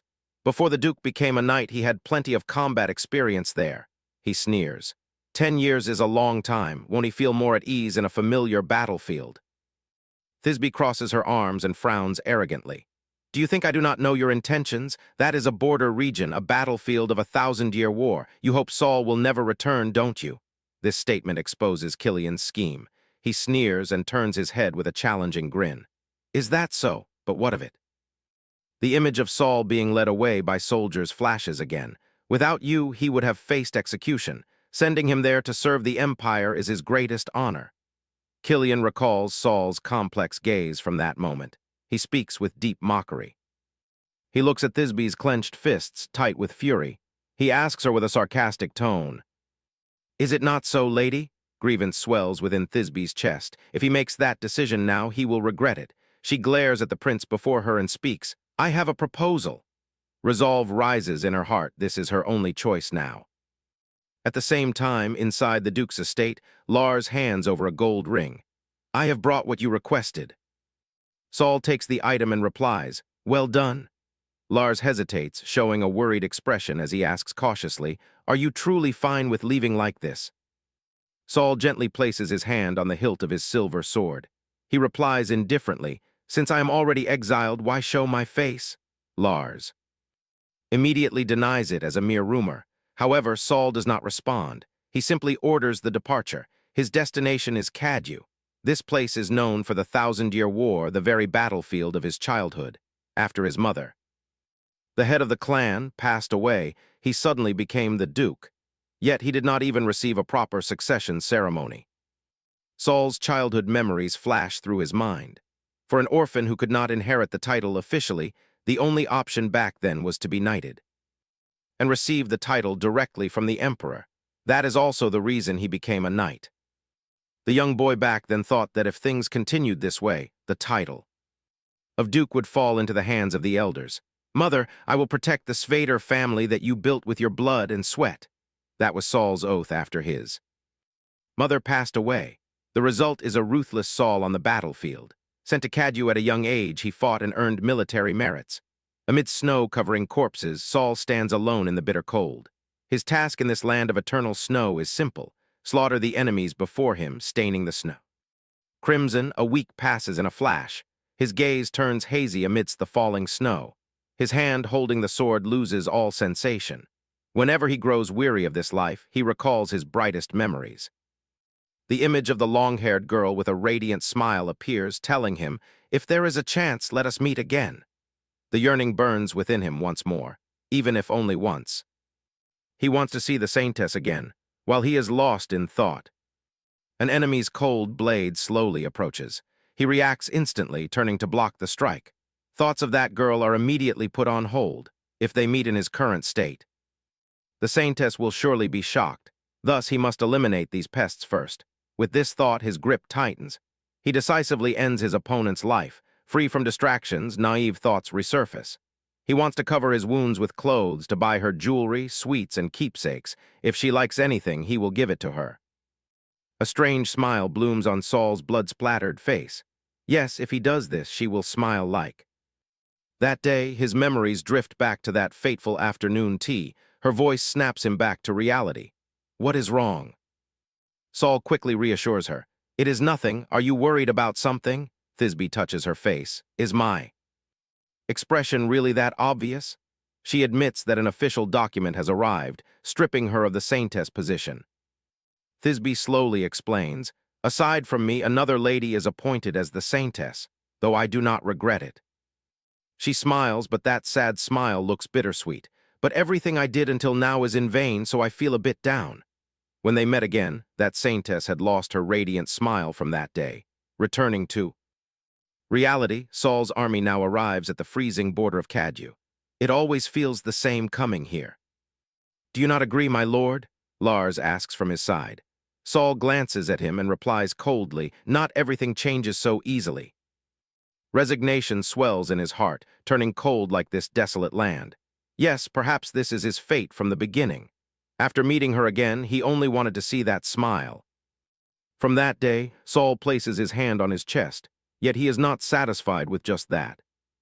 He wants her to covet him. He takes out a ring box, staring at it with complex emotions. His greed grows day by day, everything he strived for until now has crumbled. This is the gold ring he asked Lars to find. The owner of this ring must eventually face tragedy. Saul puts the ring away and closes his eyes. If this is the ring's curse, it is nothing special. His gaze shifts toward the mansion visible through the snow. He hardens his resolve. Even if he can never see her again, it is fine. He only wishes for Thisbe's happiness. Suddenly, Lars's voice cuts through his thoughts. "We can see the territory ahead." Saul orders his subordinates to check for stragglers. A little further is the border. Saul shouts loudly, "Do not lower your guard." His mind deceives him once more. Now he is only an obstacle keeping her from escaping rumors, but she can finally move forward. At the same time, amidst the wind and snow, a familiar figure stands waiting, breathing out cold air. Along with Saul's thoughts of giving up, he must bury these feelings forever. Thisbe stands before the mansion gates in a thick cotton coat. Saul is startled, unable to believe his eyes. He immediately denies it. "No, she cannot possibly be here. Have I missed her so much that I am hallucinating?" but her voice shatters his thoughts. Come in. Saul looks at Thisbe in confusion and asks, why are you here? This sudden appearance stems from her earlier conversation with Killian. Cross the border? Killian gasped in shock.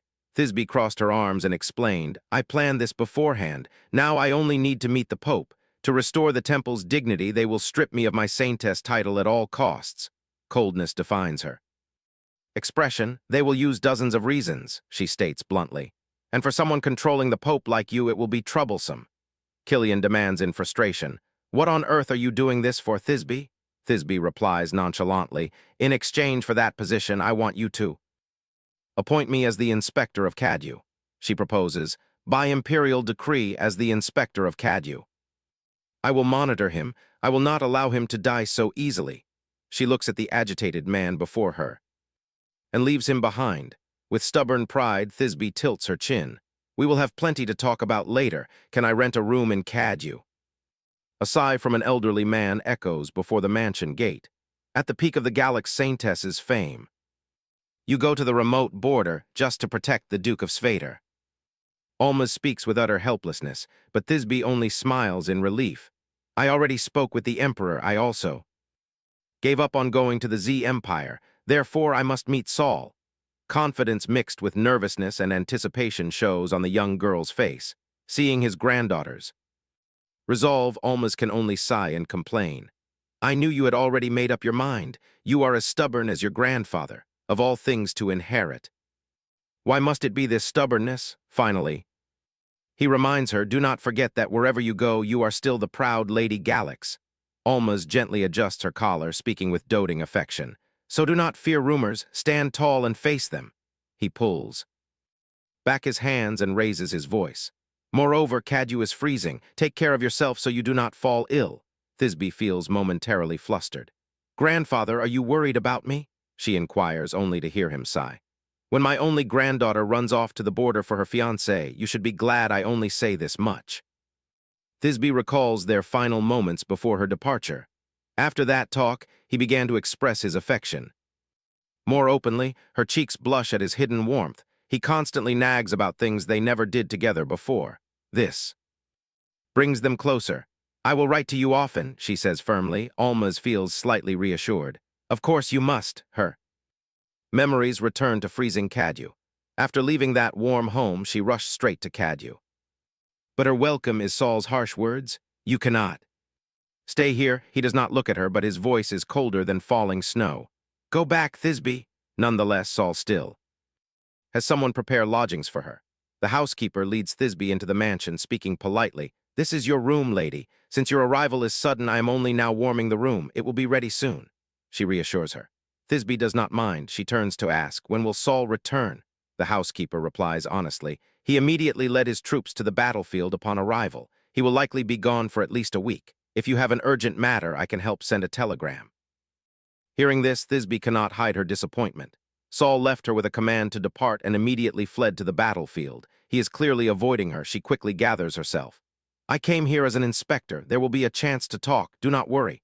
She has no intention of returning so easily. Forcing a smile, she replies to the maid, I see. Can I tour the territory as an inspector? At that moment, another hand reaches out. Leave that to me. Thisbe is surprised to see a moss-green-haired youth scratching his head awkwardly. Lars, did you not go with Saul? Lars stammers. He recalls Saul's orders. Cadu is a harsh, dangerous place. Danger can strike at any moment. Lars, stay behind and protect her. Saul's voice was grim back then. She might not leave immediately, but once she sees the reality here, she will change her mind. Lars sighs inwardly. He should tell her that he is escorting her under orders. He forces a smile. I only received the Duke's command. Lars quickly changes the subject. I heard your injuries from the national founding ceremony have not fully healed. Cadu is dangerous with its bitter cold. If you wish to tour, just go with me. But Thisbe's next words startle him. Since I did not find any trace of him, it must be true that you committed that incident with Saul. Lars is shocked. She investigated that deeply. Thisbe lowers her head and admits, actually, sometimes you two seemed awkward, but I could not doubt him. I thought I knew Saul well. Who could have imagined this would happen? Her voice fades with regret. Lars frowns. cautiously reassures her. The Duke deeply regrets deceiving her. However, Thippy brushes it aside. That is but your guilt towards me. She bluntly exposes that taking the lives of others to achieve one's goals is the mindset of the battlefield. Finally, she expresses her true intention. She wants So to regret his past actions. Afterward, La follows, orders and leads Thippy on a tour around the Cade territory. Thippy finally witnesses the reality with her own eyes. The situation in Cade is truly dire. Because this is a notoriously frigid land, the people cannot produce their own food. They constantly suffer from a shortage of all resources. The endless wars have exhausted the populace. Her heart aches as she watches the starving people stumble. On the streets like ghosts, tears well up, clouding her vision as the tragedy of war flashes before her. It is deeply etched beneath the daily snowfall. The sight of blood-stained snow before her eyes overwhelms her. Seeing Thippy's silence, La speaks with concern. This is no scenic view for my lady. Danger still lurks here. Let us return. Thippy finally understands. She now knows why So urged her to return. She slowly speaks. Did So order you to show me this place? La feigns innocence. This one does not understand what my lady means. But Thippy frowns at him, calculating in her heart. I knew it. I came here as an inspector, but my true goal is to meet him. Yet stopping this war is the responsibility of the female protagonist, Estelle. Determination surges in her heart. After witnessing this misery, she is even more unwilling to leave So here alone. A short while later, news of So's return arrives. The Duke has returned. The moment he steps through the gates, he hastily barks an order. Get medical treatment immediately. We have casualties. A nearby maid lifts her skirt and bows. Understood. Those who are injured, please follow me. Just then Thippy's gentle voice rings out. You have returned. So stares in astonishment. Down the stairs walks a lovely girl, clad only in a thin shawl. Thippy, immediately. He averts his gaze. Why are you still here? Surely you have seen the state of this place. Fear of her judgment grips his heart. I do not want her to see me in this state. Wiping the blood from his face, he speaks coldly. It is not too late. I will prepare a carriage for you before dawn. But before he can finish, Thippy cuts him off. Do you think I did not prepare myself for this? She bluntly admits. But I still accept it because I wanted to meet you. So bows his head and sighs softly. So that is how it is. You are truly strong. He smiles bitterly in his heart. Perhaps this is for the best. I will clarify our relationship now. True to his thoughts, So quickly arranges a meeting with Thippy. He hands her a document. Thippy hesitantly takes it. So explains, this is the annulment paper I gave you. Now only Galax's signature is missing. While she reads, he continues, you know the truth. I have deceived you countless times. Thinking of the world's mocking gazes, he worries. If she stays beside an exile of the Empire, her enemies will eagerly seize upon this weakness. Especially now that she is regaining her reputation, Thippy immediately counters. But when I was accused of murder, did you ever abandon me? So averts his gaze. That was my duty. I caused that mess. I merely tried to resolve it. Your method was entirely wrong, Thippy interrupts, pointing out the flaw. Doing so would only shift the blame onto someone else. Her heart remains firm. But I believe the tenderness and sweetness you showed me was no lie. Even your urge to annul the engagement now, is it not born of concern for me? So nervously wrings his hands. Our relationship can never return to what it once was. Thippy nods. She admits that sitting in cafes, reading newspapers, and chatting has indeed become a distant dream for them. She stands up. You are right. If I sign this annulment now, I lose nothing. But I refuse to let our relationship be buried like this. To So's shock, she declares resolutely, therefore So I will make things clear right now, along with her words. The annulment paper rips in half. Thippy throws the shredded fragments to the floor. She declares, I will never annul my engagement with you. Her resolute voice echoes through the room. After a moment of stunned silence, So recovers his composure. Given her stubborn nature, she will not change her mind anytime soon. He proposes, what if I grant you a grace period? Thippy finds it hard to understand. A grace period? So explains, I will give you time to think it over. My request was too sudden.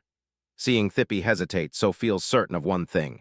Once she witnesses how terrible Cade is and how rumors will hound them if they remain together, she Will flee before her reputation suffers further. She is far too intelligent to stay. At this thought, a faint smirk plays on his lips. Eventually, you will change. Your mind? After a brief pause, Thippy speaks. What is the time limit? So replies, I hear you will remain here for a year as an inspector. Let us make it. 1 year, Thippy smiles, a smirk of absolute victory. Very well, in exchange I also have a condition, she steps forward. During this period, if you change your mind or wish to wed me again, I will consider the annulment from Sanvet null and void. Thippy puts her hands on her hips, full of confidence. Good, let it be so. Upon receiving his agreement, her smile grows radiant.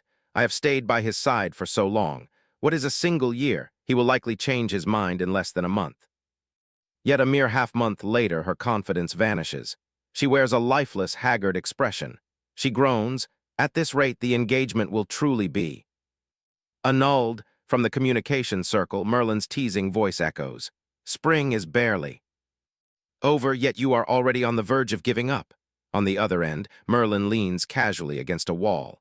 Is adapting to a new territory that difficult young lady, he reassures the moping Thippy. Besides, how long can the Duke truly hold out when he cannot live without you? Do not be so anxious, Thippy sighs. I thought so too at first, but since that day so treats me like ice. She recalls that night when she visited his quarters. So are you there? Fully dressed, so opens the door. What business brings you here at midnight? Thippy smiles, trying to coax him. I wanted a late-night snack, but the kitchen made too much. It is getting cold now. She expected so to reluctantly agree. She imagined him flustered, saying, wait a moment, let me heat it up in my room. But in reality, when she asks, may I come in? So remains silent. Finally, he utters a cold rejection. There are too many eyes and ears in this manner. He avoids her gaze, dodging her advance. I fear speaking out of turn. Do not come to my room at midnight anymore. Rejected, Thippy's tone turns cold. Do you truly wish to end our engagement? So does not deny it. This has been my decision since the day I handed you the papers. Disappointment fills Thippy. I know his coldness is merely a shield to protect me from prying eyes. With heavy effort, she speaks. Let me ask you one last question. She brings up their past clash. The day you said you hated me, was that the truth? Instinctively, so denies it. How could that be? But he freezes as her previous words echo in his mind. During this period, if you change your mind or wish to wed me again, I will consider the annulment from Sanva null and void. So stammers in embarrassment, thinking of Thippy's sacred duty as a saintess, so suppresses his desires. Just 1 year. If I can endure this year, Thippy will leave. She will become the Empire's saintess, restoring her reputation. My feelings will only hinder her. He murmurs an apology. Once again, he avoids her gaze. Let us stop here for tonight. Please return to your room. Returning to reality, Thippy sighs. I thought I knew him inside out, yet I have never seen such an expression on his face. Perhaps he truly. Merlin confidently points out. The two of you are cut from the same cloth. Thippy frowns. What nonsense is this? Merlin counters. Was your original plan not to flee the Empire in secret? Thippy huffs. That was because I was branded a villainess. Staying with him would only fuel the rumors. That is exactly my point, Merlin chuckles. Both of you are willing to sacrifice anything for the other. He turns serious. So what is your next move? Will you surrender and return? Thippy scoffs. Mas, you still do not understand me. Her confidence returns. I have not even begun. Why would I surrender? Do you think his clumsy lies can deceive me? Merlin laughs at her fiery spirit. That is the young lady I know. Thinking of so, Thippy steals her resolve. This is the sole reason she chose to stay by his side, this stubborn man who insists on annulling the engagement. It is why she became an inspector in Cade. Standing on the snowy street, her resolve hardens. I must solidify my position here. Even if so avoids me, he will eventually have to sit down and discuss. Thippy's gaze suddenly softens. Moreover, now that I know the misery of this land, I cannot turn a blind eye. She recalls the scene of distributing porridge to the starving commoners. She calculates her options. The most urgent issue is food. Cade's climate is too harsh for farming. Standing before a shop, she reaches a conclusion. Indeed, only one person can solve this. Inside the shop, a gloomy young man sighs repeatedly. No sponsors at all. This is a disaster, I suppose. I must return to my hometown. Suddenly, the door flies open. Thippy steps inside. By reflex, the young man calls out, Welcome. Thippy gets straight to the point. Merchant. Roderick, is it you? Roderick sizes her up, evaluating her appearance. Why would a noble lady come to a place like this? What brings the Empire Saintess here? He asks, filled with curiosity. Thippy smiles inwardly. She found him. This young man is indeed Roderick. In the novel The Monster Flower Asterisk, he is the merchant who aids Estelle. Backed by Estelle's funding, he runs a shop. In a small town near Cade, he is famous for his transport network. Thippy barely contains her excitement. Cade relies entirely on external food supplies. He is the key to our survival. She goes straight to the point.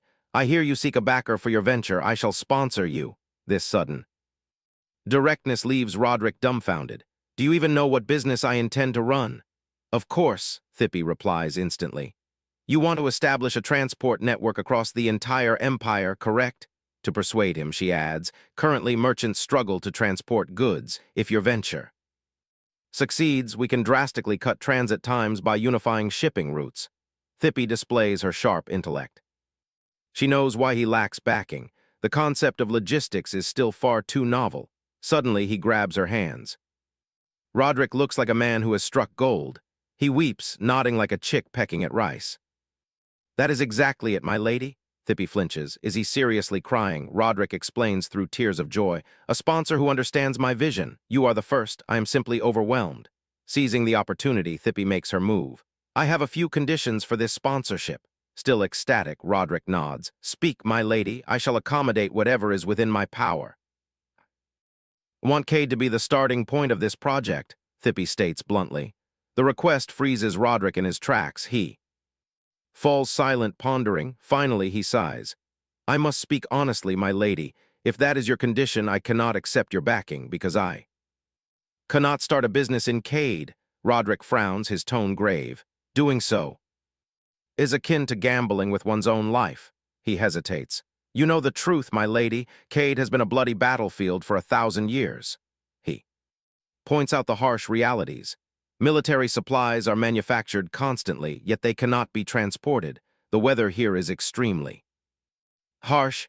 Border merchants and neighboring empires have tried to route goods through this territory, only to face constant attacks from rogue soldiers and beasts, he sighs. Therefore, even if you command it, I cannot gamble with the lives of my merchants. I am truly sorry. The joy on Roderick's face vanishes completely. But Thippy merely smiles. And what if we can solve that problem? Will you accept my terms then? She presses her offer once more. Roderick is momentarily confused. Indeed, Thippy confidently declares, I will help you resolve this. Yet, immediately after that display of confidence, Thippy reveals a contemplative expression on her way back.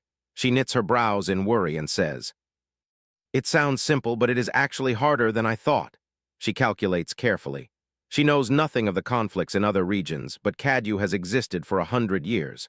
Thus, stopping this dispute is almost impossible. She must find another way by any means necessary. As she walks, Thippy recalls, in the original story of the monster flower, this issue does not exist. So she still cannot think of a solution. Due to her injuries, she cannot use her summoning or borrowing powers. She feels a trace of anxiety in her heart. When she recruited Molan to her side, she thought everything would be resolved easily. At this point, she remembers Molan's playful face when he cried out, I have a request, and this is not difficult at all. Saying this, Tai Bai hugs her bracelet and weeps. I will cherish you more. Suddenly, an idea flashes in her mind. That is it. Thus, that night, instead of looking for So, she shuts herself in the library. Excellent. She sighs in relief and looks at the book in front of her, unable to hide her joy. If I use this tool, I can resolve the transport issue, and I can also convince Roderick. A teleportation magic stone. If one uses magic to hang this item on a door, the door will lead to another place. It will make traveling much easier. In Tai Bai's heart, joy and amazement intertwine. I remember going with Molan to buy a magic grimoire back then. That is why I came back to search for it. Who would have thought it actually exists? Confidence returns to Thippy's eyes once more. If I can do this, getting Roderick to join my side is only a matter of time. As a result, the very next day, Thippy's entourage arrives at the coldest, snowiest region in Cadyu. Wearing a red cloak, Thippy struggles against the blasts of snow that slash at her face. Luo, who escorts her, also grimaces from the cold. "My lady, you are injured. Please do not push yourself too hard," he constantly advises her. "If we keep going deep inside like this, we will encounter monsters. It is extremely dangerous." Tai Bai does not answer. She only squeezes her already numb hands. "My hands have lost all feeling from the cold, but I cannot turn back." Her amber eyes flash with a fire of determination. "I must definitely find it." In the end, heaven does not disappoint. Right before Tai's eyes, she discovers it. It is a cluster of blue quartz sitting silently in the snowstorm, its entire body seemingly steeped in cold. Having achieved her goal, Tai Bai leads everyone back to the estate. "It is complete," Thippy sighs in relief, looking at the 4 newly crafted spheres sitting neatly. On the table, she picks one up to examine it. "This is my first time trying to make this. It looks like a toy." Beside her, Luo stands with folded arms, looking curious. "Is this the magical tool you mentioned, my lady?" Tai Bai nods. "Correct. It is the key to opening the path for the merchants." Looking at the stone on the table, Luo cannot help but wonder. It looks no different from a mere ornament, yet you can feel the magic within it. Truly marvelous. Hearing this, Tai Bai does not hesitate to admit it. "This is also my first time attempting to make this tool, so I am still not certain if it will work." Speaking of this, she involuntarily thinks of So. "If only my relationship with So were like before, I would have tried to connect my room and his together." With that, an imaginary scene of her smiling and throwing herself into his arms appears. At that time, she would happily call his name while he would be flustered. "Thippy!" However, his cold back makes her heart sink. "But my lady," Luo suddenly speaks up, "let us try using it now." Tai Bai immediately regains her spirits. "All right, only." A few minutes later, the two of them are outside the estate. The crystal sphere hangs right in front of the door, surrounded by a chilly blue light. "Really?" A doubting voice sounds. Roderick stands before Tai's new creation and exclaims, "Truly marvelous. This is the main gate, yet it can connect directly to the back door." Tai Bai is confident. "Although I have not tried it yet, if it works well without any issues, we can travel 3 times a day with this magic door," she calculates. The distance of this magic also has its limits, but reaching the regions near the border is enough. Still, Roderick seems hesitant. "If we can truly do this, my business will definitely succeed." Anticipation and nervousness are clear on the face of the young merchant. Gathering all his courage, he reaches out his trembling hands to place them on the doorknob. Tai Bai stands nearby, unable to hide her tension as she watches every move Roderick makes, and then the door swings open. All 3 of them let out a sigh of relief.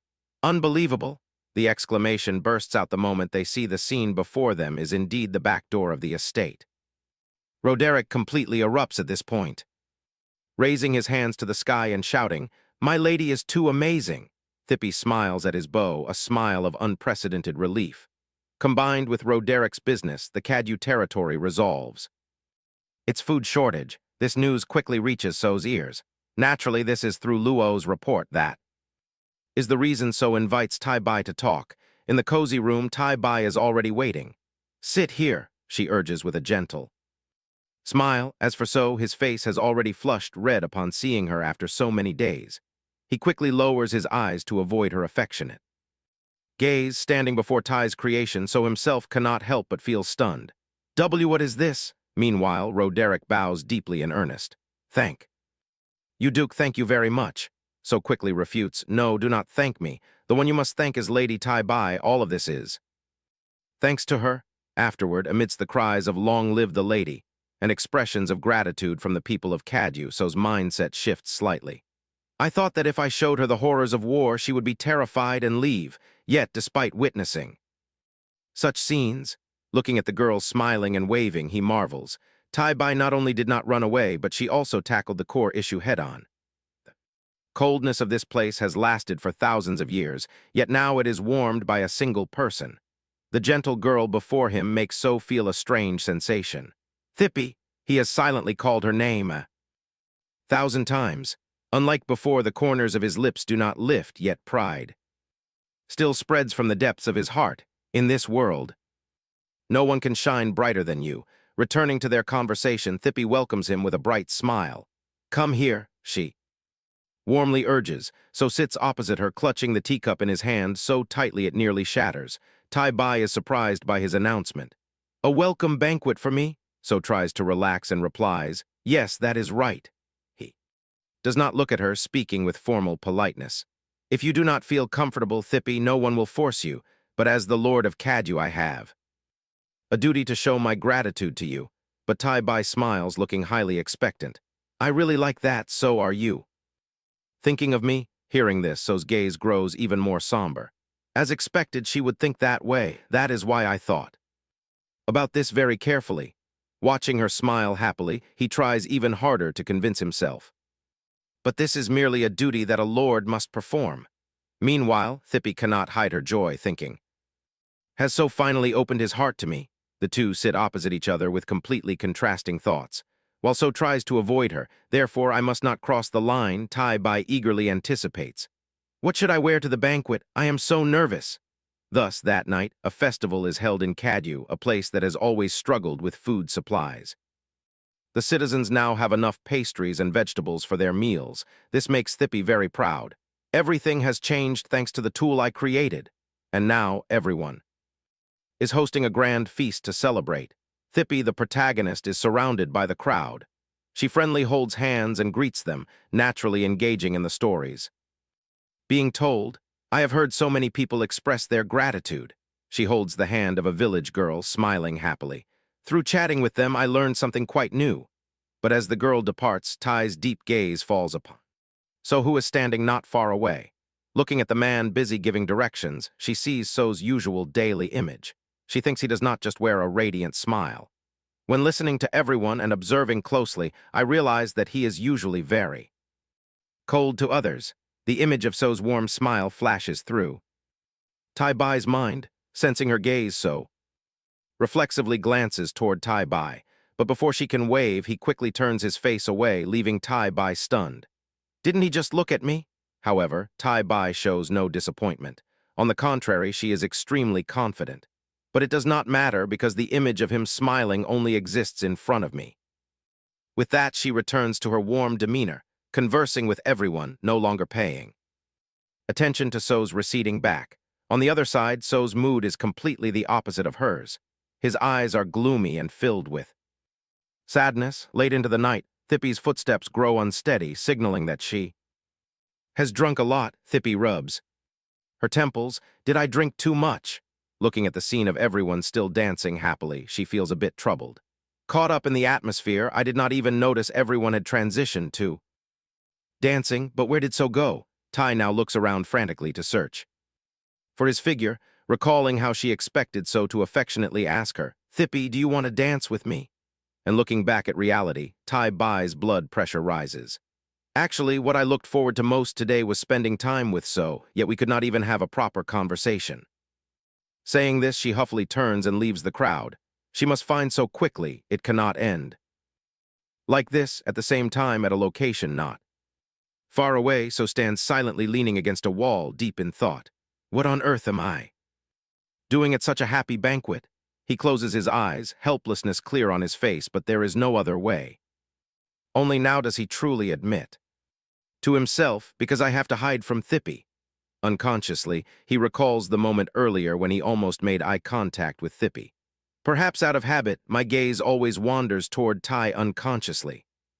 Speaking of which, he remembers Thippy's stiff, expressionless face. "At that moment, I did not understand why Tai Bai stared at me like that. Then I saw her raise her hand." He noticed it as if she wanted to greet him, but because he decisively looked away, he quickly turned his back. His fist unconsciously clenches. "At that moment I endured it so well. Yet because of this, a sense of inner turmoil erupts within him. But immediately I felt regret. Tai Bai always looks toward me. That is her way of showing her affection for me. After a long time, she seems to want to give up. Because I treat her too coldly." The image of her hand pausing in midair plays repeatedly in his mind. "So I fear that will be the last time. Today I should not have approached Thippy." That moment continues to pain his heart, to the point that even when his subordinates anxiously call his name, Duke, he is no longer Sober enough to respond immediately, he tells himself, because she might use alcohol as an excuse to make me break down. That is the reason why he is here alone, but no one tells him that his private space will be shattered by a drunken call. Found you? From afar, Thippy stumbles forward, calling his name. In that instant, So hesitates, but he carefully supports her back to the estate. While Thippy, dead drunk, mumbles his name, So, that name keeps repeating until he places her on the bed. Tai-Bai's lips part slightly. Let us dance together, Tai-Bai says in her unconscious state, her eyes shut tight, but the corners of her mouth curl up, forming a lovely smile. Seeing her in this state, So can only knit his brows. Love and anguish mix in his eyes. What on earth should I do? So sits beside Thippy's bed. Her voice resounds, So let us dance together. At this moment she is still with her eyes closed, lying motionless. Hearing her voice freezes him, So, showing doubt, places his hand on the bed. He leans down deeply, gazing at Thippy. So wonders, what am I saying to a sleeping person like this? Outside there is a noise. Luo stands giving directions. Go in this direction and try to find them. The guard replies, I understand. Just as So hears the sound drifting in, he deduces that Luo seems to be looking for Tai and himself. I should not cause unnecessary misunderstandings. So decides to stand up to leave the room. Suddenly a noise is heard. So reflexively turns his head. Tai-Bai grabs his hand. She softly says, do not leave, stay with me. Seeing Tai-Bai awake, So is completely stunned. Thippy feels a headache strikes her. She recalls falling asleep after calling his name 10 times in a row. How embarrassing. Thippy wants to hide in the mountains to save her image. At this moment, a maid pushes in a basin of water. My lady, here is your washing water. Emily sees Thippy's pale complexion. Emily asks in panic, oh, are you sick, my lady? Thippy smiles. Ah, no, I probably just slept for too long. She sighs in relief. Suddenly, Thippy grips her blanket tightly. Her voice carries a hint of tension. But why is it so noisy outside? Did something happen? Emily speaks softly. I was just about to deliver a message to you, my lady. Thippy looks on in daze. Emily explains that although they did not arrive at the same time, they are gradually gathering in one place. This is because they heard about yesterday's large-scale feast. Thus, those warriors who fought through hunger have gathered, wishing to become a part of Kadu. Observing the crowd from afar, So sighs. Since the regular soldiers have all gone to war, they need more people to protect the territory. However, there will certainly be spies hidden among the crowd. Thippy wonders if there is a way to find those who truly want to serve. Thippy suddenly speaks up. Leave this matter to me. She speaks with absolute determination. The Libra constellation. If she channels the power of the Libra constellation into an ordinary scale, she can distinguish who is lying. So questions them coldly. State your reason for wanting to join Kadu. Speak honestly without lies. A soldier kneels beside the scale and speaks. Yes, Duke, the method is very simple. At that moment the soldier says, because Thippy explains that by requiring them to speak before the scale, the energy from their words will enter the scale of truth. Through this, they will know if it is truth or falsehood. Thippy stands at the back observing the situation. Hearing the soldier's words, So decides, very well, I accept you into Kadu. Hearing this, the soldier thinks he is dreaming. Is it really that simple? The scale remains steady. The soldier murmurs, thank you, my lord. Looking at the results, Thippy lets out a sigh of relief. Fortunately, she has recovered some of her strength to help So at such a perfect time. She cannot help but smile as brightly as a blooming flower, filled with satisfaction. Meanwhile, So feels somewhat worried. How can she have enough strength for so many people? His hand gently grips the armrest of his chair. In the evening at the manor, a sigh echoes. Thippy collapses onto her bed in exhaustion. Her spiritual energy is completely depleted. Handling 100 people is indeed too taxing. There is a knock on the door. Thippy sits up with a start. So's voice drifts inside. Thippy, may I come in for a moment? Thippy mutters, recognizing his voice. She joyfully realizes it is him. Thippy calls out. She happily opens the door to welcome him. So feels a wave of shyness upon seeing Thippy, but his mind forces him to restrain himself. He cannot lose control. So mutters, "You must be exhausted from screening the soldiers today. That is."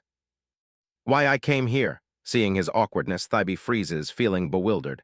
"Ah, I was too busy to notice." So says softly, "This was originally my duty, yet you did it." "Oh, how do you feel now?" Thybe expresses that because so came she. Already feels much better, fearing he will worry she even. Smiles to reassure him, so quietly observes her. He feels her expression is always so comforting, so reminds her, "Thybe, if you stay by my side, you will face many hardships, unlike you who shine so brightly." "I am too dark." Hearing his words, Thybe is struck with shock. She quickly opens her mouth to speak, but he looks away, not daring to face her. Thybe realizes that yes, even if it was for her sake, the things so did remain unforgivable sins. Thybe murmurs, "But my choice remains unchanged. I also share responsibility for that," Thybe declares. "Therefore, you must take responsibility for what you have done. At the same time, do not let the weight of killing crush you, nor should you run away from it.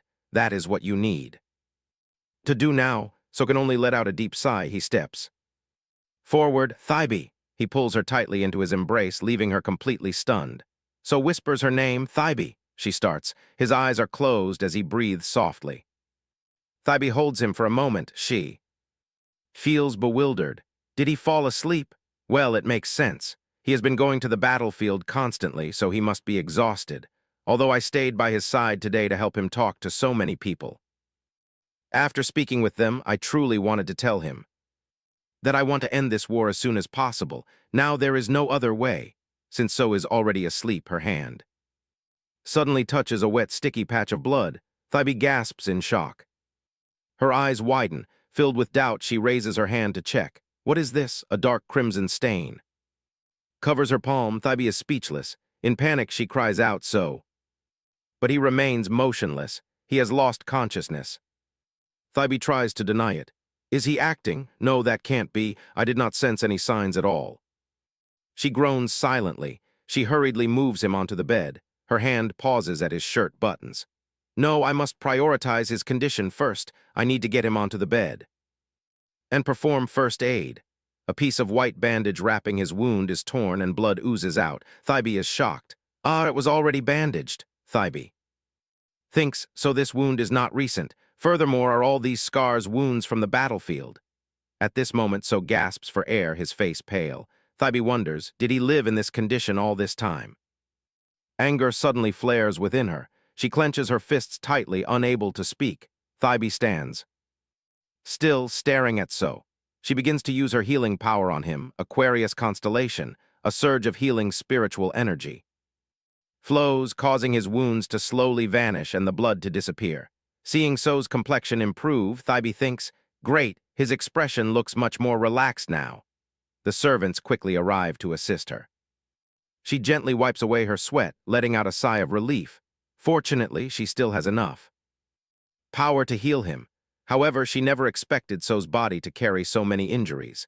Looking at the crisscrossing scars on his arms, Thybe wonders, if not for today's incident, I probably would never have known about his condition. Even now, So refuses to show any emotion. It will likely take a long time. Sorrowfully, she sits beside him, her hand gently touching his. Suddenly, So wakes up and grabs her hand. He sits up, immediately calling her name, "Thybe." Seeing him wake up, she is startled. Unable to contain herself, she stands up abruptly, getting close to his face to interrogate him. "Just when did you get like this? You shouldn't sit up so suddenly. Your wounds might reopen. Lie down quickly." So is completely stunned by her reaction, looking like an obedient puppy. "Ah, I understand, Thybe." So suddenly falls silent because she has discovered his secret. So says softly, "But it turns out you healed me. Originally, a wound of that size would have healed quickly anyway, but thanks to you, I feel much better." So clutches his wound as he speaks. He turns his face toward her and says, "Thank you, Thybe." Afterward, So falls into a gloomy silence. He thinks, she is still so warm, but just because I am in pain, it does not mean she must suffer as well. Sensing that his mood is very gloomy, Thybe comforts him. Startled, So responds obediently like a child, "Yes, Thybe." Thybe declares, "I will also participate in the war." Upon hearing this, So's face turns dark. He thinks she is joking, utterly bewildered. What are you suddenly saying? Why do you want to go to the battlefield? Even experienced fighters like me return. Covered in wounds, how can I let you go to such a dangerous place? Absolutely not. Besides, that is not the duty of an inspector, so appears. Extremely resolute in stopping her, Thybe speaks softly, yes. Thybe explains, I came here as an inspector, but in truth, I only wanted to stay by your side. I want to protect you, yet I cannot. I have realized that you live with far too much pain. She refers to the wounds covering his body, which she was completely unaware of. Thybe proposes, so now I truly want to protect you and I possess the strength to do so. So says anxiously, but even if it is for me. Thybe remains completely unshaken. Her face is filled with determination. Seeing Thybe's expression so freezes, he softly calls. Thybe, on the day of departure to the battlefield, the soldiers prepare the horses. Finally, so dons his armor and prepares to mount his horse. Thybe recounts that she cannot join the battle. She stands at a distance seeing him off that night. So expresses, Thybe, during our previous conversation you told me not to avoid my responsibility. Joining the war is my responsibility and a way to face the numerous sins I committed in the past. This is the consequence I must endure if anything happens to you. Thybe frowns slightly, so says softly, no matter how many times I wash myself, I will never be able to cleanse this sin. Thybe thinks she does not fear the war because of her desire to protect so. However, his determination to atone for his sins is much heavier and more serious than her own determination to stop him. The soldiers set out for the battlefield. At the outer border of Kadu, a full year has passed since So made his firm resolution and departed. Thybe raises her hands to cast a spell. Aquarius constellation. At the front lines, So is gradually bringing the battle to an end. Meanwhile, she provides rear support by supplying provisions and healing the warriors. Thybe channels all her strength into healing them for an extended period. The waking warriors are all bewildered to find their wounds and broken bones healed. Grateful for Thybe's healing, they call out in unison, "Thank you, my lady." Thybe smiles and reminds them, "Do not forget to get plenty of rest." "Yes, my lady." Seeing the soldiers healed one by one, Thybe rejoices. Now even healing this many people at once no longer strains her. It feels as effortless as breathing. Thybe recalls that initially she felt deep regret about not being able to participate in the war. She remembers asking by the sickbed, "You said you knew about my plan to leave from the very start. How did you pretend so well? What is your purpose?" Fearing she would misunderstand him, so quickly explains, "It's not like that, Thybe. It's just that even if I knew the truth," So sighs deeply, "the things I can do remain the same." Thybe recalls realizing this during her talk with So. Even if she cannot be by his side, the things she can do for him do not change. Thybe thinks she has tried to avoid responsibility, believing it to be Estel's duty, the disaster she is preparing to confront. This is because the first place where the disaster will strike is Kadu, where So resides. During the year spent in Kadu, Killian has officially become the emperor. An unexpected event has occurred in the empire. In recent years, monsters have been appearing simultaneously. At the manor, Killian questions his life. There is clearly something strange going on. According to intelligence reports, Thybe deduces that today alone there is already news regarding the monsters. Although their appearance is normal, they have never appeared in such a synchronized manner. Seeing Killian fall into silent thought, Winem speaks softly, "Your Majesty." Winem explains, "In truth, besides the appearance of the monsters, there is another issue." This is Winem Mo, the commander of the Imperial Army. Killian asks curiously, "What issue?" Winem reports with tension. "Until now, whenever there was a request for support from monster-infested areas, our knights were dispatched to handle it. But now, the numbers have increased tremendously. As you know, monsters are extremely difficult opponents. Therefore, we must summon high-level knights. Currently, only 12 Imperial knights remain." Hearing the number 12 gives Killian a massive headache. He is utterly shocked. Since when? Killian ponders. Although they lack knights, they still have plenty of regular soldiers. However, if monsters appear in the capital, the casualties will be extremely severe. Furthermore, if he relies on the nobility, they will undoubtedly exploit the situation for future benefits. Killian feels trapped in a dead end, yet there is a glimmer of light at the end of the tunnel. He murmurs, looking back. It seems there is no difficulty at all. Killian issues an order. Summon Saintess Estelle to this place. The order is sent out. The carriage convoy moves down the road. Estelle appears with a bright smile. That is why I am here. It is a pleasure to meet you, lady. Estelle extends both arms, wanting to wrap them around Thybee. However, she stops herself and merely shakes her hand. Estelle says excitedly, "Ah, he also tells me to cooperate with you, lady, to investigate the ongoing monster crisis." Estelle breathes a sigh of relief internally. She almost throws herself into a hug. Thybee is bewildered, so that is the case. Thybee smiles gently to ease the awkwardness. Thybee speaks. "First, I am also very glad to see you again." Estelle welcomes her warmly. Thybee explains that this is an important royal decree, but the deployment of the soldiers must be decided by Saul. Afterward, she and Estelle sit at the table to drink tea. Estelle shares, "My power awakened after the national founding ceremony, thus I traveled to many places." Thybee gasps in surprise. "Oh, really?" Thybee realizes she and Estelle have no choice but to wait for Saul's return.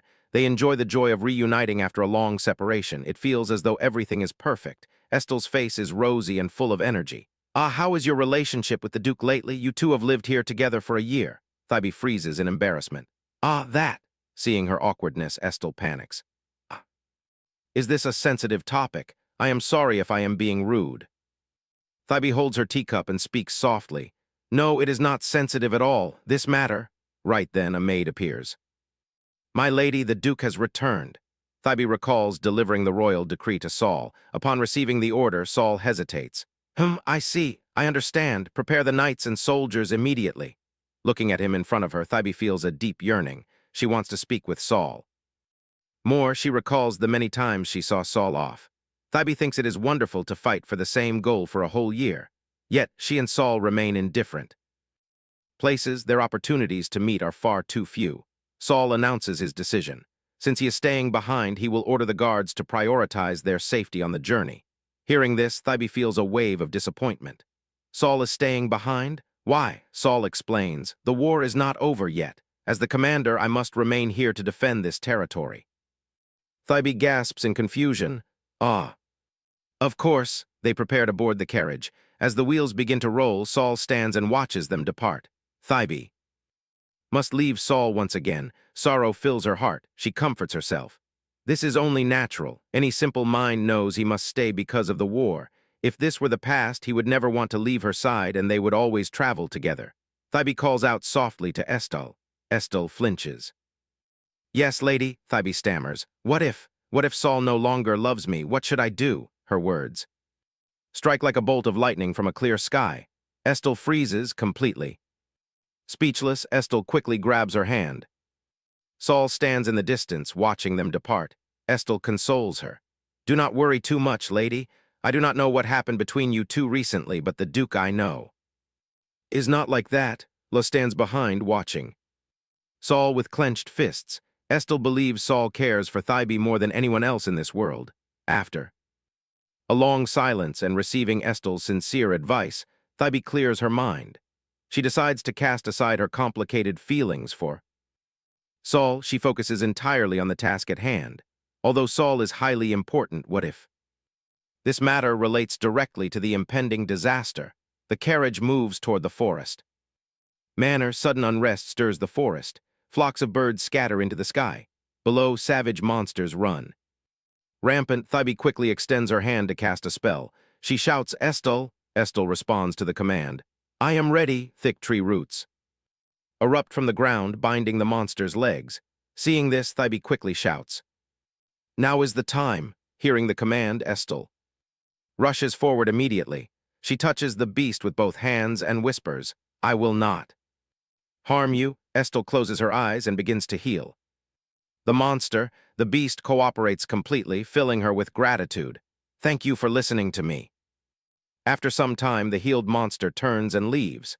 Thybee says with worry, "This is a grave matter." She notes that despite dealing with this repeatedly, every subdued monster claims to have no memory of the event. Thus, the root cause remains completely unknown. Estel agrees, indeed. However, Lady Thybee, I actually have something to discuss with you. Thybee asks curiously, what? Is it? Estel explains. Just like before, the rampaging monsters have no memories. A few days ago, I asked the local beasts if anything strange had occurred. Recently, through the words of a little mouse. Estel adds, I discovered that a similar incident occurred. Beneath the tree canopy, Estel speaks. Those monsters have all gone missing. Hearing this news, Thybee freezes in her tracks. Estel explains that monsters usually blend into nature like shadows. Their disappearance is like a sudden hibernation, isolating them from the outside world. At first, everyone believed the rampaging monsters simply died, so I investigated further myself. Estel's expression grows increasingly tense as she speaks. She says cautiously, similar incidents are happening to the beasts in this entire area. Estel's words plunge Thybee into deep thought. That is indeed bizarre, Estel exclaims. Right, I'm still not entirely certain, so I must investigate further. For now, let us return to submit our report and rest. Thybee agrees. Very well, let us do that. Looking from afar, a scout spots them approaching and shouts, both of you have returned safely. Prepare the carriage immediately. Thybee's expression turns solemn. She thinks Estel likely does not know the truth. In the lore of the beast calamity, the disaster stems from taboo experiments conducted by dark mages. To create monsters, one naturally requires living beasts as raw materials. Furthermore, the disappearance of monsters is specifically documented. In the original novel, at this thought, Thybee shudders. She ponders the situation. Everything becomes clear. This is an omen of the coming disaster. Holding a letter in his hand, a sigh escapes his lips. Killian mutters in confusion. This is indeed strange. Thybee realizes Estel and Killian remain ignorant of why the beasts are vanishing. She could warn them of the disaster, but she must refrain. This is a trial Estel must overcome herself. Any careless interference might disrupt the entire timeline. Killian makes his decision. I shall entrust this matter to Saintess Estel. Estel accepts. The order, understood, Your Highness. We shall take our leave to make preparations. Suddenly, Killian calls out. Wait, he requests Thybee to stay behind. I must speak with you for a moment. Estel steps outside and the door slams shut. Thybee frowns. Speak. She stands before him and asks coldly, what is it, Kill? Ian says softly, has it not been a year since we last met? It is a pity I cannot offer you a proper welcome. Even so, I am still the man who once proposed to you. Watching him pace, Thybee says in irritation, did you ask me to stay just to bring up that meaningless past? Fine, say whatever else you must say. Killian hesitates. Very well. In the past, my subordinates treated you rudely and kept your messages from me. Thybee hears his words and her face goes completely blank. She recalls her own past declaration. If the Crown Prince merely views me as a tool, we can never be together, he says in a panic. From the very beginning, it was impossible. Killian looks deeply apologetic. I knew you would be furious to hear such slander, yet they claimed you said nothing. Only after you spent a year in Cadel and returned did they confess their actions to me. Recounting the past, Killian suddenly stops. Thybee feels curious but responds coldly. What is your point? Regardless, I have already forgotten everything. An inspector can resign at any moment. A gloomy atmosphere descends. Killian reflects on his associate's mistreatment of Thybee. The fault clearly lies with him. Killian advises her, do not bind yourself to the imperial family. Travel freely like Estel and do whatever you wish. His words leave her completely stunned. Since this aligns perfectly with her desires, Thybee smiles faintly. Although I feel a bit guilty, I cannot bring myself to apologize. Thybee speaks up. Killian, you are truly a wicked man. Killian turns back in surprise. Thybee continues. Freedom is indeed grand, but I still wish to remain an inspector. She knows this role binds her to the Empire, yet she insists. She has been aware of the disaster from the very beginning. Now she is certain it is drawing near. She needs a natural, legitimate excuse to visit Cadel. Thybee recalls Estel mentioning the sudden disappearance of the monsters. At that moment, she becomes certain of one thing. It is a clear omen of the disaster. However, she cannot act recklessly. The original novel of the beast calamity barely mentions dark mages. Information regarding the perpetrators of this disaster is severely lacking. Such a lack of information is highly dangerous. She must quickly uncover the identity of the dark mage. To protect Saul, Thybee speaks with resolve. She needs a mana detector. This device reads the flow and movement of mana to detect magical energy. Thybee knows that since this device relies heavily on mana, ordinary people cannot control it, aside from her. It only exists within the Cadal Temple. Observing the gossiping crowd behind her, Thybee considers her lack of information. She wants to see if she can analyze the monster's mana flow to track the movements of the dark mages. She silently eavesdrops on their conversation. A man speaks. "Are you here to pray today as well? Come inside quickly." Hearing this exchange, Thybee curses silently in anger. Just moments ago, that same guard told her that today is not a day for prayers. Ever since the national founding ceremony, the temple never looks upon her with goodwill. Still, she never expects such blatant coldness. Thybee decides to use her magic. "Then I have no choice," footsteps echo. And the two guards look on in confusion as Thybee appears before them. Forced to smile, one guard greets her. "My lady, as I mentioned, please forgive us, but today," Thybee offers a silent smile. Without even looking at them, she walks coldly into the temple. Thybee recalls that this is her clone, borrowed from the Gemini power. The guard quickly tries to stop her. "My lady." Meanwhile, the real Thybee hides behind a wall. Although this clone is a mere vessel incapable of speech, a simple smile from the saintess after receiving such cold treatment is enough to leave the guards utterly bewildered. She carefully observes the situation. With the clone acting as a decoy, the guards cannot stop her. She only needs to slip inside. Moment later, she slips inside, placing her hand on a windowsill. Thybee creeps down the hallway. She successfully infiltrates the temple, but where is the mana detector? Time is running out. Thybee grows anxious. If this continues, she will be discovered before she can do anything. She must find another way. The atmosphere turns dead silent. Thybee stands motionless and begins her search. Thybee is tense, desperate to avoid detection. Fortunately, she spots the device. "Found it." Suddenly, someone appears, his face freezing upon seeing her. "Lady Thybee, you are not permitted inside the temple." The priest frowns. "With all due respect, what business brings you here? May I assist you?" Thybee feigns composure. "Ah, no, I merely stopped by for a minor matter." The priest offers. "In that case, let me guide you." Suddenly, someone pulls him back. The Pope appears with a smile and volunteers to lead the way. A moment later, Thybee looks at the man guiding her and wonders, "Who is this man? He is clearly of high status within the temple, yet I have never seen him." She observes him closely. Curiously, he knows the location of the mana detector, as if he knows her exact purpose. Unlike the others in the temple, he harbors no hostility toward her. Suddenly, he stops. The Pope points toward a crystal orb. "We are here." Looking at it, Thybee is bewildered. "Is this the holy artifact of mana detection?" The Pope shares. "Ordinary people cannot use this device as they cannot control its power. However, since the saintess is special, I shall grant you permission. In exchange, you must fill out the user registry." He adds, "Could you please write down your birth year and zodiac sign?" Looking at the long registry on the desk, Thybee considers. "How fortunate. Even if I do not fully trust him, I can still achieve my goal." The Pope picks up the document. "You are finished, yes. I must double-check it, so pray forgive me." After examining the registry, the Pope speaks. "It seems the lady has misunderstood her own zodiac sign." Thybee gasps in surprise. "Pardon, but it is correct." The Pope speaks softly. "Ah, perhaps my wording was confusing, but it is natural for the saintess to make this mistake." He explains, "Most people mistakenly believe your sign is Sagittarius." Suddenly, Thybee tenses up completely. Her mind spins and her breath catches. The Pope looks her straight in the eye. "I shall reveal your true zodiac sign to you.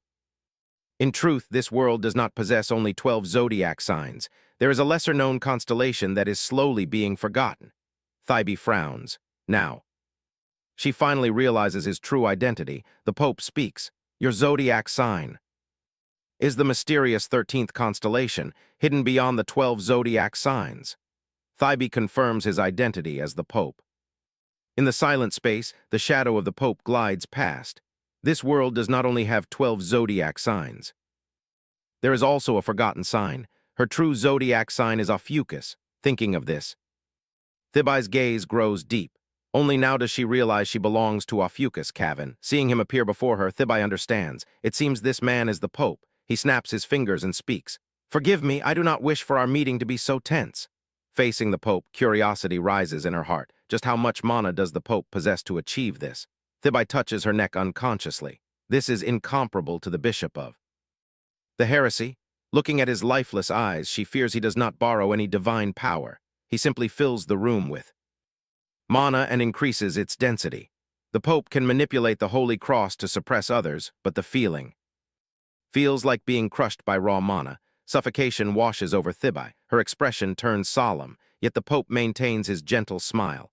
"For a long time I tried to arrange a meeting. However, you rejected all of our invitations, Lady Thibae. I had no choice." She sighs in weariness and speaks coldly. "Looking at what has transpired between me and the temple, it should not be easy for you to say those words." The Pope calmly offers an excuse. "Of course, I deeply regret those events. However, we have our own reasons." In her heart, Thibae prepares herself. The Pope has no intention of backing down. He beckons her. "Follow me." Walking down the corridor, Thibae directly questions his motives. "You clearly have something to say to me. Speak." The Pope replies calmly. "I intend to do exactly that. Throughout my observations, I discover that the lady uses divine power and magic interchangeably. The source of power within you is extremely vast." He places his hand on a magic orb. "Do you know why you can do this?" Thibae answers without hesitation. "Why do I need a reason? Is it not the result of my hard work?" The Pope chuckles slyly, examining her. "If hard work were the reason, anyone could achieve it. The reason you can do this, Lady Thibae, is because you belong to Ophiuchus." He extends his hand to her. "Place your hand on this device," she asks skeptically. "Place my hand on it." The Pope guides her gently and explains. Ophiuchus is the only zodiac sign that does not belong to either divine or demonic forces. While Thibae listens to his words, she reaches her hand toward the orb. However, her compatibility with mana is truly unprecedented. The moment Thibae touches the orb, it erupts with a wondrous, brilliant glow. Shocked by this, bewilderment washes over her. As she pulls her hand back, looking at the zodiac symbols appearing, he adds, "I can only summon 2 constellations at most." Then, he witnesses Thibae playing with the constellations. The Pope says calmly, "But you, Lady Thibae, can summon numerous constellations. This is why you possess divine power within your body, granting blessings to the people. You use it as if it is natural, completely unaware of your extraordinary ability. That is also the reason you became the Saintess." Only now does Thibae cautiously reflect on his words. Is summoning the Zodiac really that difficult? The Pope steps closer to her. "But this is merely my personal curiosity. What is truly important is..." He leans in and whispers a shocking revelation. "A prophecy about you was handed down not long ago. Before long, darkness blankets the mansion. Only the moon and sparkling stars shine high in the sky." She sits in a daze, recalling his words. Even after returning to her mansion, she cannot shake off the shock. She remembers how he clutched his holy cross and spoke. A prophecy is a voice from the future, offering guidance for the present. It is also the benchmark for becoming the Pope. Such a person is granted power by the gods. However, even if we see the future, the guidance remains vague. Therefore, interpreting the prophecy accurately and preparing a suitable countermeasure is my duty. The Pope walks past her, emphasizing his words. "For example, the magic grimoire you currently possess." Thibae is astonished. She never expected him to know of it. "How do you know I have it?" The Pope replies nonchalantly. "Do you think your possession of it is a mere coincidence?" Only now does she faintly realize that her purchasing the magic grimoire in the black market was prearranged. A heavy silence hangs over Thibae for a long time. Not knowing how to respond, she musters all her courage to question him. "Could my very arrival here also be prearranged?" he tells her bluntly. "Of course, this time God has also assisted you." The Pope looks down at Thibae with cold disdain. Every move she makes is controlled like a puppet on strings, yet he maintains a friendly facade as he watches her. "Therefore, I have no need to question the prophecy's reliability. Now I shall reveal its contents to you." The Pope strides toward her once more. "Luisa Galex, she is the final mistake born of the last star." Hearing this, her eyes widen in shock. "When the stars descend in unison, the world will plunge into misery. On the day the star loses its light, a great calamity will be born." He brings his sinister face close to Thibai. Recalling this memory, she suddenly stands up from her chair. Panic consumes her entire being. The moment I heard those words, I understood what the mistake and calamity meant. An existence that violates the laws of this world. Fear grips her, causing her hands to tremble violently, knowing the future without a prophecy and shattering a predetermined destiny. Thibai recalls what the Pope says when the prophecy is delivered. Many voice that we should execute you, and temple forces suddenly barge in. Yet the Pope smiles as warmly as ever. But having witnessed countless prophecies, I know they are only partially correct. They are not absolute. Within this room, he lays bare his schemes. From the very beginning, I had no desire to kill you. It would be a waste of your rare talent. The Pope coldly adds, therefore, you must prove that you are not the calamity. Hearing this, Thibai falls into a state of utter bewilderment. At this moment in the main hall of the temple, an elder of the church indignantly voices his concern. This prophecy is a warning. What does the final mistake born of the last star mean? Is she not revered as the saintess? The Pope disagrees, offering a stern lecture. I have told you many times, we cannot blindly trust the prophecy until its true meaning becomes clear. He adds another reason. Besides, she has already experienced this once. How can she still be like that? The elder clenches his fists in frustration. He attempts to convince the Pope with more arguments. But we must absolutely not back down this time. Your Holiness knows that this matter is different. He relentlessly pushes to destroy her. The calamity will be born. If that is the truth, we must execute her now. The Pope can no longer tolerate his words. He glares to silence the man. Recalling all of this, Thibai's mind grows even more chaotic. Exhausted, she thinks back to that day. I used my power to suppress their anger, however. Their wrath will eventually erupt one day. Recalling her confrontation with the Pope, Thibai knows she only has 1 month. I will prove it to them. Aware of her panic, she tries to calm herself. Calm down. If I remain dazed like this, time will slip away. I must quickly grasp the movements of the monsters. Once her emotions stabilize, she notices a vase on the table. Outside, the sun and the tiny stars are still playing in the sky. She walks over to the door of another room. I was too busy to notice. Thibai recognizes the flowers in the vase. They are lilies and freesia flowers. Seeing them in full bloom, she realizes they are incredibly rare in this region, so must have prepared this. Even though I am in a bad mood, I cannot ignore the affection so has shown me after all this time. Meanwhile, so is drowning in self-reproach. I should not have left those flowers there. There is no way she will think of them as ordinary flowers. He stares at the torn covenant on the desk. Our agreement expires in a month. Why can I not be more resolute? Suddenly, Thibai's voice echoes from outside the door. May I come in? Hearing her voice, he snaps back to his senses.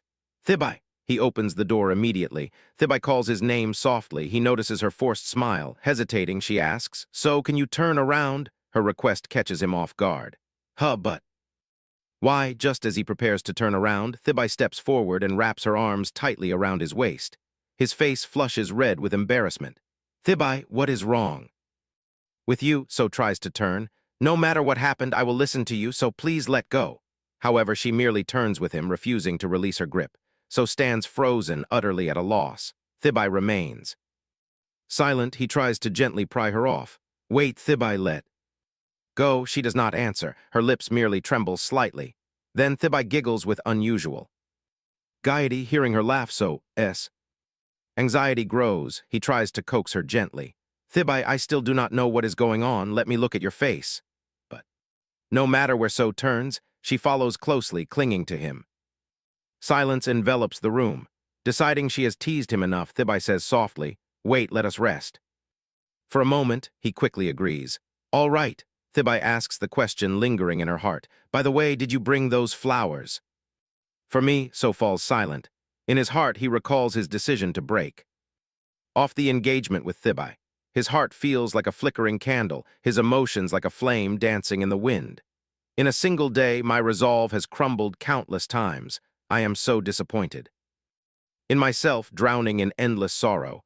Now So finally understands his own heart. Even so, I promised that this time would be different. Every single time I make a new promise only to fail in the end. In the darkness of the night, he answers calmly, yes, those flowers are difficult to find, but they are beautiful. Internally, he mocks himself. He is someone who wallows in self-blame, yet even now. He cannot let go of Thibai. Hearing his answer, she smiles. Thank you, so actually my mood was not very good today. She still holds him tight without letting go. A few things happened during the day, but thanks to you I can laugh like this.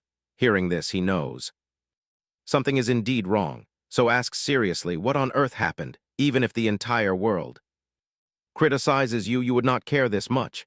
Sensing her distress, he adds, what is it that makes you this sad? It is truly frustrating. Yet, recalling how he treated Thibai in the past, he thinks, I am so sorry. I have been too hard on myself. He remembers how harsh he was. To her, that is all. Back then, he eagerly proposed, let us run away. You do not have to shoulder all of this. So has never changed. Slowly, Thibai's hands loosen their grip around his waist, seeing her step back. Panic strikes him. Thibai, she reaches out to caress his face. What if I become the calamity? Thibai looks away in sadness, not daring to meet his eyes. He gently places his hand over hers. Thibai, he gazes at her affectionately. If you become the calamity, then I will be the first to love that calamity. In the warmth of this moment, so realizes something. Thibai, only now do I realize. If you truly become the calamity, I know I can never push you away. I will be the first to love that calamity. She also predicted his answer. It is only natural given his gentle nature. Because of this, I am certain of what so means to me. Thibai cups his face with both hands. Although I already know the answer, why did I still ask? She presses her lips against his in a deep, passionate kiss. This sudden action leaves him dazed, causing his feet to stumble backward. Thibai takes advantage of this and presses him back. The two share a long, passionate kiss. So's limp hands twitch unconsciously. When their lips finally part, he is still breathless from the lingering warmth of her kiss. Thibai looks at So and says, I have one more thing to say. Will you listen? In the brightly lit bedroom, she speaks calmly. From now on, no matter what I say, it is not a joke. Thibai sits on the bed and warns him, so please do not laugh. So reassures her, I have never taken your words lightly, Thibai. She smiles in relief. Good. Then, Thibai begins her tale. What if I told you that since childhood I knew that one day Estelle would appear? Her eyes pool with deep sorrow and grievance. She will steal the position of saintess, and everyone will blame me. Would you believe me then? Hearing this, So is utterly astonished, unable to. Unbelievable. What? How is this possible? Estelle has the face of a beautiful angel. She appeared in my dreams when I was a child. As for me, I am her polar opposite. In that dream, I died because of jealousy over what Estelle had. Hearing her words, So freezes. He does not understand. Thibai is not like that. She continues to recount what she saw in the dream. No, in the dream, I hated Estelle. Ultimately, I did things I should not have. I deceived So to poison Estelle and afterwards had to bear the guilt and suffer punishment. These words cause the corner of his lips to twitch slightly, although she is determined to reveal everything to him. When she actually speaks to the person involved, her voice suddenly trembles. So presses his lips tight, struggling to remain silent. Thibai is dejected, her tone laced with sadness. I am sorry, even if it is only a dream. These words surely are not easy to hear. Suddenly, he places his hand on hers, gently comforting her. No, I feel extremely frustrated that I could do nothing in that dream and was arrested. Thibai feels so, comforting her, and freezes. Heartbroken, he does not dare to look directly into her eyes. If not for that, Thibai would not have died. His action leaves her utterly shocked. But I deceived you, So are you not angry? How is that different from abandoning you? He frowns slightly, immediately asserting, Thibai, if you ask it of me, even if I must die, I will accept it. Before her dazed gaze, So continues, Thibai, you probably do not know how deeply I yearn for you. At this moment, she recalls the scene of So back then when he rushed over in a hurry, carried Thibai in his arms, and burned with rage. Returning to the present, he calmly says, because they treated you so unfairly. The two sit side by side. Thibai confesses, actually recently I became a disaster in the dream. She looks straight ahead calmly, offering a tender smile. I worry about that, but perhaps So will still love me even if I become a disaster. His face flushes slightly. He confidently says, of course, since the moment I loved you, everything has already felt like a disaster. Hearing this, Thippy curls her lips involuntarily into a satisfied smile. She reaches out to lightly touch the bedsheet. If I truly become a disaster, that will be your responsibility. Thinking of this, Thitbai places a kiss on his pale cheek. Time soon passes. Morning sunlight filters into the room. Meanwhile, at a spacious, bright and near sail, the female employee respectfully welcomes them. Hello, it has been a long time since we last met, my lady. Thitbai warmly replies, hello. Next, she leads the way. I shall guide you. Her heart overflows with happiness. This place is commonly known as an inn, but in truth it is the headquarters of the Decorsale branch. Thitbai walks in front of everyone, politely greeting them. The others also cheerfully say, it has been a long time since we last saw you, my lady. However, a trace of regret lingers in Thitbai's heart. What a pity, I cannot stay with so for long, but there is no other way. Recalling the night before she had asked him, so, can you give me 1 month? He looked dazed. What? Thitbai pleaded with absolute sincerity. I still have one task that I must do. It is an urgent matter. She tightly grasped his hand, speaking earnestly. But when I am by your side, I become too weak. So I will go resolve this and return. I cannot give you the details right now.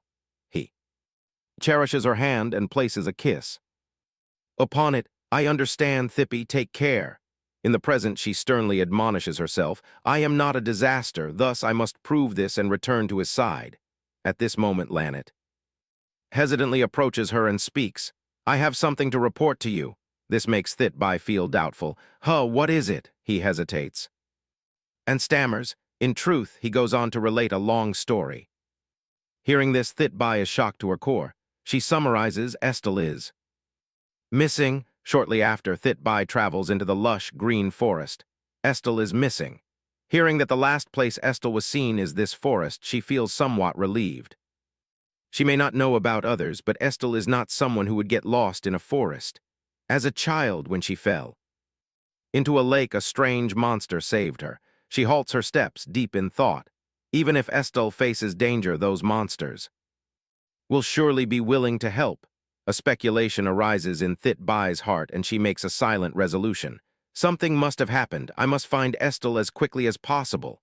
Braving the scorching sunlight, she strides deep into the forest.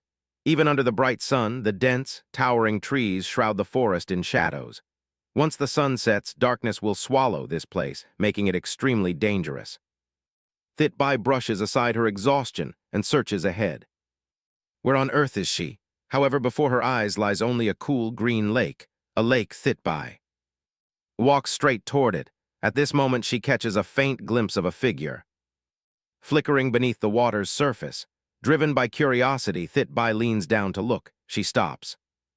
A short distance from the water's edge, there seems to be something underwater. Suddenly, the dark shadow beneath the water becomes clearer. Seeing this, her eyes widen in panic. At that very moment, the image of the original Thitbai with blank white eyes appears. Suddenly, a powerful gust of wind erupts, blowing her hair wildly. The fierce wind forces Thitbai to narrow her eyes. Where did this powerful wind come from? Suddenly, her body unexpectedly loses control. She steps straight into the lake. Wait, Pisces. Unable to control her body, Thitbai can only panic and call out to Alexa. Then her entire body plunges into the lake with a splash. Thitbai's body sinks deeper and deeper into the frigid water. Why did this suddenly happen? Yet she has no idea that someone is reaching out to catch her. At this moment, Thippy recalls when So kissed the back of her hand. I understand, Thippy, take care. He gently cradled her soft hand. I will always be here waiting for you. Thitbai remembers, her eyes filled with happiness. The original Thitbai asks her, do you know what a star becomes when it dies? Inevitable hope will eventually give birth to despair. Only you understand me. Thitbai, the scene shifts. Inside a room, the original Thitbai curls up on a bed. Just then, a maid approaches, placing a comforting hand on her shoulder. Is being lonely not fine as well? When Thitbai looks up, the maid kindly advises her, for where you stand is the absolute peak. No ordinary person can ever reach it. She hesitates, not daring To believe, suddenly a little girl arrives holding a fresh flower to offer to Thit Bai. Thanks to the saintess, we overcame the famine. You are the one we admire. Hearing this, tears stream down her face involuntarily. Looking at the pure white bouquet, Thit Bai knows it is true. She takes the flowers and steps out of the mansion. I exist for this very purpose. Hearing a sound behind her, Thit Bai turns around in confusion. She sees the members of the Holy Order kneeling at her feet, chanting in unison. Saintess Estel. Then a stone flies out of nowhere and strikes her shoulder. This causes Thit Bai to collapse to the ground in pain, surrounded by a murmuring, accusing crowd. Someone sneers slyly, mocking her outright. Saintess or lady, all she does is sit there and listen to flattery. She looks utterly wretched now. Shocked and disappointed, she stares at the figure ahead. There only a lass's back is visible. He does not even look at her, speaking with disdain. I am deeply disappointed in you, Thit Bai. Do not even think about raising your head before me. At that exact moment, the magic potion bottle falls and shatters, spilling the liquid everywhere. Then so is handcuffed and arrested. Before being taken away, he still places his absolute trust in her. You do not need to make that face, Thit Bai. I always believe in your innocence. She also has to share the same fate, locked inside a prison cell. Dejected, Thit Bai huddles in a dark corner. Only 3 days left before So and I are beheaded. Thinking of this, she recalls his smile. Thit Bai feels as if her head is about to explode. In agony, she screams in despair. In reality, though unconscious, tears continue to stream down her face. Seeing this, Estel is startled and deeply shocked. Panic-stricken, she slowly approaches. Lady Thit Bai, are you awake? At this moment, she groggy regains consciousness and slowly sits up. Estel calls out in concern, Lady? Thit Bai holds her heavy head and mutters. What was that? Discomforted, she forces her eyes open. Could those events have been just a dream? It felt as if I lived through my life from the original work. The image of the original Thit Bai is still vivid in her mind, and the anger from the dream does not fade. At this moment, she finally notices the person beside her. However, in her eyes, Estel wears a bizarre, eerie expression. How disappointing, too. Admire you is truly shameful. Seeing this, Thit Bai's face turns even paler. Seeing her spaced out, Estel anxiously calls her again. My lady, she asks in confusion, why are you not saying anything? Annoyed, Thit Bai gnashes her teeth. The rage from her dream invades her mind. What on earth do you know to look at me with those eyes? Seeing her unusual behavior, Estel is surprised. Observing her freeze as her eyes turn completely white, she cries out in terror, Lady Thit Bai. Thit Bai gnashes her teeth in deep resentment. What do you people even know? Her pupil-less white eyes look terrifying. To look at me with those eyes. Standing nearby, Estel watches her state with immense worry. What is this? Why did she stop speaking? Her expression looks so angry. Suddenly, Estel notices Thit Bai's hand. Her palm is emitting a brilliant blue light. Estel freezes, her eyes widening as she recognizes it. The lady's hand is emitting a negative energy. Suddenly, Thippy points her hand at Estel. Sensing it is aimed at her, Estel leaps forward without hesitation and fiercely hugs Thit Bai. My lady! Right after, Thit Bai suddenly snaps out of it, her eyes no longer white. She looks dazed at the current situation. In another space, curious beasts surround Estel. She gently pats the bear beside her. I disappeared without a word because I wanted to investigate everything in the forest. Suddenly, the expressions of the beasts turn grim. Estel stares at them blankly. While I was wandering around the forest like that, the bear then lifts Estel up and the group leaves for another location. Estel asks in confusion, what is wrong with you guys? She recounts that suddenly the monsters seemed terrified and led me away. The bear's eyes are sad as it replies, it is the disaster, we must hide. Estel is surprised. Disaster, the brown bear answers. It was the same before. After the disaster disappeared, they happily brought her back, and she found Lady Thit Bai unconscious there. Assessing the situation, Estel guesses they are deeply afraid of the lady's magical power. Back in reality, Thit Bai still holds her throbbing head, feeling dizzy. Before her sits a cup of tea to refresh her. Estel sits by the bed and explains, and it seems from the moment you fell in the forest until now, you have been trapped in a nightmare. Even after waking, you did not seem fully conscious. Listening to Estelle, Thitbai closes her eyes and gently rubs her forehead. So that is how it is. I remember nothing after falling into the water. As expected, it is only a dream. Thitbai gradually calms down. She ponders over everything. No matter who looks at it, that phantom possesses her appearance, surely. The dream is connected to something. Thitbai's hand tightens slightly around the teacup. The dream depicted her image. As a monstrous entity, her reflection in the teacup reveals her face. With pupil-less, blank white eyes, suddenly the reflection reaches out its hand, leaning forward. Only you understand me, Thitbai. If this is merely a normal dream, the lingering emotions are far too. The calls ring out, pulling her from her illusion. My lady, Estelle's face is full of anxiety. Do you feel unwell anywhere? Thitbai holds Estelle's hand. She smiles gently. No, I made you worry. Thanks to you, I recovered very well, thank you. Thitbai reminds herself that she does not want to become the tragic version of herself from her dream. Her smile does not put Estelle at ease. Estelle firmly advises her. Yes, but if you feel unwell anywhere, my lady, you must tell me. No, Thitbai senses Estelle's sincerity. She knows Estelle truly. Worries about her and values her. Time passes like flowing water. A luxurious carriage stops before a grand palace. Thitbai silently gazes at the scenery. After her recovery, she returns to the Sanvet mansion. She recalls her arrival. As soon as she stepped down, someone rushed over to grab her. Thitbai, are you really all right? I heard you fell into the river and remained unconscious for hours. His eyes droop, his face full of anxiety. I know you are not someone to put yourself in danger so easily, so speaks gently. If there is anything, you must tell me, Thitbai. Thitbai speaks in a low voice to reassure him. I am sorry. I only went to find Estelle. I made you worry, but I am fine now. Do not worry. She silently observes so. She hurried back because she knew he would worry, so still grips her shoulders. Without letting go, his thoughts really revolve around her. A wave of warmth wells up in Thitbai's heart. She feels happy that So cares for her and welcomes her back this way. But after their embrace, she returns to her room alone. The flashback ends. Thitbai remains deep in thought. She promised to resolve this matter within a single month.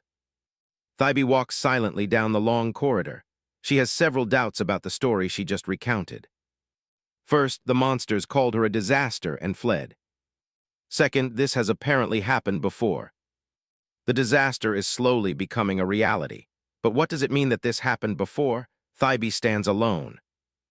In the middle of her room, was she truly like that? She always wondered why she possessed no memories outside of the original story. Is she a reincarnated soul? She knits her brows and tries to deduce the truth. In the original story, she clearly died. Thitbai stares at her reflection in the mirror. She wonders if she will truly become the disaster unless she reincarnates. Thitbai contemplates this thought. Reincarnation. A few days pass in the blink of an eye. Thitbai and Estelle drink tea together. Estelle asks, can monsters resurrect?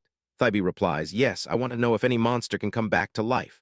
Thitbai harbors deep doubts about her own identity. She has pondered her existence for a long time. Suddenly, the thought of reincarnation struck her. Thitbai explains further. Estelle covers her mouth. Her eyes widen in shock. Knowing she needs Estelle's aid, Thitbai explains the dream's events just as she did with So. After hearing the entire explanation and Thitbai's hypothesis, Estelle does not entirely agree. But still, isn't reincarnation too absurd? Estelle argues. She claims reincarnation violates the laws of nature. Thitbai's gaze grows even more resolute. Yes, but we both know things that defy the natural order exist in this world. She speaks with absolute certainty. She knows this world well. First of all, she herself is one such existence. Then there are other things around them. Thitbai recalls the beasts from Estelle's accounts. They are like the 12 zodiac signs. Each possesses a different mystical power, much like monsters. Estelle understands Thitbai's point. But my lady, aren't the zodiac's powers and monsters completely different? Thitbai counters. Indeed, Estelle, I used to think so, but what if they are not? Estelle asks slowly. Do you mean the zodiac signs and monsters are the same? Estelle's question hits the bullseye. Yes, I unconsciously took it for granted, but monsters possess one key difference from ordinary creatures. Though they live around us, we know nothing of their birth or death. Their very existence is shrouded in mystery.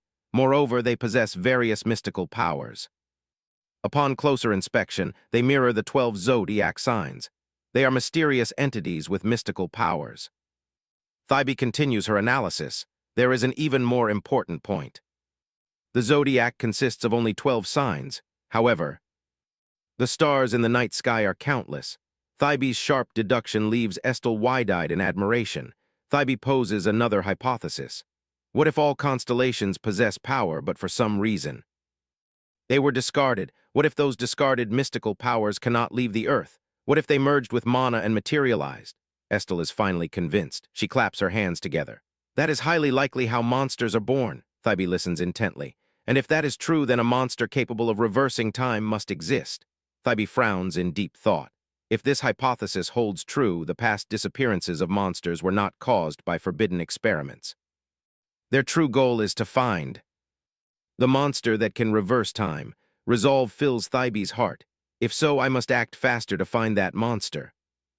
This conversation catches Thybee off guard. The matter is too absurd. She feared Estelle would doubt her just as so did. Yet Estelle listens intently. She takes the matter far more seriously than expected. Estelle proposes a plan. I will send word to the nearby monsters. With the help of flying beasts, we can easily deliver the message to other areas. Thybee feels deeply grateful. Thank you. Estelle, Thybee recalls the subsequent events. She asked Estelle to stay in the territory to search for the monster. Estelle accepted the offer and remained behind. Thybee pieces the clues together. Perhaps none of this is a coincidence. The Pope hears the whispers of the future. He guided her onto his desired path. Perhaps their opponents also possess such a figure. She discovered a lake on her journey with Estelle. As she drew near, a sudden gale swept her into the water. The flashback ends. Thybee frowns and gazes out the window. Calling it a mere accident is too absurd. The reason she is so certain is what she witnessed beneath the waters. She continues to speculate. If someone is indeed manipulating her, they must want her to find that monster. Whether they wish to avert the disaster or cause it remains unknown. She refuses to be a mere pawn. With a thought, Thybee summons a small fish. The fish swims through the air. Thybee clenches her fist and lowers her voice. Please search for me, Estelle. I must investigate a separate matter. Estelle immediately stands up. Understood, I will remain here and search diligently. Thybee trusts her. Very well, if anything happens, report to me immediately. The fish dissolves back into water. Estelle silently steals her resolve. All right. A massive dark shadow with crimson eyes looms behind her. First, she must seek the nearby monsters, shadowy beastly figures. Appear one after another, warning Estelle. Foolish girl, you are being deceived. Look, we stole this from her dream. Yes, we stole it for your sake. Look. A dark vortex resembling a black hole manifests before Estelle. Countless shadowy figures surround the vortex, staring at her. Estelle panics. What is this? She covers her mouth as the vortex approaches. Wait! Her consciousness begins to fade. No, when Estelle opens her eyes, she sits amidst absolute chaos. What on earth is happening here? Billowing smoke and flames choke the air. Estelle gasps for breath. She views the scene from a third-person perspective. She recognizes the figure sitting there. That is me.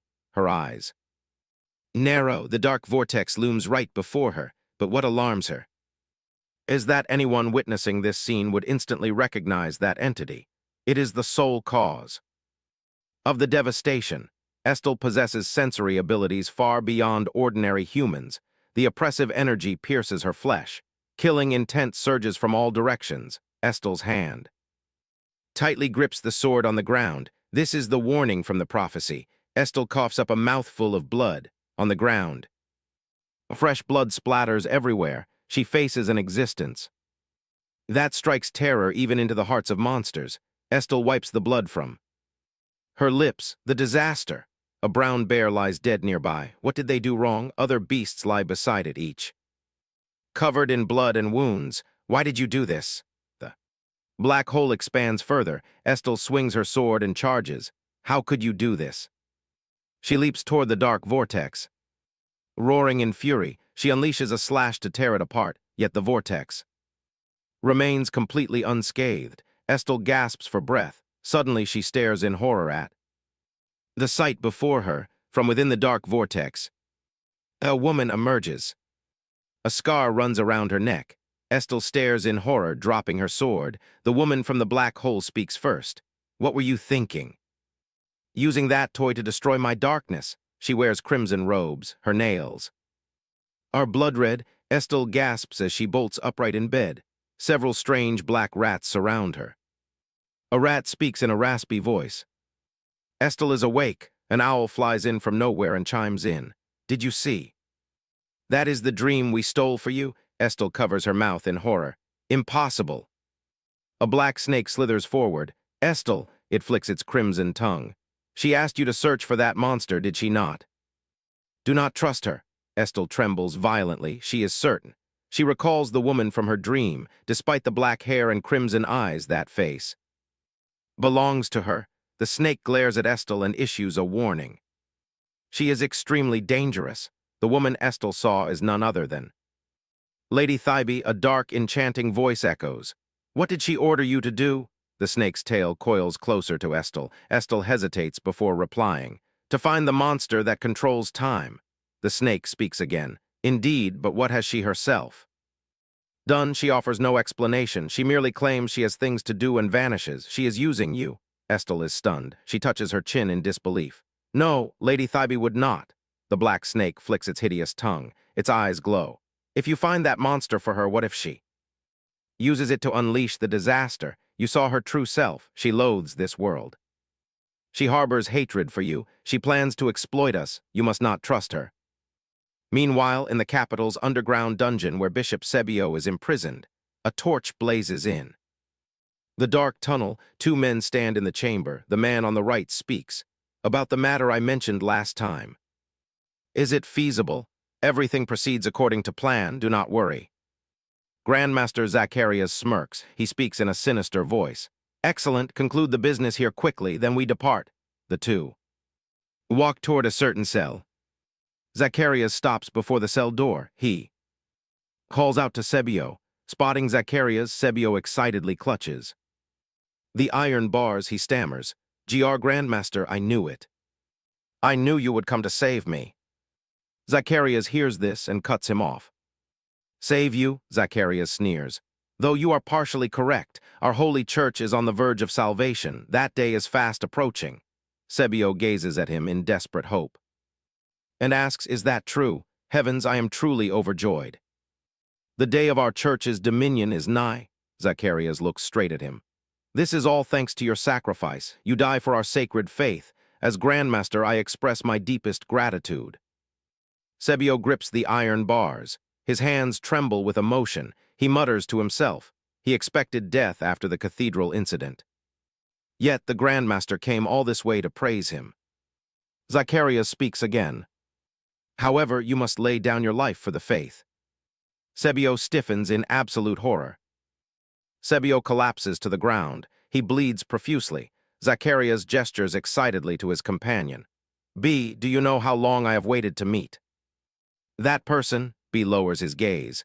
Of course I do, Master. Zacharias chuckles softly. The memory remains vivid, if not for that moment I would still lead a meaningless life in the temple. Now the end is finally in sight. We shall not halt. We will take another step forward. Once the body is discovered, their plans will escalate. Elsewhere in a luxurious mansion, a startled voice rings out. What? The imprisoned bishop is dead? Moan looks at Thybee. She tightly grips a letter. Moan replies respectfully, yes, though it is sudden. Our investigation confirms it. Thybee touches her chin, staring at the intelligence report. He died before his scheduled execution? Unbelievable. Moan turns to continue his report.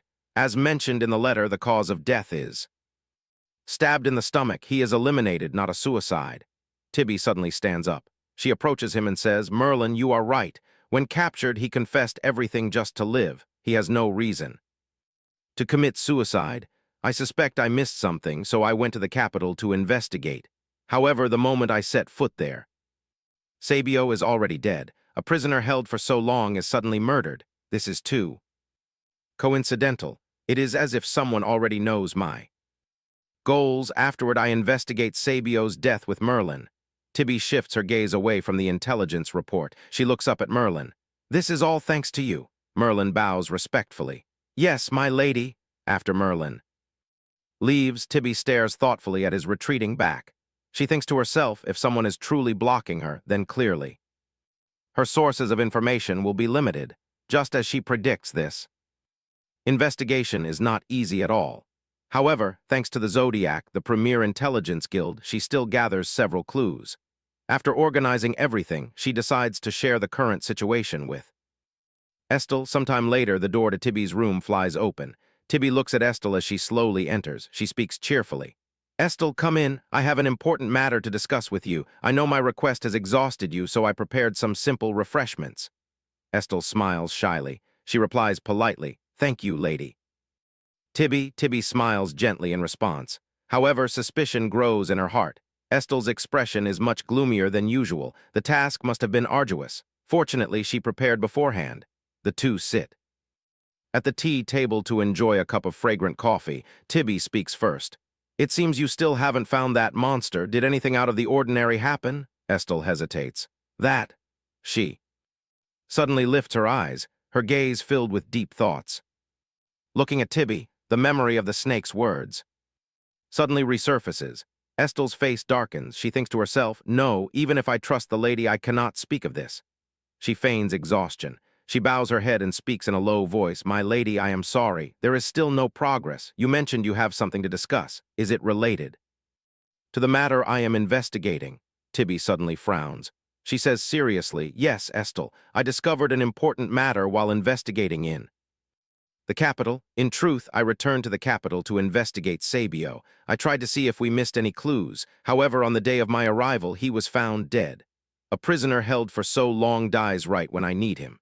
Afterward, I interrogated the other cultists. They all give the exact same response. Tibby recalls the words of a mysterious cultist. It is useless, that moment will arrive soon. Tibby voices her doubts. However, I realized something when I heard those identical answers. Estelle, do you remember the details of the dream I told you about? Estelle softly replies, yes, I remember. Tibby continues with worry. Perhaps those heretics have a faction similar to the dark mages. In my dream, the nature of mages and priests is the same, so surely the nature of dark mages and heretics must be similar. The greatest commonality between these two forces is that they always pursue forbidden power. Just like the dark mages in my dream, the heretics are waiting for something. Estelle lowers her eyes, her face filled with worry as she looks at Tibby. Without prior agreement, the same thought flashes through both of their minds. When the one who can create the world they desire appears, Tibby's gaze is firm. And that person, Estelle also frowns resolutely. Perhaps that person. A woman's figure appears in the minds of the two young girls. Tibby composes herself and continues. So I will investigate the heretics further. The smile of Yerias suddenly appears in her mind. He is the ultimate mastermind of this world, she thinks to herself in her small mansion. After speaking with Estelle, I went to see the Pope, knowing the masterminds are the heretics.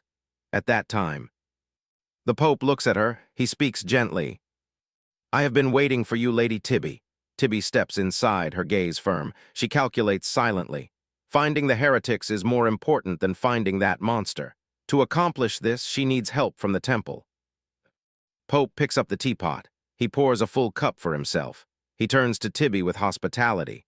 A pleasure to meet you, Lady Tibby. If you had not spoken up by today, I would find myself in a difficult position. Tibby looks at him in surprise. She is stunned. She wonders how he can laugh and speak like that. Tibby forces a dry laugh. Haha, fortunately, I arrived at the perfect time. She has no choice. She must go along with him and adapt. She calmly explains to the Pope all the incidents that have transpired. Finding the heretics is exceptionally difficult, even with the Zodiac's assistance. Therefore, she needs the manpower and authority of the temple. She lays everything bare before the Pope, the supreme leader of the temple. Tibby suddenly rubs her chin. She speaks doubtfully. However, there is one more thing. I am quite suspicious. The Pope sets down his tea. He looks at her with curiosity. Tibby speculates softly, her tone laced with confusion. It is similar to how I want to find the heretics before the monster.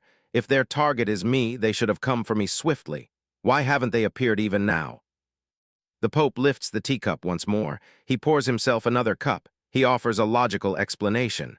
Because you, Lady Tibby, are A highly prominent figure. Tibby is doubtful. What does her prominent status have to do with any of this? The Pope strokes his beard. He speaks. Perhaps you misunderstand my meaning. That prominent status does not refer to you. You are always outstanding. It is only natural that your status is prominent.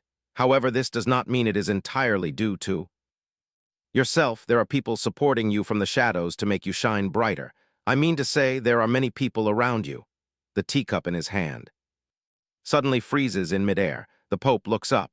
He continues, this also means those heretics are merely waiting for the perfect moment to unleash a disaster. Tibby freezes in shock.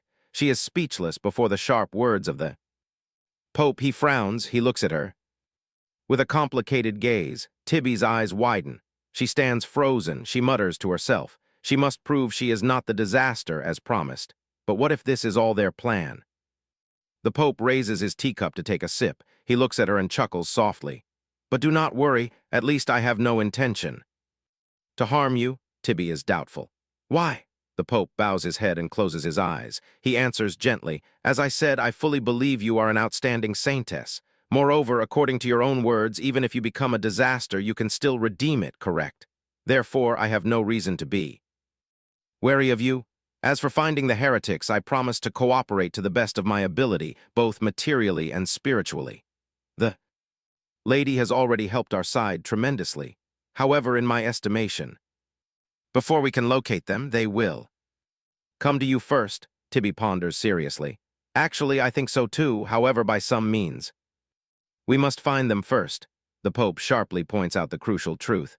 If they actively seek you out first, it seems you are already embroiled in something. He smiles gently with smugness. The Pope suddenly stands up. Just now I mentioned there are many people around you. Tibby asks doubtfully. So what? He clasps his hands behind his back. His footsteps echo softly against the floor. You must remember those words. Well, they cannot approach you because of the people around you. However, once they manage to approach, it means you have no one left by your side. The brightest lamp always casts the darkest shadow. I can only hope such things will not happen to you. After returning from the temple, Tibby sits pensively on her bed. She ponders silently. What does he mean? Did she miss something? She touches the paper beside her. She murmurs, no one left by my side? Just like when Estelle first appeared, will I be betrayed? The letter is accompanied by a flower and a small note.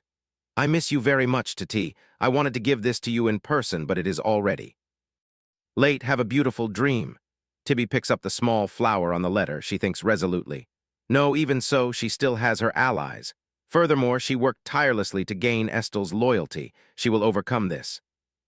In her small room, Estelle hugs herself wearily. She bows her head. The gloomy voice of the small snake echoes. Once more, what is wrong, Estelle? It stands before her. It flicks its hideous tongue. It asks inquisitively, do you plan to apologize for lying? Estelle buries her face in her knees without saying a word. She thinks sadly. In truth, she did not investigate the monster. She does not doubt the lady, yet she still hesitates. Estelle slumps gloomily. Sigh, yes, I do not know if I am doing the right thing. I must help the lady. The two monsters whisper tempting words. What are you saying? Help the lady? You already saw everything. You saw her future. Yes, we will all perish. Estelle bites her lip, torn. Voices calling her name suddenly echo in her mind. Tibby's gentle voice says, Estelle, Estelle, but the sinister voice of another woman shocks her awake. Estelle, yet Tibby's gentleness remains etched in Estelle's mind. Thanks to you, everyone survived. Estelle's eyes widen. She bites her lip. A warmth surges in her chest. She remembers the day they first met. Even though they were strangers, Tibby was incredibly warm to her. Estelle stands up. She speaks resolutely to the beasts. I am sorry, everyone. I must help the lady. A beast suddenly yells in annoyance. No, you are indirectly aiding her. Two small mice raise their heads in agreement. That is right. You cannot. Estelle stands up, cutting them off. No, if the lady becomes a disaster, I will use my entire body to stop her. Therefore, please trust and help me. Estelle stands before the beasts. She speaks firmly. If the lady is the disaster, I will use every means to stop her. Therefore, tell me the location of the monster that controls time. The beasts stare at her in silence. The small snake flicks its tongue. It replies softly. Fine, Estelle, how can we refuse you? However, you must promise me one thing. Meanwhile, Butterfly flutters near the window of Tibby's room. She walks over in surprise. Tibby opens the window. She reaches out to touch the small creature, confirming its identity. A snow butterfly. The butterfly lands on her hand. It speaks. Estelle, Tibby quickly throws on her cloak and rushes into the small garden, following the butterfly. It seems something has happened to Estelle. After the incident at the lake, they established a secret communication method to ensure they would never lose. Contact, this snow butterfly is that very tool. She told Estelle to contact her immediately upon finding the time-controlling monster. Has she actually found it? Tibby's footsteps suddenly halt as she spots something. Tibby calls out, Estelle. Estelle stands in the distance. She looks at her and asks flatly, You have arrived? Tibby replies softly, her voice filled with doubt. Yes, but this place. Estelle stands at the edge of the lake facing Tibby. This is exactly where I found. You unconscious, do you remember? Tibby frowns. She bows her head. Of course I remember. How could I ever forget this place? But why come? Here, the wind whips through Estelle's hair. She opens her mouth to speak softly. The beasts told me this is the dwelling of the time-controlling monster. Tibby tightly covers her mouth. The memory of falling into the water flashes in her mind. She exclaims silently, Indeed. Falling into the lake was no accident. Fortunately, they found it first.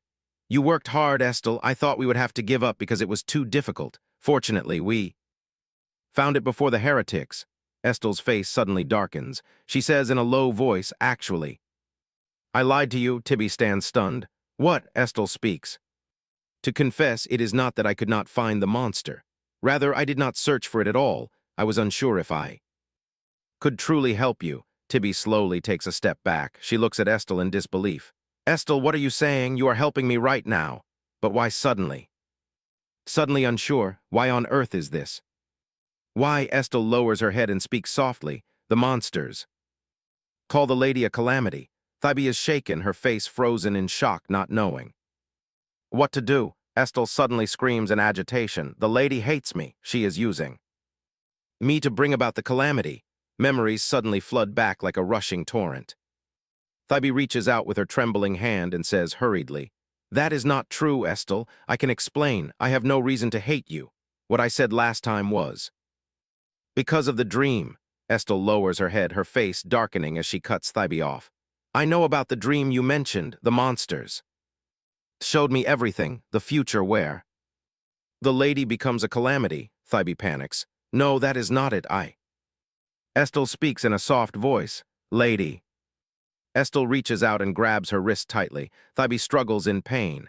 Estelle, what is wrong with you, and why is she so strong? Estelle, let go of me. Tibby stares in shock at Estelle's pale, vacant eyes, realizing, No, this is not Estelle. She is just like I was last time. I must break free at all costs. Estelle's eyes suddenly tremble, her pupils dilating. Tibby faces her with a shudder. Shocked by the overwhelming physical power, the serpent monster stands behind Estelle, its voice whispering seductively to Tibby, My lady, answer me and I will take you to meet that monster, do you know what a star becomes when it dies? Terrified, Tibby takes a small step back and whispers, A calamity. The serpent highly satisfied smiles, Thank you, my lady. It controls Estelle's body to form a bizarre smile. You have answered, it uses its power to grab her hand and suddenly spins around. Tibby watches in horror as the controlled Estelle moves. The monster suddenly swings its arm and throws Tibby straight into the deep lake. And so I shall keep my promise. Estelle turns her back while Tibby plunges into the deep water in panic, flailing wildly as she falls. Her figure gradually vanishes as the lake erupts with a loud splash, sending water spraying everywhere. Estelle's face suddenly darkens before her eyes return to normal, regaining her senses. She stammers. Out, Lady Tibby. Estelle turns her head indignantly to confront the giant serpent. What on earth are you doing? This is not what you promised. The serpent flicks its long, hideous tongue and speaks sinisterly. Why the fuss? I kept my promise, and you agreed to it too. Rewinding to Estelle's room a few minutes ago, Estel had looked suspiciously at the giant serpent and asked, "You want me to confirm if the lady is a calamity?" It happily replied, "Indeed. Won't you feel more at ease doing that? You only need to lend me your voice for a bit. Since I am a monster, I cannot speak to her. Once we are certain, I will reveal to her the location of that monster." Estel purses her lips and thinks to herself, "That is true. After all, the monsters exist for my sake." But still, Estel clenches her fists and glares angrily at the serpent. She scowls and shouts, "I only lent you my body for confirmation. I never agreed to this. Save the lady now." The serpent replies coldly in a gloomy voice, "That is impossible. This is all for our sake." Estel lifts her head in fear. "This is bad," the girl turns and runs toward the lake. She stands at the edge, thinking she should have jumped in to save the lady, instead of just standing there. But right then, something slashes across her arm, leaving a deep, bloody gash. Estel grimaces in pain, the giant eagle monster dives toward Estel once more, forcing her to shield her face in terror. Its descent grows faster and faster. In this critical, hair hanging by a thread moment, someone suddenly leaps out from behind Estel. The figure speaks in a chilling voice, shocking her. "What a pity!" Estel quickly glances sideways and sees the serpent monster slowly slithering toward the newcomer. The person approaches the serpent and turns to her. "I should thank you, but I must apologize for such a rude first greeting." Estel turns her head in horror. "The serpent monster!" Zacharias pulls the serpent back into his palm. He stares at Estel with sharp eyes and says, "Thanks to the Saintess, we can finally conclude this long-awaited reunion." From the ground, a head suddenly emerges from the soil, followed by more and more. Zacharias and his subordinates surround her. He raises his hand and chuckles in satisfaction because she pushed Lady Thybee into the lake. Estel gasps in panic, thinking to herself, "What on earth is going on? The mana flow has not changed, did they hide there from the very beginning, this energy radiating from him?" Estel turns her head warily and asks hesitantly, "Are you a monster?" Zacharias parts his lips in feigned surprise. "Do you truly think so? First of all, I am human, but your energy perception is quite impressive. I once served God, but now I lead these people. In the eyes of the mortal world, they call us heretics." Estel freezes, her eyes widening. She looks at him in terror and thinks, he is the leader of the heretics. The memory of Thybee calling her into the room and musing suddenly flashes in her mind. "Those heretics will try to meet me, though I do not know when." Back in reality, Estel clutches the grass on the ground in agitation. "The lady was right," Zacharias lowers his gaze, looking at her as if she is a small rabbit. A sinister grin spreads across his face. He snaps his fingers lightly, and a thin purple mist immediately blankets the ground. Alarmed and panicked, Estel scans her surroundings. Suddenly, smoke rises from the earth. Estel covers her nose and mouth, but her mind grows hazy. She slowly collapses, whispers echoing from the depths of her soul. "No, lady." Lady Thybee's voice rings out again. "If all the heretics seek me out, it is no different from the beginning of the calamity." Her hands had gently clasped Estel's. She softly reassured Estel, "But do not worry too much. Everyone around me is good. I mean people like you, Estel, who are standing right in front of me." Tears stream down Estel's face as she falls and closes her eyes tightly. She loses consciousness, her final thought a desperate attempt to stay awake. "No," Zacharias approaches Estel. Wearing a smug grin, he instructs his subordinates, "Take the Saintess back, return to the main temple." Elsewhere, a hand gently grips an elegant door. Thybee closes her eyes wearily, thinking, as expected. After falling into the lake and opening my eyes, I find myself in an unfamiliar room. Waking up in a place entirely different from my last memory is shocking enough. But what bothers me even more is this luxurious room. I thought I was accustomed to luxury, having been revered as a saintess my entire life. But this room has no windows. The only door is locked, and I cannot even use my power. The atmosphere here is more suffocating than the temple. If I were not proficient in manipulating mana, I would not be able to endure this. Just who locked me up here and for what purpose? Furthermore, the image of the controlled Estel with lifeless eyes suddenly appears in Thybe's mind. She rubs her chin and whispers worriedly, Estel.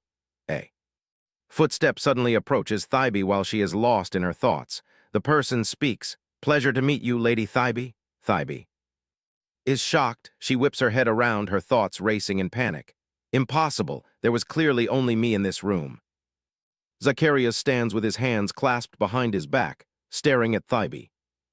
He offers a faint smile and introduces himself. I am Zacharias Yakupov.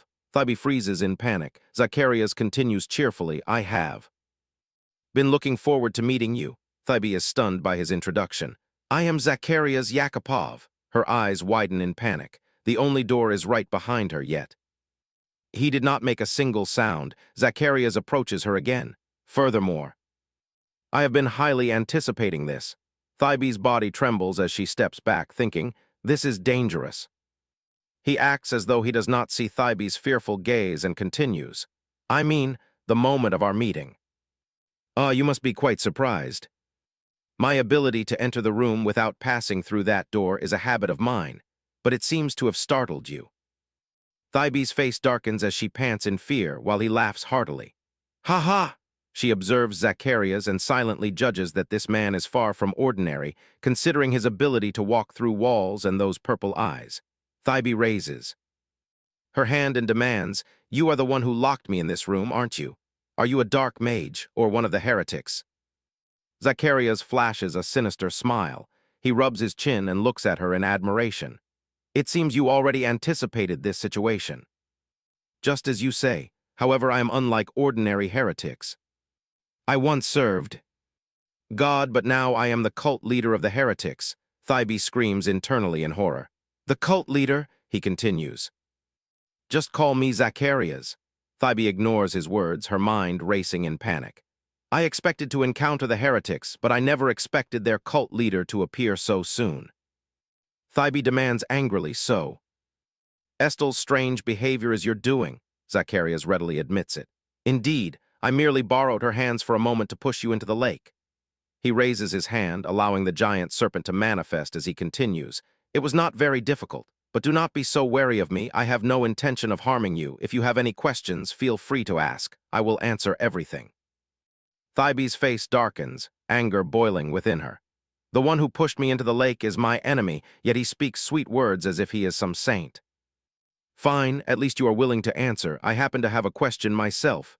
His purple eyes trigger a faint memory that suddenly becomes crystal clear. I have definitely seen this in the magic book. As far as I know, to possess such eyes, one must absorb the mana of monsters, correct? Zacharias looks down at her, his eyes narrowing with displeasure. I reach into my pocket and pull something out, speaking with a mocking tone. You know far more than I thought, but it is only natural. After all, you possess the grimoire. All this time I have not researched the power possessed by monsters. That is the very reason I wish to become a heretic. Look closely, this is my achievement. He swings the dagger in his hand. Instantly, a giant eagle beast appears. Thybe stares at the scene, frozen in disbelief, creating a monster with his own blood. Furthermore, his wound heals instantly. Zacharias sneers with smug satisfaction as he watches her freeze. He takes a step forward and sighs. But this question is rather dry, is it not? I hoped you would ask me something no one else has ever asked me before, such as your past memories. Thybe whips her head around in panic. She wonders just who is this man? Does the cult leader know about the forbidden grimoire? But no one among the demon flower knows of it. Thybe stares silently at his back, which radiates his dark energy. She suddenly voices her doubt. Do you know of the demon flower? Past memories are nothing but stories in books. Hearing Thybe's question, Zacharias freezes in shock. He repeats in doubt, books. Thybe fails to understand. She merely stares at Zacharias in bewilderment. She demands loudly, what is going on? Zacharias turns to her with a sneer. Have you lived this long only to keep such a naive thought? Now I understand, so that is why you can forget that deep grudge. Thybe looks at him, utterly confused. Zacharias suddenly speaks a sentence that strikes her dumb. I am sorry, but this is not the world of a book. You have already died in this world once. You were cruelly abandoned, forced to meet a tragic end. Thybe parts her lips whispering to herself, indeed, I have been Ray. Born, wait, if that is true, why is it that only I remember everything? Why does he look exactly like the person in my memories? Zacharias smiles as he observes Tai-Bai analyzing her. It seems you have lost those memories. The reason you retained your memories, unlike anyone else, is because you merged with a monster. Zacharias keeps his eyes on Tai-Bai. The reason you kept your memories is because you became one with a monster. Tai-Bai gasps in shock, me with a monster, she screams in agitation, merged. As one, I have no such memory. Zacharias remains calm. Of course you do not, as I said, I am currently researching monsters. I have finally reached the level where humans can utilize their powers. In other words, by using the power of a monster that controls time, resurrecting the dead becomes possible. Tai-Bai lowers her head, unable to believe Zacharias's words. She ponders. He is the one who resurrected me. I died only to be cast into this play of pure despair, a bloody image. Flashes across Tai-Bai's mind. She clenches her fists and demands answers. Is that all just to satisfy your petty greed for research? Zacharias suddenly reaches out, grabbing Tai-Bai's agitated wrist and squeezing it tightly. Tai-Bai's hand trembles as she tries to break free, but she fails, leaving her to face him helplessly. Zacharias curls his lips into a mocking smile. You clearly cannot use your power, yet even after witnessing my strength, you still charge at me recklessly. Tai-Bai roars in fury. Do you have any idea how many people perished in that disaster? You knew it full well, yet you still did this. He slowly releases her wrist and explains calmly. It seems you have misunderstood. I have no intention of attacking you, so I will let you go. It is true that I resurrected you out of my desire for research. But that does not mean I caused the disaster. Tai-Bai rubs her sore wrist, annoyed at his rough grip. She snaps, do not speak such nonsense. You resurrected me, a dead person. Yet you claim you did not cause a disaster. He suddenly bursts into laughter. Zacharias lowers his gaze, looking directly at Tai-Bai with mockery. Do you truly believe that the moment I resurrected you, you immediately became a disaster? Solely due to your rage and hatred, of course, after your resurrection, you harbored a deep hatred for this world. Even as you drew your last breath, you wept from the sheer injustice of it all, but initially you were not a disaster, and I had no intention of resurrecting you. Tai-Bai's eyes widen in shock. Could it be? Seeing her dazed expression, Zacharias smiles with smug satisfaction. It seems you are beginning to understand. Tai-Bai stands frozen, lost in her own thoughts. Making the power of monsters valuable to humans is their lifelong goal, but the disaster was never part of that plan. Suddenly, a hand grabs the door, roughly throwing open the prison gate. A man enters, shouting loudly about an intruder, a memory of a fragile young man. Begging desperately flashes by. At the sight of that image, Zacharias's eyes had widened in shock. Back in reality, he walks past Tai-Bai's pale face and continues, We worked tirelessly to resurrect you, the man who trusted me to the very end without a single word of complaint, driven by desperation. Burst through the door, pleading desperately. Even though you died in grievance under the world's condemnation, he wept tears of agony, begging repeatedly, Please, I beg of you, please help me.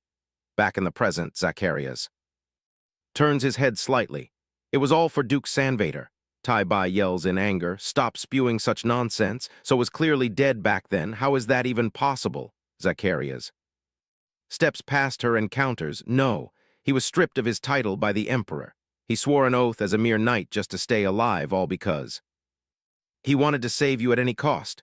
Tai-Bai's small face pales in horror. This cannot be. My resurrection was all thanks to. So, Zacharias turns around, gesturing dramatically. We tried our best, but the research could not progress any further. As the power of monsters grew stronger, the danger escalated. The research threatened to claim our very lives. Thus, there was a time I hesitated. In the memory, countless shouts echo. We have captured the intruder. Bring him out immediately. Yet so sheds tears of agony as he wanders, begging, Please. I beg of you, please help me. Tai-Bai thinks to herself, Since I was always confined in the temple, I could know everything. A perfect experiment born under the Ophiuchus sign, possessing the null attribute with an exceptionally high affinity for Mana, in the present, Zacharias glares with a terrifying gaze. He brought you the fake saintess and begged me to save you. Memories of her execution flash before her eyes, along with the painful tears of a young man named so. Zacharias bellows, it was him, the man who would do anything for you, Duke Sanvader. A man of the Ophiuchus sign, possessing a bizarre ability and an exceptionally high affinity for Mana. He saved you, a soul trapped unable to move forward. You are the perfect experiment brought to us by Duke Sanvader. Inside the grand, spacious room, Tai Bai wakes up and rubs her eyes. He saved me, not the heretics, but so, Zacharias curls his lips and speaks. Now you know, even if the world brands us as heretics, we remain fully devoted to our goal. Therefore, when he brought you to us, we had no reason to refuse. Moreover, when the experiment succeeded, we were overjoyed. However, your deeply devoted fiancé did not stop there. He even sought to restore your status. A man who was not only stripped of his life, but also stripped of his status. He did it all to return everything to you and clear your name, so's heart. For Tai Bai makes her heart tremble. Zacharias continues to watch her, murmuring, love is a foolish thing, yet it is also incredibly grand. Tai Bai's face turns upward in shock. What? He smiles, his narrow eyes curving. At first, he only tried to restore your status and conceal your resurrection, but in the end, the secret was exposed. And Duke Sanvader was sentenced to death. The end of his devotion for his beloved was a body burned to ashes in the plaza, right before the gaze of countless spectators. Tai Bai's eyes fill with shock. She raises her voice to Zacharias, enough! Yet Zacharias acts as if he does not hear. He continues to recount everything so did while she was comatose. Even when his head was hung on the city wall, he never blamed her for a single moment. Tai Bai warns him again, so is this love not truly magnificent? She snarls, enough. The corner of his mouth twitches upward. The love between you two is indeed special. Back then, when you heard this news, you erupted in rage and became the disaster. Surely you understand now, do you not? We only followed the Duke's request. Thus, this disaster was birthed by you and Duke Sanvader. Tai Bai glares at him in fury. Do not make excuses, then. What are you doing now? Perhaps it was accidental in the past, but what about now? How can you still claim you have nothing to do with it? Zacharias turns away, walking with slow steps. No, if the sun ceases to rise one day, is it not only natural to create an artificial sun?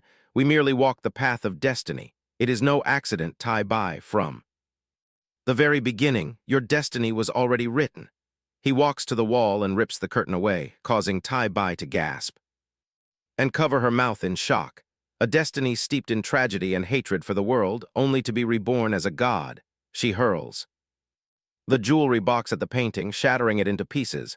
Tai Bai screams. No, what kind of painting is this? Zacharias, startled by her action, whips his head around.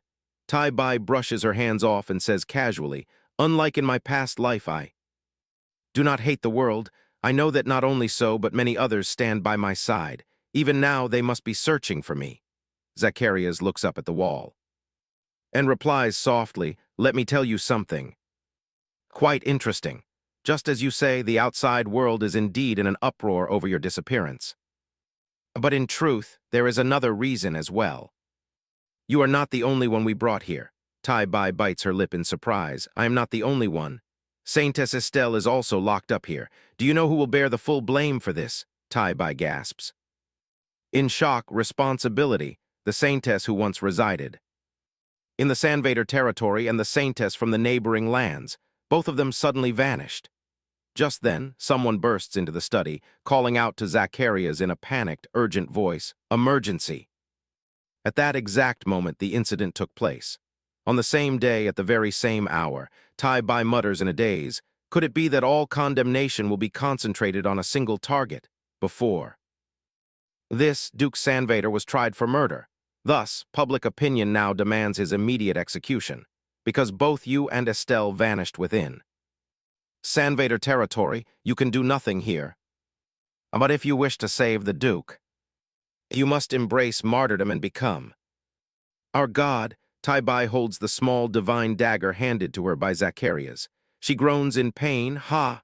Zacharias's voice follows with a chilling explanation. All condemnation. And will target a single place. If you wish to save the Duke, then undergo martyrdom. Tai-bai holds the small dagger in her hand and raises it. She points the blade straight at her abdomen. The blade clatters to the ground, stained with fresh blood. Tai-bai gasps softly. At that moment, a mob waving newspapers rages and screams, "Murderer, return!" The Saintess, inside the palace, Klon sits upon the prince's throne while servants deliver their reports. Did he not cause trouble in the past? We must execute him now. Patriarch, we cannot let things continue like this. We must mobilize our forces, even our internal guards. He glances at Klon, pondering the Emperor's hesitation. To make this decision, it seems he shares my thoughts. He closes his eyes in deep distress, thinking silently. Tybee, no matter how many evil deeds you commit, I know that the demon Salvator is still willing to sacrifice his life for you, therefore he can never harm you. However, the simultaneous disappearance of Saintess Estelle makes it impossible for me to understand. If I attempt to appease the public now, a massive backlash might erupt. What on earth is happening? Tybee, a man from the Zodiac wearing a black cloak, steps forward. Lady. Tybee suddenly vanishes. Even the Zodiac has no information. Rumors are spreading everywhere that the Duke murdered her. This is in the dark study of Du. He rubs his forehead in pain. Tybee, why on earth did you go missing? At that time, Tybee smiled and told him, I am sorry for making you worry, Saul, but I am perfectly fine now. Saul recalls that memory, growing more certain of his suspicion. At that time, he looked into Tybee's eyes and knew she was hiding something. He clenches his fists and slams them on the table, veins bulging.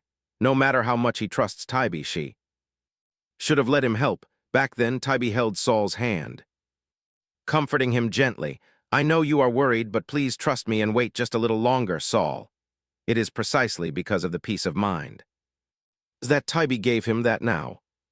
Saul holds his forehead, filled with painful thoughts. Suddenly, a cold blade presses against his neck, taking him by surprise. It is the cloaked man from the alley. He speaks in a threatening tone. So it is you, Du. You had better not move. Just answer my questions honestly, and there will be no trouble. Saul raises both hands and whispers, What do you want?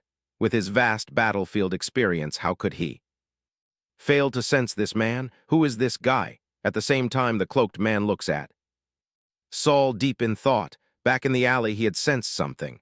Why did it return? It was clearly programmed to return once it left the young lady's body. For too long. Of course, I know Duke Salvator would not harm the young lady, but I cannot be sure about Saintess Estelle. Right now, even the internal Zodiac has no information about her. I have to check for myself. He points the knife directly at Saul's back and threatens. There is a weapon at your back, so do not play tricks. Answer me honestly. Are you involved with the disappearance of the two Saintesses? Du remains silent, lost in thought. This man knows Tybee. While everyone suspects him, this man comes to threaten him. This means he is not Tybee's enemy, right? Du hardens his voice. What is your purpose with Tybee? The man does not answer but demands, Answer my question first. He presses the blade closer to Saul's vest. I understand, Saul whispers. I know nothing about the current situation, but do you know anything about this? I want to find the young lady more than anyone. If you care about Tybee's safety as much as I do, then tell me what you know. Whatever you want, I will give you. He moves his hand inside his coat, bringing his body closer to the blade. The man shouts, I told you not to move. Suddenly a knife clatters to the ground. He is astonished. A knife, Saul's voice echoes, if you tell me what you know about Tybee, I will grant you anything. The man falls silent, drops his weapon, and turns to vanish. Saul hears no more sounds and turns around in surprise. He is gone. Saul bends to pick up the knife. Still, there is no information. Saul recalls the moment Tybee placed a kiss on his cheek, causing his face to flush. He whispers, Tybee, please stay alive. Du holds the knife, his face filled with sorrow. Tybee, please. At the same time, Zacharias's threatening words ring out. Do you know who will bear all the responsibility? When you two suddenly disappeared, everyone will begin to blame Duke Salvator. Tybee is filled with dread. Zacharias continues his threats. He will certainly be executed immediately. Tybee blames herself. It is all my fault. A familiar voice awakens her. Tybee, are you really all right? You fell into the water and were unconscious for hours. Remembering that moment makes her heart ache. Once again, because of me, Saul, he comforted her with a gentle voice because he believed. In her innocence, Tybee thinks this cannot go on. Zacharias' voice cuts through her thoughts. If you want to save the Duke, then you must embrace martyrdom and become our God. Seeing Tybee's tear-stained face, Zacharias mocks her. My, you look more heartbroken than I did not expect you to have such weak side. Tybee responds in anger, whispering, shut your mouth. There must be a reason you dragged Saul into this, right? Zacharias, if you simply wanted to turn me into a calamity, you would have dealt with me while I was unconscious. If not, you would have crippled me. But you did not do that. Something must be stopping you. For instance, you fear I will destroy you once I become a calamity. Hearing this, Zacharias replies nonchalantly, I already knew this, but you are indeed extraordinary. Tybee glares at him. What? Zacharias drops his hands. As I said, what believer would want their God to hate them? Tybee's eyes widen with indignation. How shameless! Leave me alone then. Do you honestly think I will forgive you after what you have done? Unfazed, he looks up at the ceiling. Of course, once you cease your resentment of this world, becoming a calamity is your destiny. Shedding the weak shell of humanity. To be reborn as a god, that is my long-held dream. Tybee waves her hand in disgust, thinking, this lunatic is impossible to talk to. Zacharias smiles, leaning down to look at her.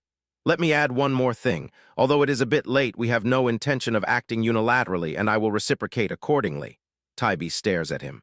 Are you proposing a deal? Do you think I will agree? Zacharias bows slightly and whispers, I will save the Duke. Tybee freezes. What do you mean? He presents a knife, causing her body to tremble as he threatens. Embrace martyrdom and become our God. I will give you 10 minutes. If you do not accept martyrdom by then, I will use force. Tybee trembles, pointing the knife directly at her chest. She thinks, if I did not love Saul, none of this would have happened. But that is impossible. Even if time turns back, the past cannot be changed. Very well, Tybee points the knife straight at herself. The blood-stained knife clatters to the ground. Meanwhile, Zacharias watches her every move through a small orb. He roars furiously, watch her closely. Do not miss a single movement from the young lady. The cloaked figures bow respectfully. Yes, Zacharias thinks, the dream I have spent my entire life pursuing is right before my eyes. I will meet him once. Again, his arm trembles with mad excitement. Zacharias stands up in anger and barks at the subordinates below. Keep a close eye. We do not have much time. Report any suspicious movements detected by the mana detector immediately.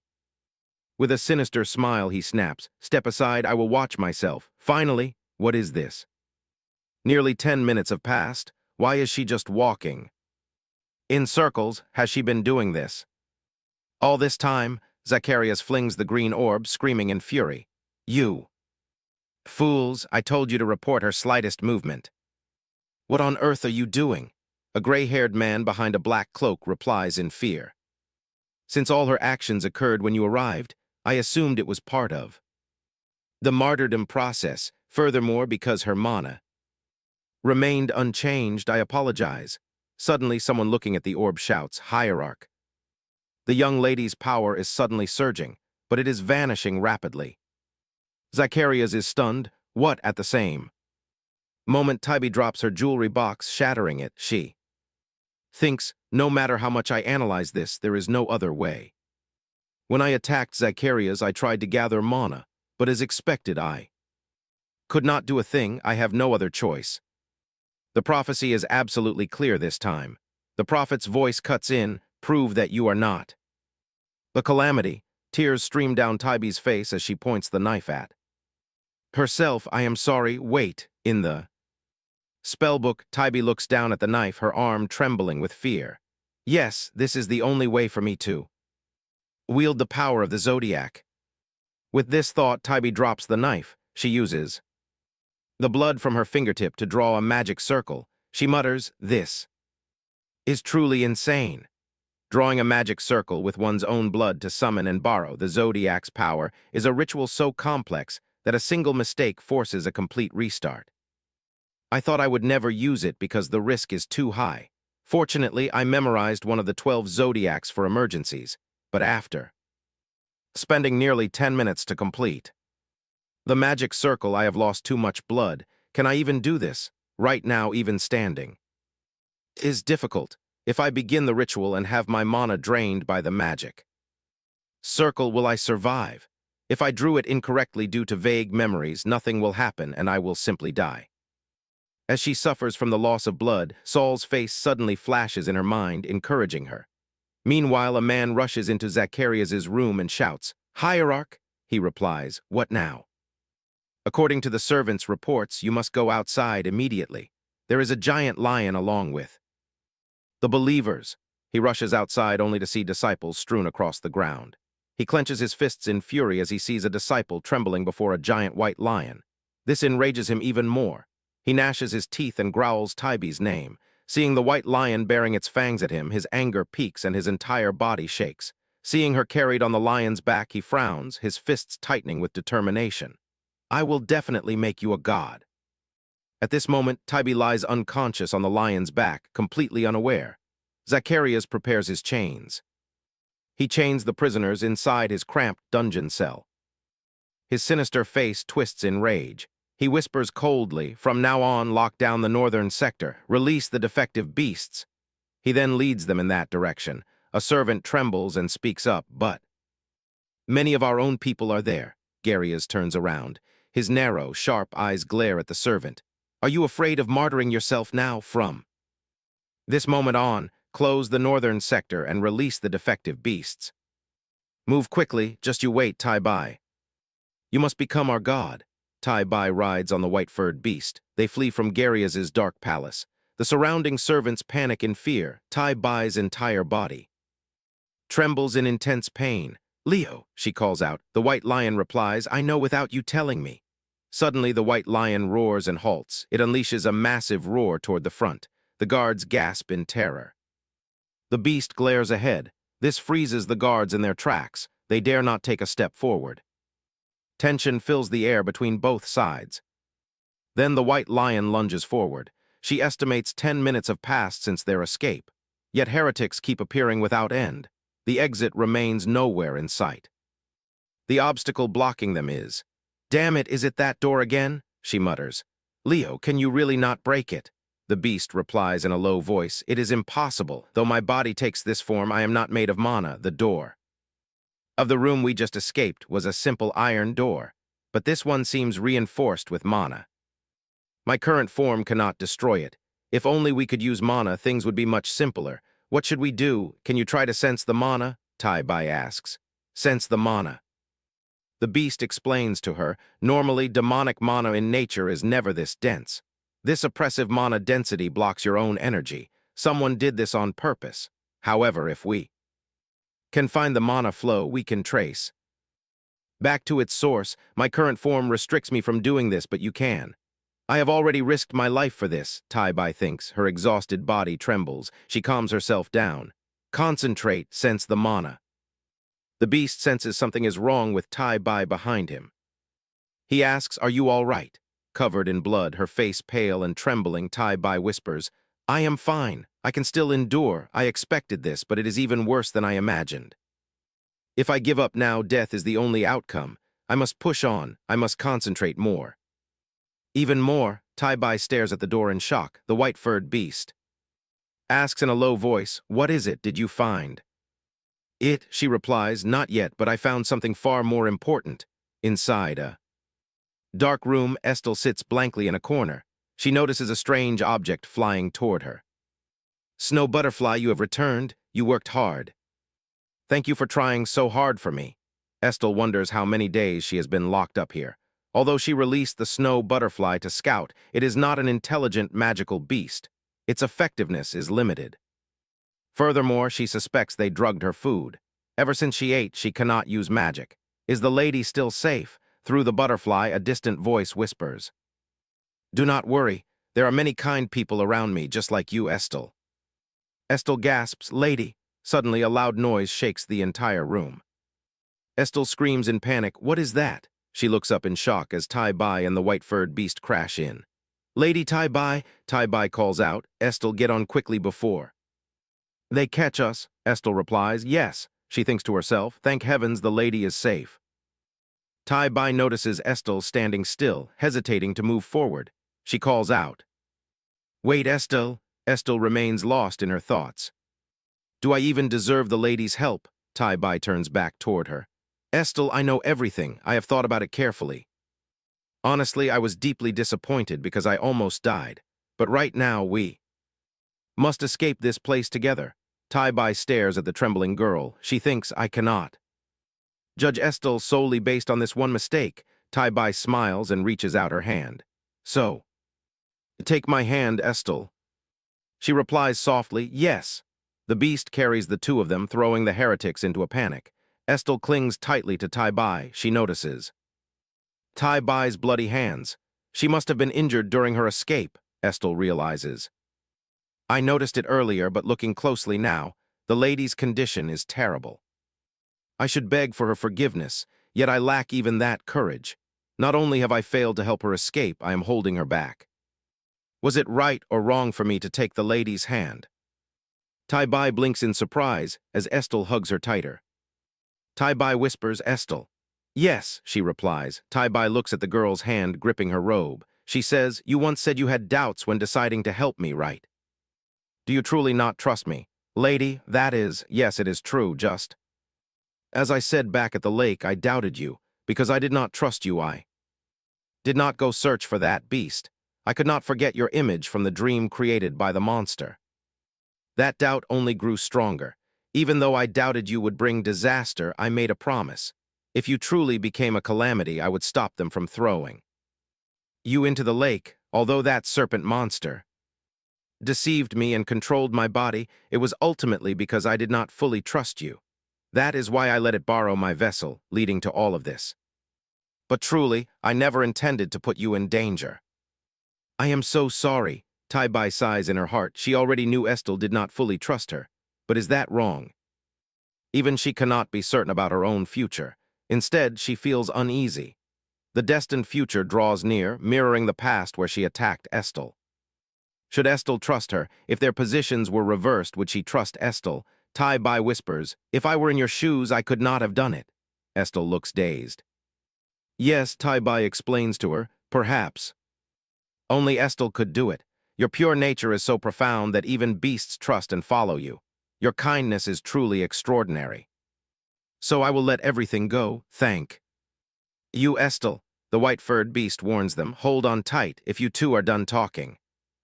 We should find the exit. We have been running for a long time. But nothing lies ahead, Tai Bai agrees. All right, let's find the exit first, but we have no idea where we are. Estel's eyes widen as she remembers something. Lady, about that. I learned a few things through the snow butterfly, if my speculation is correct. This place is a lake. Tai Bai bows her head in thought. A lake, what do you mean? Estel replies, More precisely, I think we are beneath the lake bed. We descended gradually when we arrived, and we must climb to leave.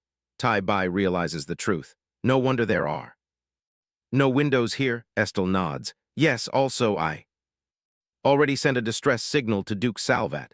Tai Bai freezes. She turns around and asks urgently, Has he replied? Is so all right? Estel answers honestly, Not yet. The snow butterfly I sent has not returned. Yet, hearing this, Tai Bai lowers her head. She whispers, I see, you must remain safe so. Suddenly, Garias approaches, seeing Estel and Tai Bai riding the white-furred beast. He sneers, the beast roars, Watch out. Suddenly, a black avian beast streaks past Tai Bai's ear. A chunk of her ear is severed. Blood splatters instantly. Leaving her dazed, Estel turns to look at the avian beast. Garias speaks with a mocking tone. Lady, you certainly possess a stubborn life, since you are the seed of God. I intended to give you a chance, but I was far too foolish. Thanks to that, I now realize things cannot go on like this, in front. And behind them, Garias and his heretical. Beastmen close in, sinister sneers plaster their faces. Prepare to become martyrs, Tai Bai, a god shall be born from my own hands, such is fate. Tai Bai curses him in her heart. Suddenly, the entire area begins to shake violently. Panic strikes Garias and his heretical followers. An earthquake, Tai Bai wonders. Why now? A black-robed heretic screams, Hierarch, we have a transmission from the command room. The exterior is under heavy bombardment. Garias loses control of his anger. What nonsense is this? How could they attack this place? His subordinates report in a panic. Priests from the temple and regular soldiers are also. Among them, Garias grinds his teeth above all. Their banners bear the crest of the Salvet ducal clan. Estel smiles brightly. She gently nudges Tai Bai and whispers, Lady, did you hear that? The soldiers and Duke Salvet have arrived. He recognized my snow butterfly. I did everything I could to help them locate this place. Tai Bai praises her. Estel, you did an outstanding job. Looking at Garias's distorted expression. Victory is finally within their grasp. Garias clenches his trembling fists. He had long known they used a snow butterfly to scout, but he chose to ignore it. He thought such an unintelligent creature could never send a signal, yet he was wrong. Has everything fallen apart because of a single butterfly? Actually, Garias was not careless. He knew the snow butterfly possessed near-zero intelligence, and only Estel could communicate with beasts, yet this was deemed impossible. Thus, letting his guard down was only natural. In truth, the snow butterfly conveyed no actual words to So. It merely fluttered its wings repeatedly before his eyes. The butterfly flew to the window of the mansion where So usually stands, fluttering continuously. Yet Garias failed to realize that this tiny action was more than enough. So has survived countless battles in Cade and can distinguish every snowfall. He instantly senses a strange anomaly. Furthermore, Tai Bai's sudden absence sharpens all of So's senses to their absolute limit. Garias snarls in fury, kill them all, leave no survivors. A purple-haired man in a black cloak whispers a warning, but Hierarch, we must retreat now. Garias lowers his head. A dark, sinister thought crosses his mind. He snarls, do not be insolent, prove your devotion to martyrdom. Tai Bai and Estel watch in horror as the heretics unleash their forbidden magic. Good heavens, his comrade. The purple-haired man has transformed into a vicious red monster. Garias caresses the creature and whispers, behold your new form. He waves his hand, launching a wave of demonic energy toward Tai Bai, the beast. Tai Bai's white-furred beast roars. It blocks the dark chi from approaching. Tai Bai shouts loudly. Leo's face is drenched in sweat, showing clear exhaustion. It struggles to speak. We must find a way to escape. With my current body, I cannot withstand these attacks. Tai Bai thinks in panic. This is bad. Leo cannot hold out much longer. I must find a way quickly. Suddenly, an idea flashes through her mind. Tai Bai whispers to the white lion, I have found a way. The white-furred beast is surprised. Really? Tai Bai warns it gently, unsure of herself, but Leo must buy some time. Leo hurriedly asks, her what way? Tell me. Tai Bai tells Estel to get down from Leo's back. This very action catches Zacharias off guard as he stands there mocking them. He is startled. What is this? Why are they climbing down? What exactly is their plan? Damn it, before the soldiers arrive. Here, I must hurry. Are they aiming for that? Zacharias panics as he watches Tai Bai's actions gradually become strange. At this moment, Tai Bai hugs Estel tightly, she thinks. She did not realize it at first. However, every time this place is attacked, the flow of mana becomes more stable. She prepares to act. Leo already reminded Tai Bai, monster mana should not naturally be this dense. However, the monster mana here is so thick that it makes it hard for them to use their own mana. Someone clearly did this on purpose. Tai Bai painfully clenches her hands over her chest. She closes her eyes and thinks. In other words, every time this place shakes, the mana flow changes. This means the mana suppression device inside this place is damaged. Zacharias looks at them and whispers, Tai Bai, go become a god. He unleashes his black dark chi at them. He targets Tai Bai once more. Right at this moment, a white barrier suddenly appears. A small blue fish swims inside it, protecting her from That dark chi, Tai-Bai's eyes widen in surprise. She dazes out and shouts, "Alex!" Zacharias hurriedly rushes over to attack the two of them, but in an instant, Tai-Bai and Estelle vanish from right before his eyes. He is shocked and furious. No, Tai-Bai and Estelle successfully teleport outside in time using Tai-Bai's power. Estelle gradually regains consciousness. She looks around and mutters, "Where is this?" Seeing Tai-Bai panting, she knows Tai-Bai is exhausted after casting the spell. Estelle calls out in extreme worry.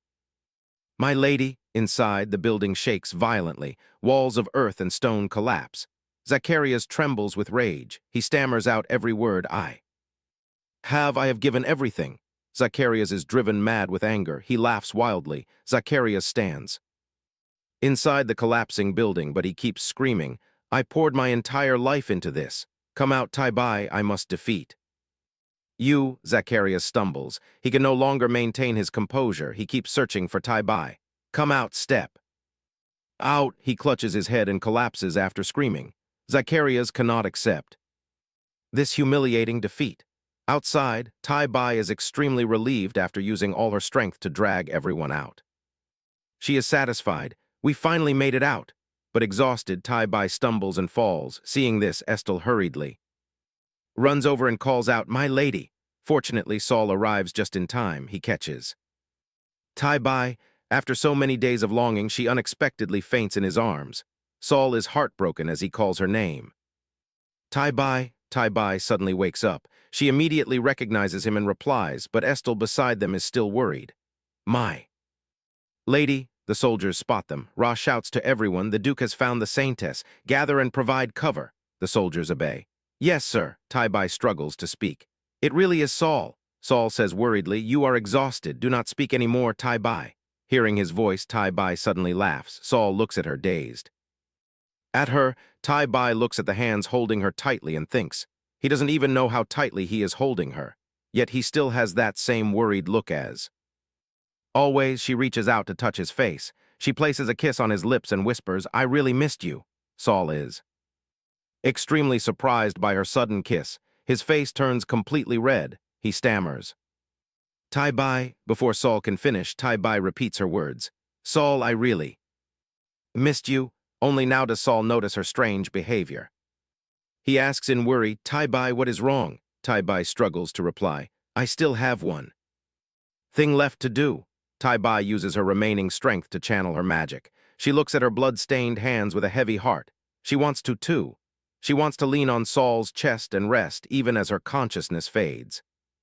But Tai-Bai is determined. She must do this. Estelle does not understand what Tai-Bai is trying to do.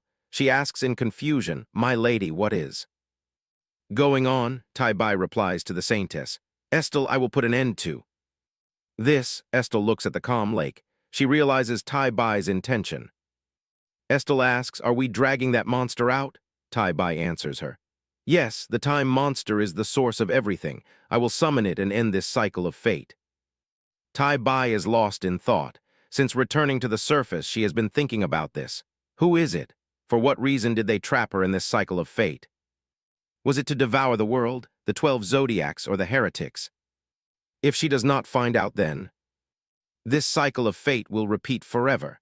But the zodiacs already helped her, and they cannot interfere in the mortal realm. As for the heretics, they only appear when she becomes a calamity. Thus, they could not have thrown her into this cycle of fate.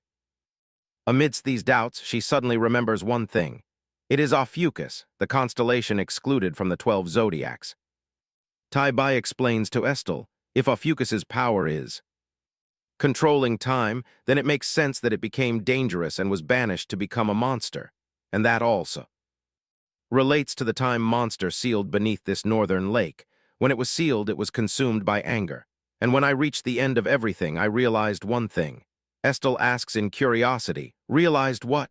Tai-Bai casts magic to create a magic circle. She summons all 12 zodiacs. When all 12 constellations appear, Tai-Bai pleads, "Please use your strength to break the seal on Ophiuchus, who is imprisoned at the bottom of the lake, and pull it up." Immediately, Ophiuchus slowly rises from the bottom of the lake. She growls, calling her name, Tai-Bai. Tai-Bai turns to Estelle. Estel, I cannot hold it for long. Now is the time. Estel immediately obeys. Yes, then Estel quickly rushes forward. She grabs Ophiuchus and pulls her up.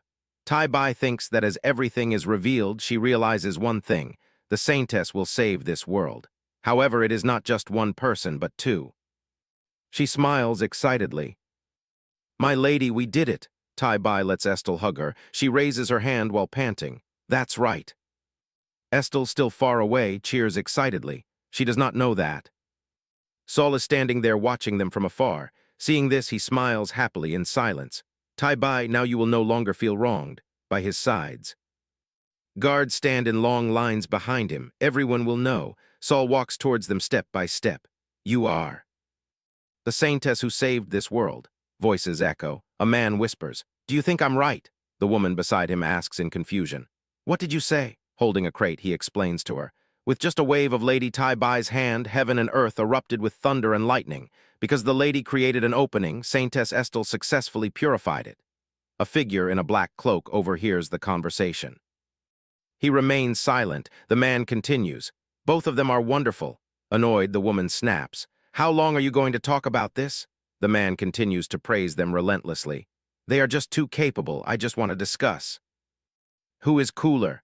Wow, that's really cool. Awesome. Merlin hears the conversation and smiles. If only the lady woke up early to witness this. Suddenly, something before his eyes startles him. He freezes in a daze. It turns out Tai-bai has just woken up on the bed. He softly calls out, Lady Tai-bai. Hearing his voice, she turns her head and asks. Alon holds the newspaper and stammers in disbelief. This. On the newspaper, there is a headline, Two Saintesses Saved the World. She stares at the newspaper and asks in surprise, Is this news really spreading across the empire? Merlin calmly replies, Yes. Suddenly, a wrinkled hand reaches out. A deep voice echoes.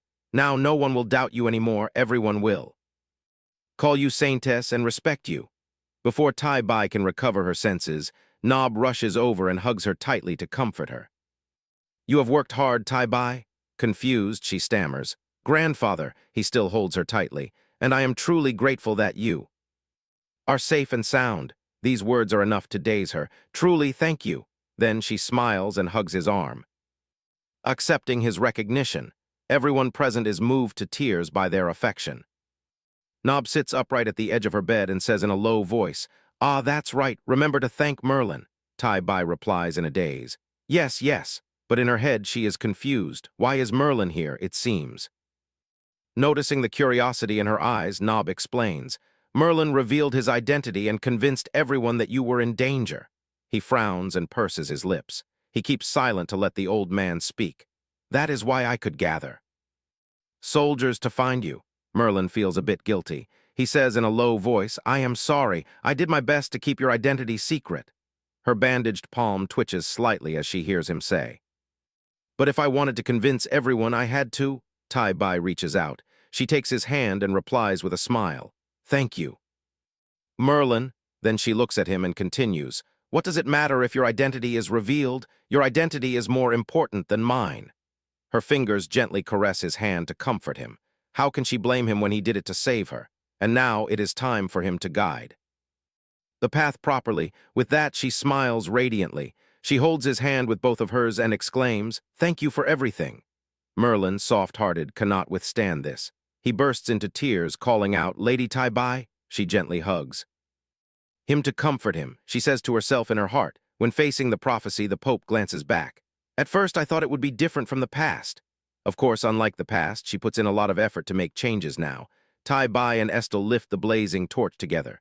She maintains a good relationship with Estel, whom she once hated the most. Merlin smiles behind her, and Merlin becomes her ally. Many people escape the food shortage in Kandu, because not only through attitude, but she also proves that belief with real changes. She stands silently looking at the fountain before her, lost in thought. She believes she can change things, but reality is like harsh nature, a green sprout stretches out from the earth so the magnolia can bloom. The pure white flowers bloom in the sky. Even if nurtured for a lifetime, when caught in the rain, they rot and get trapped underground in an instant. Just a brief moment of wavering before the whispers of calamity is enough to breed great distrust in Estel's heart. That is inevitable. However, looking at this current moment, she hugs Estelle before everyone's eyes. That coldness makes the magnolia fall. Once the cold winter passes, spring will return. And when spring comes, the magnolia blooms again. It is natural law. She has realized this. Tai-bai smiles brightly. In contrast to her expression, Estelle bursts into tears. In the end, she trusted her. Although she smiles, tears still linger in her eyes, and they resolved everything together. She smiles excitedly to comfort Estelle. Then everything is settled. I have somewhere to go, so I will take my leave. Swirling water surrounds her body. She stands and waves goodbye to everyone. Estelle reluctantly says, "Go safely." Okay. Under the full moon in the dark night, the villa radiates a brilliant light. Rumor has it that even after defeating Zacharias while he was fleeing, Saul is still tirelessly hunting down the remaining remnants day and night. Tai-bai thinks he is hunting down the remnants because of me. She laughs out loud. Yet despite being so busy, he still regularly visits her. Her hand beside her leg clenches slightly. He probably has no idea that she is already awake and standing right at his door. Suddenly, she knocks loudly on the door. The person inside seems used to this and shouts back, "Ra, didn't we say we would finish that unfinished story tomorrow? Anyway, come in." Tai-bai playfully smiles in excitement. The door remains silent. Surprised, he tilts his head back and wonders if he spoke too softly. Then he walks towards the door. He thinks in irritation, disturbing me in the middle of the night. But he patiently says, "Come in." Saul grabs the doorknob, preparing to open it. He asks crossly, "What on earth are you doing not replying?" Tai-bai is slightly surprised. Her cheeks blush as her eyes widen. Saul is even more surprised. He pulls her into his embrace, looking at her with a smile. He stammers, unable to form words, "Tai-bai." Tai-bai, his back shows a contemplative look. "This won't do," both hands at the same time. A heavy beat echoes. Thippy has only just recovered. I must not leave her side like this. I cannot let these emotions overwhelm me. The two figures sit quietly side by side on the black cushion. She glances at his hand resting on the cushion, lost in thought. "I want to hold his hand so badly," Thippy thinks as she purses her lips and steals a glance at his flushed cheek. Anyone can see his face is as red as a ripe radish. But why? Does he not hold my hand or speak to me? We are so close, it would be so easy. I will take the initiative, just a little closer, before she can act, so speaks up, interrupting her thoughts. "Is it really all right for you to come here when you should be resting at the mansion, Thippy?" She smiles silently and glances at him. Hearing no response, he looks at her and falls into silence. Why is she not answering? Her next words startle him. "If you are so worried, why don't you just tell me to go back?" He panics, his voice stuttering. But, seeing his expression, she bursts into laughter. Bewildered, his voice stutters even more. What is it, Thippy?" She suddenly stops laughing. "It just seems like you missed me a lot, so." At this moment, his face turns completely blank. His hand fidgets, then tightens against his robe as he says, "Since you have not fully recovered, I tried my best not to show it." So frowns, his expression reluctant, but it seems impossible. "Perhaps it is because during the entire time you were gone, I missed you in every single moment." His words leave her stunned, her eyes widening in a daze. She contemplates, thinking back when saying such embarrassing words as they sit side by side in silence, so always maintains a calm tone. They remain in this position. "In the beginning, I always doubted. But now I realize the truth. Just like how there is nothing to be ashamed of when talking about falling leaves, these things are obvious to So." Her figure appears a bit lonely and contemplative because he always thinks of her. Suddenly, she tightens her grip and calls out, "So?" He immediately responds, "Yes, Thippy." Without looking at him, her eyes remain fixed ahead. "If we get married, what will you do? Everyone has dreams about marriage, right?" He pauses in contemplation. Her lips part slightly. Puzzled, she looks over and calls his name, startling him and making him blush. "So, don't tell me you don't have any." He immediately sits up straight and offers his opinion. "No, that is not it. If possible, I want to be by your side and take care of Thippy." He lists various scenarios, starting from brushing her hair, gently holding a lock of her hair and combing it carefully in his hand, to choosing her clothes. He would also feed her piece by piece during meals. So's cheeks are flushed, but his words carry absolute sincerity. "I want to take care of everything for you." She asks in disbelief, "Of everything?" Seeing Thippy's strange reaction, he asks tearfully, "As expected, it is a bit too much, isn't it?" Panicking, she waves her hands frantically. No, it is fine. "Of it, do everything." Seeing him cry, she panics even more and hurries to comfort him. So that is not what I meant. She grits her teeth and frowns. Thinking this won't do, suddenly she rushes forward and hugs him tightly. Startled and shy, so softly calls, Thippy. She gently embraces him, her face relaxed. So, he softly responds, yes, Thippy. She warns him with a slight hint of threat. You must remember what you just said. Remember it well because I will accept all of it. Hearing her call his name, he replies, just tell me, Thippy. Softly confesses everything to him. Actually, when I was kidnapped, just hearing that you might be in danger made me almost lose control. But now that I think back, I find it quite funny. Do you know why? Puzzled, So asks. Why? Still embracing him, she explains. Before, I dreamed of leaving this empire to live alone. But now that I think about it, how could I ever leave you so? It really is funny. So from now on, I will live my life without any regrets. She reaches out and grabs his arm, her face bright with a joyful smile. Because I love you so much. Shocked by the sudden confession, he freezes. Looking at him, she speaks in a soft voice. That is why when I woke up after being kidnapped, I decided to fix those regrets first. Still confused, he asks, Huh? What? Do you mean? Suddenly, she places her hand over his ear, lifting his face to kiss. Their lips touch, emotions overflowing. She lowers her gaze slightly and softly calls his name. Her next words leave him frozen. I deeply regret only stopping at a kiss with you. He stands dazed. Thippy feels as if a powerful force suddenly pushes her. Ever since she stepped foot into this place, she has never ended up like this. Lying beneath him, her face filled with shock as she stutters. His name, so. Looking down at her, he reminds her, Thippy, you must keep your promise. To live without any regrets. Fortunately, she has already locked the door. So frowns, his eyes conveying everything as he confesses, because I am the one who fell in love with you first. Right now, Thippy and her close butler sit side by side on a bench in the garden of the Galaxy clan. After a brief silence to gather his thoughts, even though he is highly reluctant, he still speaks up directly. And asks, so Thippy, in the end you still decided to leave this place, didn't you? Hearing his question, Thippy is slightly surprised and asks, how? Did you know that, butler? The butler smiles gently and replies, of course I know, how could I not, every time? You are with Duke Sanva. You always smile with an expression I have never seen before, completely different from when you are with anyone else. As he speaks, he instinctively recalls the moments he witnessed. Thippy's radiant smile whenever she met so. Hearing this, she lowers her head slightly and blushes in embarrassment, exclaiming, ah, so that is how it is. Then, with a hint of reluctance, she silently thinks, I was planning to tell him that I will leave the capital and live in Seoul. During the time I made up my mind to leave the empire, I felt no regret at all about never seeing these faces again, but after everything I have been through, I realize that there are still many people around who care about me. So now, I do not dare to say it, but it turns out everyone has already guessed it. Just as Thippy finishes this thought, for some reason, the butler suddenly takes her hand, lowers his eyes, and softly pours his heart out. I am your only support. Yet I have never held your hand. In the end, you are just a child, yet I forced you to shoulder the title of saintess. Having said this, the butler pauses for a moment, then seriously expresses his thoughts. So, please live the rest of your life for yourself. This old man will always be a place where you can rest at any time. Hearing these words, Thippy's eyes well up with tears as she emotionally expresses her gratitude. Thank you, butler. Then she immediately throws her arms around him in a tight embrace. The empire has become more lively due to a recent newspaper article.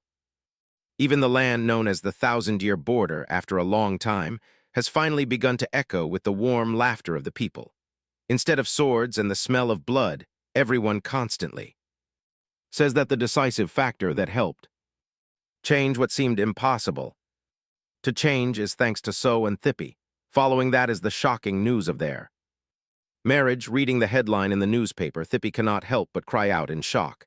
The gift of God, Louisa Galax is marrying Duke Sanva? What on earth is this? While helping her brush her hair, So asks with some curiosity, what is wrong? Do you not like it, Thippy? She frowns, confirming irritably, yes, what gift of God? It is both ridiculous and strange. He laughs heartily. That title actually suits Thippy quite well. But if you do not like it, I will visit the newspaper office. Hearing this, Thippy panics, stands up and waves her hands in rejection. No, actually, it is fine, he frowns slightly in confusion. Huh, but, she raises her voice to assert, you do not need to do that, I just find it a bit funny. Come here. Bewildered, so asks, embracing him, Thippy whispers, you know, just a few years ago there were murder cases everywhere and I was suspected of being the culprit, yet now the world is full of praises for me. He lowers his eyes and apologizes in a soft voice. I am sorry that. Thippy hastily explains. That is not what I meant, he immediately asserts. No, it is my fault. Seeing so blame himself, Thippy hastily places a kiss on his lips, making him widen his eyes in surprise and freeze for a moment. Taking this opportunity, she quickly confesses, I was just reminiscing about the past. So I said that, so I have asked myself many times why I was granted this power. I once hated Estelle and I was once astonished by your true appearance, but looking back now, it feels as if nothing ever happened. At this point, Thippy suddenly falls deep into thought. Actually, it is because I feel everything has changed so much compared to before. From the moment my memories returned, I was always prepared to live a lonely life forever, silently locking the door where my heart resides. However, now I want to meet and protect more people, especially the one beside me at this very moment. After reminiscing about the changes that have happened over time, just as Thippy finishes her thought, so suddenly sits up and turns, pinning her beneath him, and softly calls her name, Thippy. Her face turns beetroot red as she shyly tries to stop him. Wait, just now as well. Then she continues to think, even to the point of not caring about her own life. He suddenly reminds her, you already said it. Bewildered, she asks, yes. Then she deduces silently, realizing one thing. Placing his hand on her shoulder, he continues to remind her, you must keep your promise to live without any regrets. She suddenly feels a bit flustered and replies, but who could change this much in just one turn? Then she continues to think that there are still many things changing at the present moment, and those changes can bring Thippy eternal happiness. Thank you for watching today's video. We have reached the end of this captivating series. See you in the next video with a more dramatic and exciting story. Don't forget to like and subscribe to support us and not miss any new videos. Thank you sincerely for watching. Have a great day.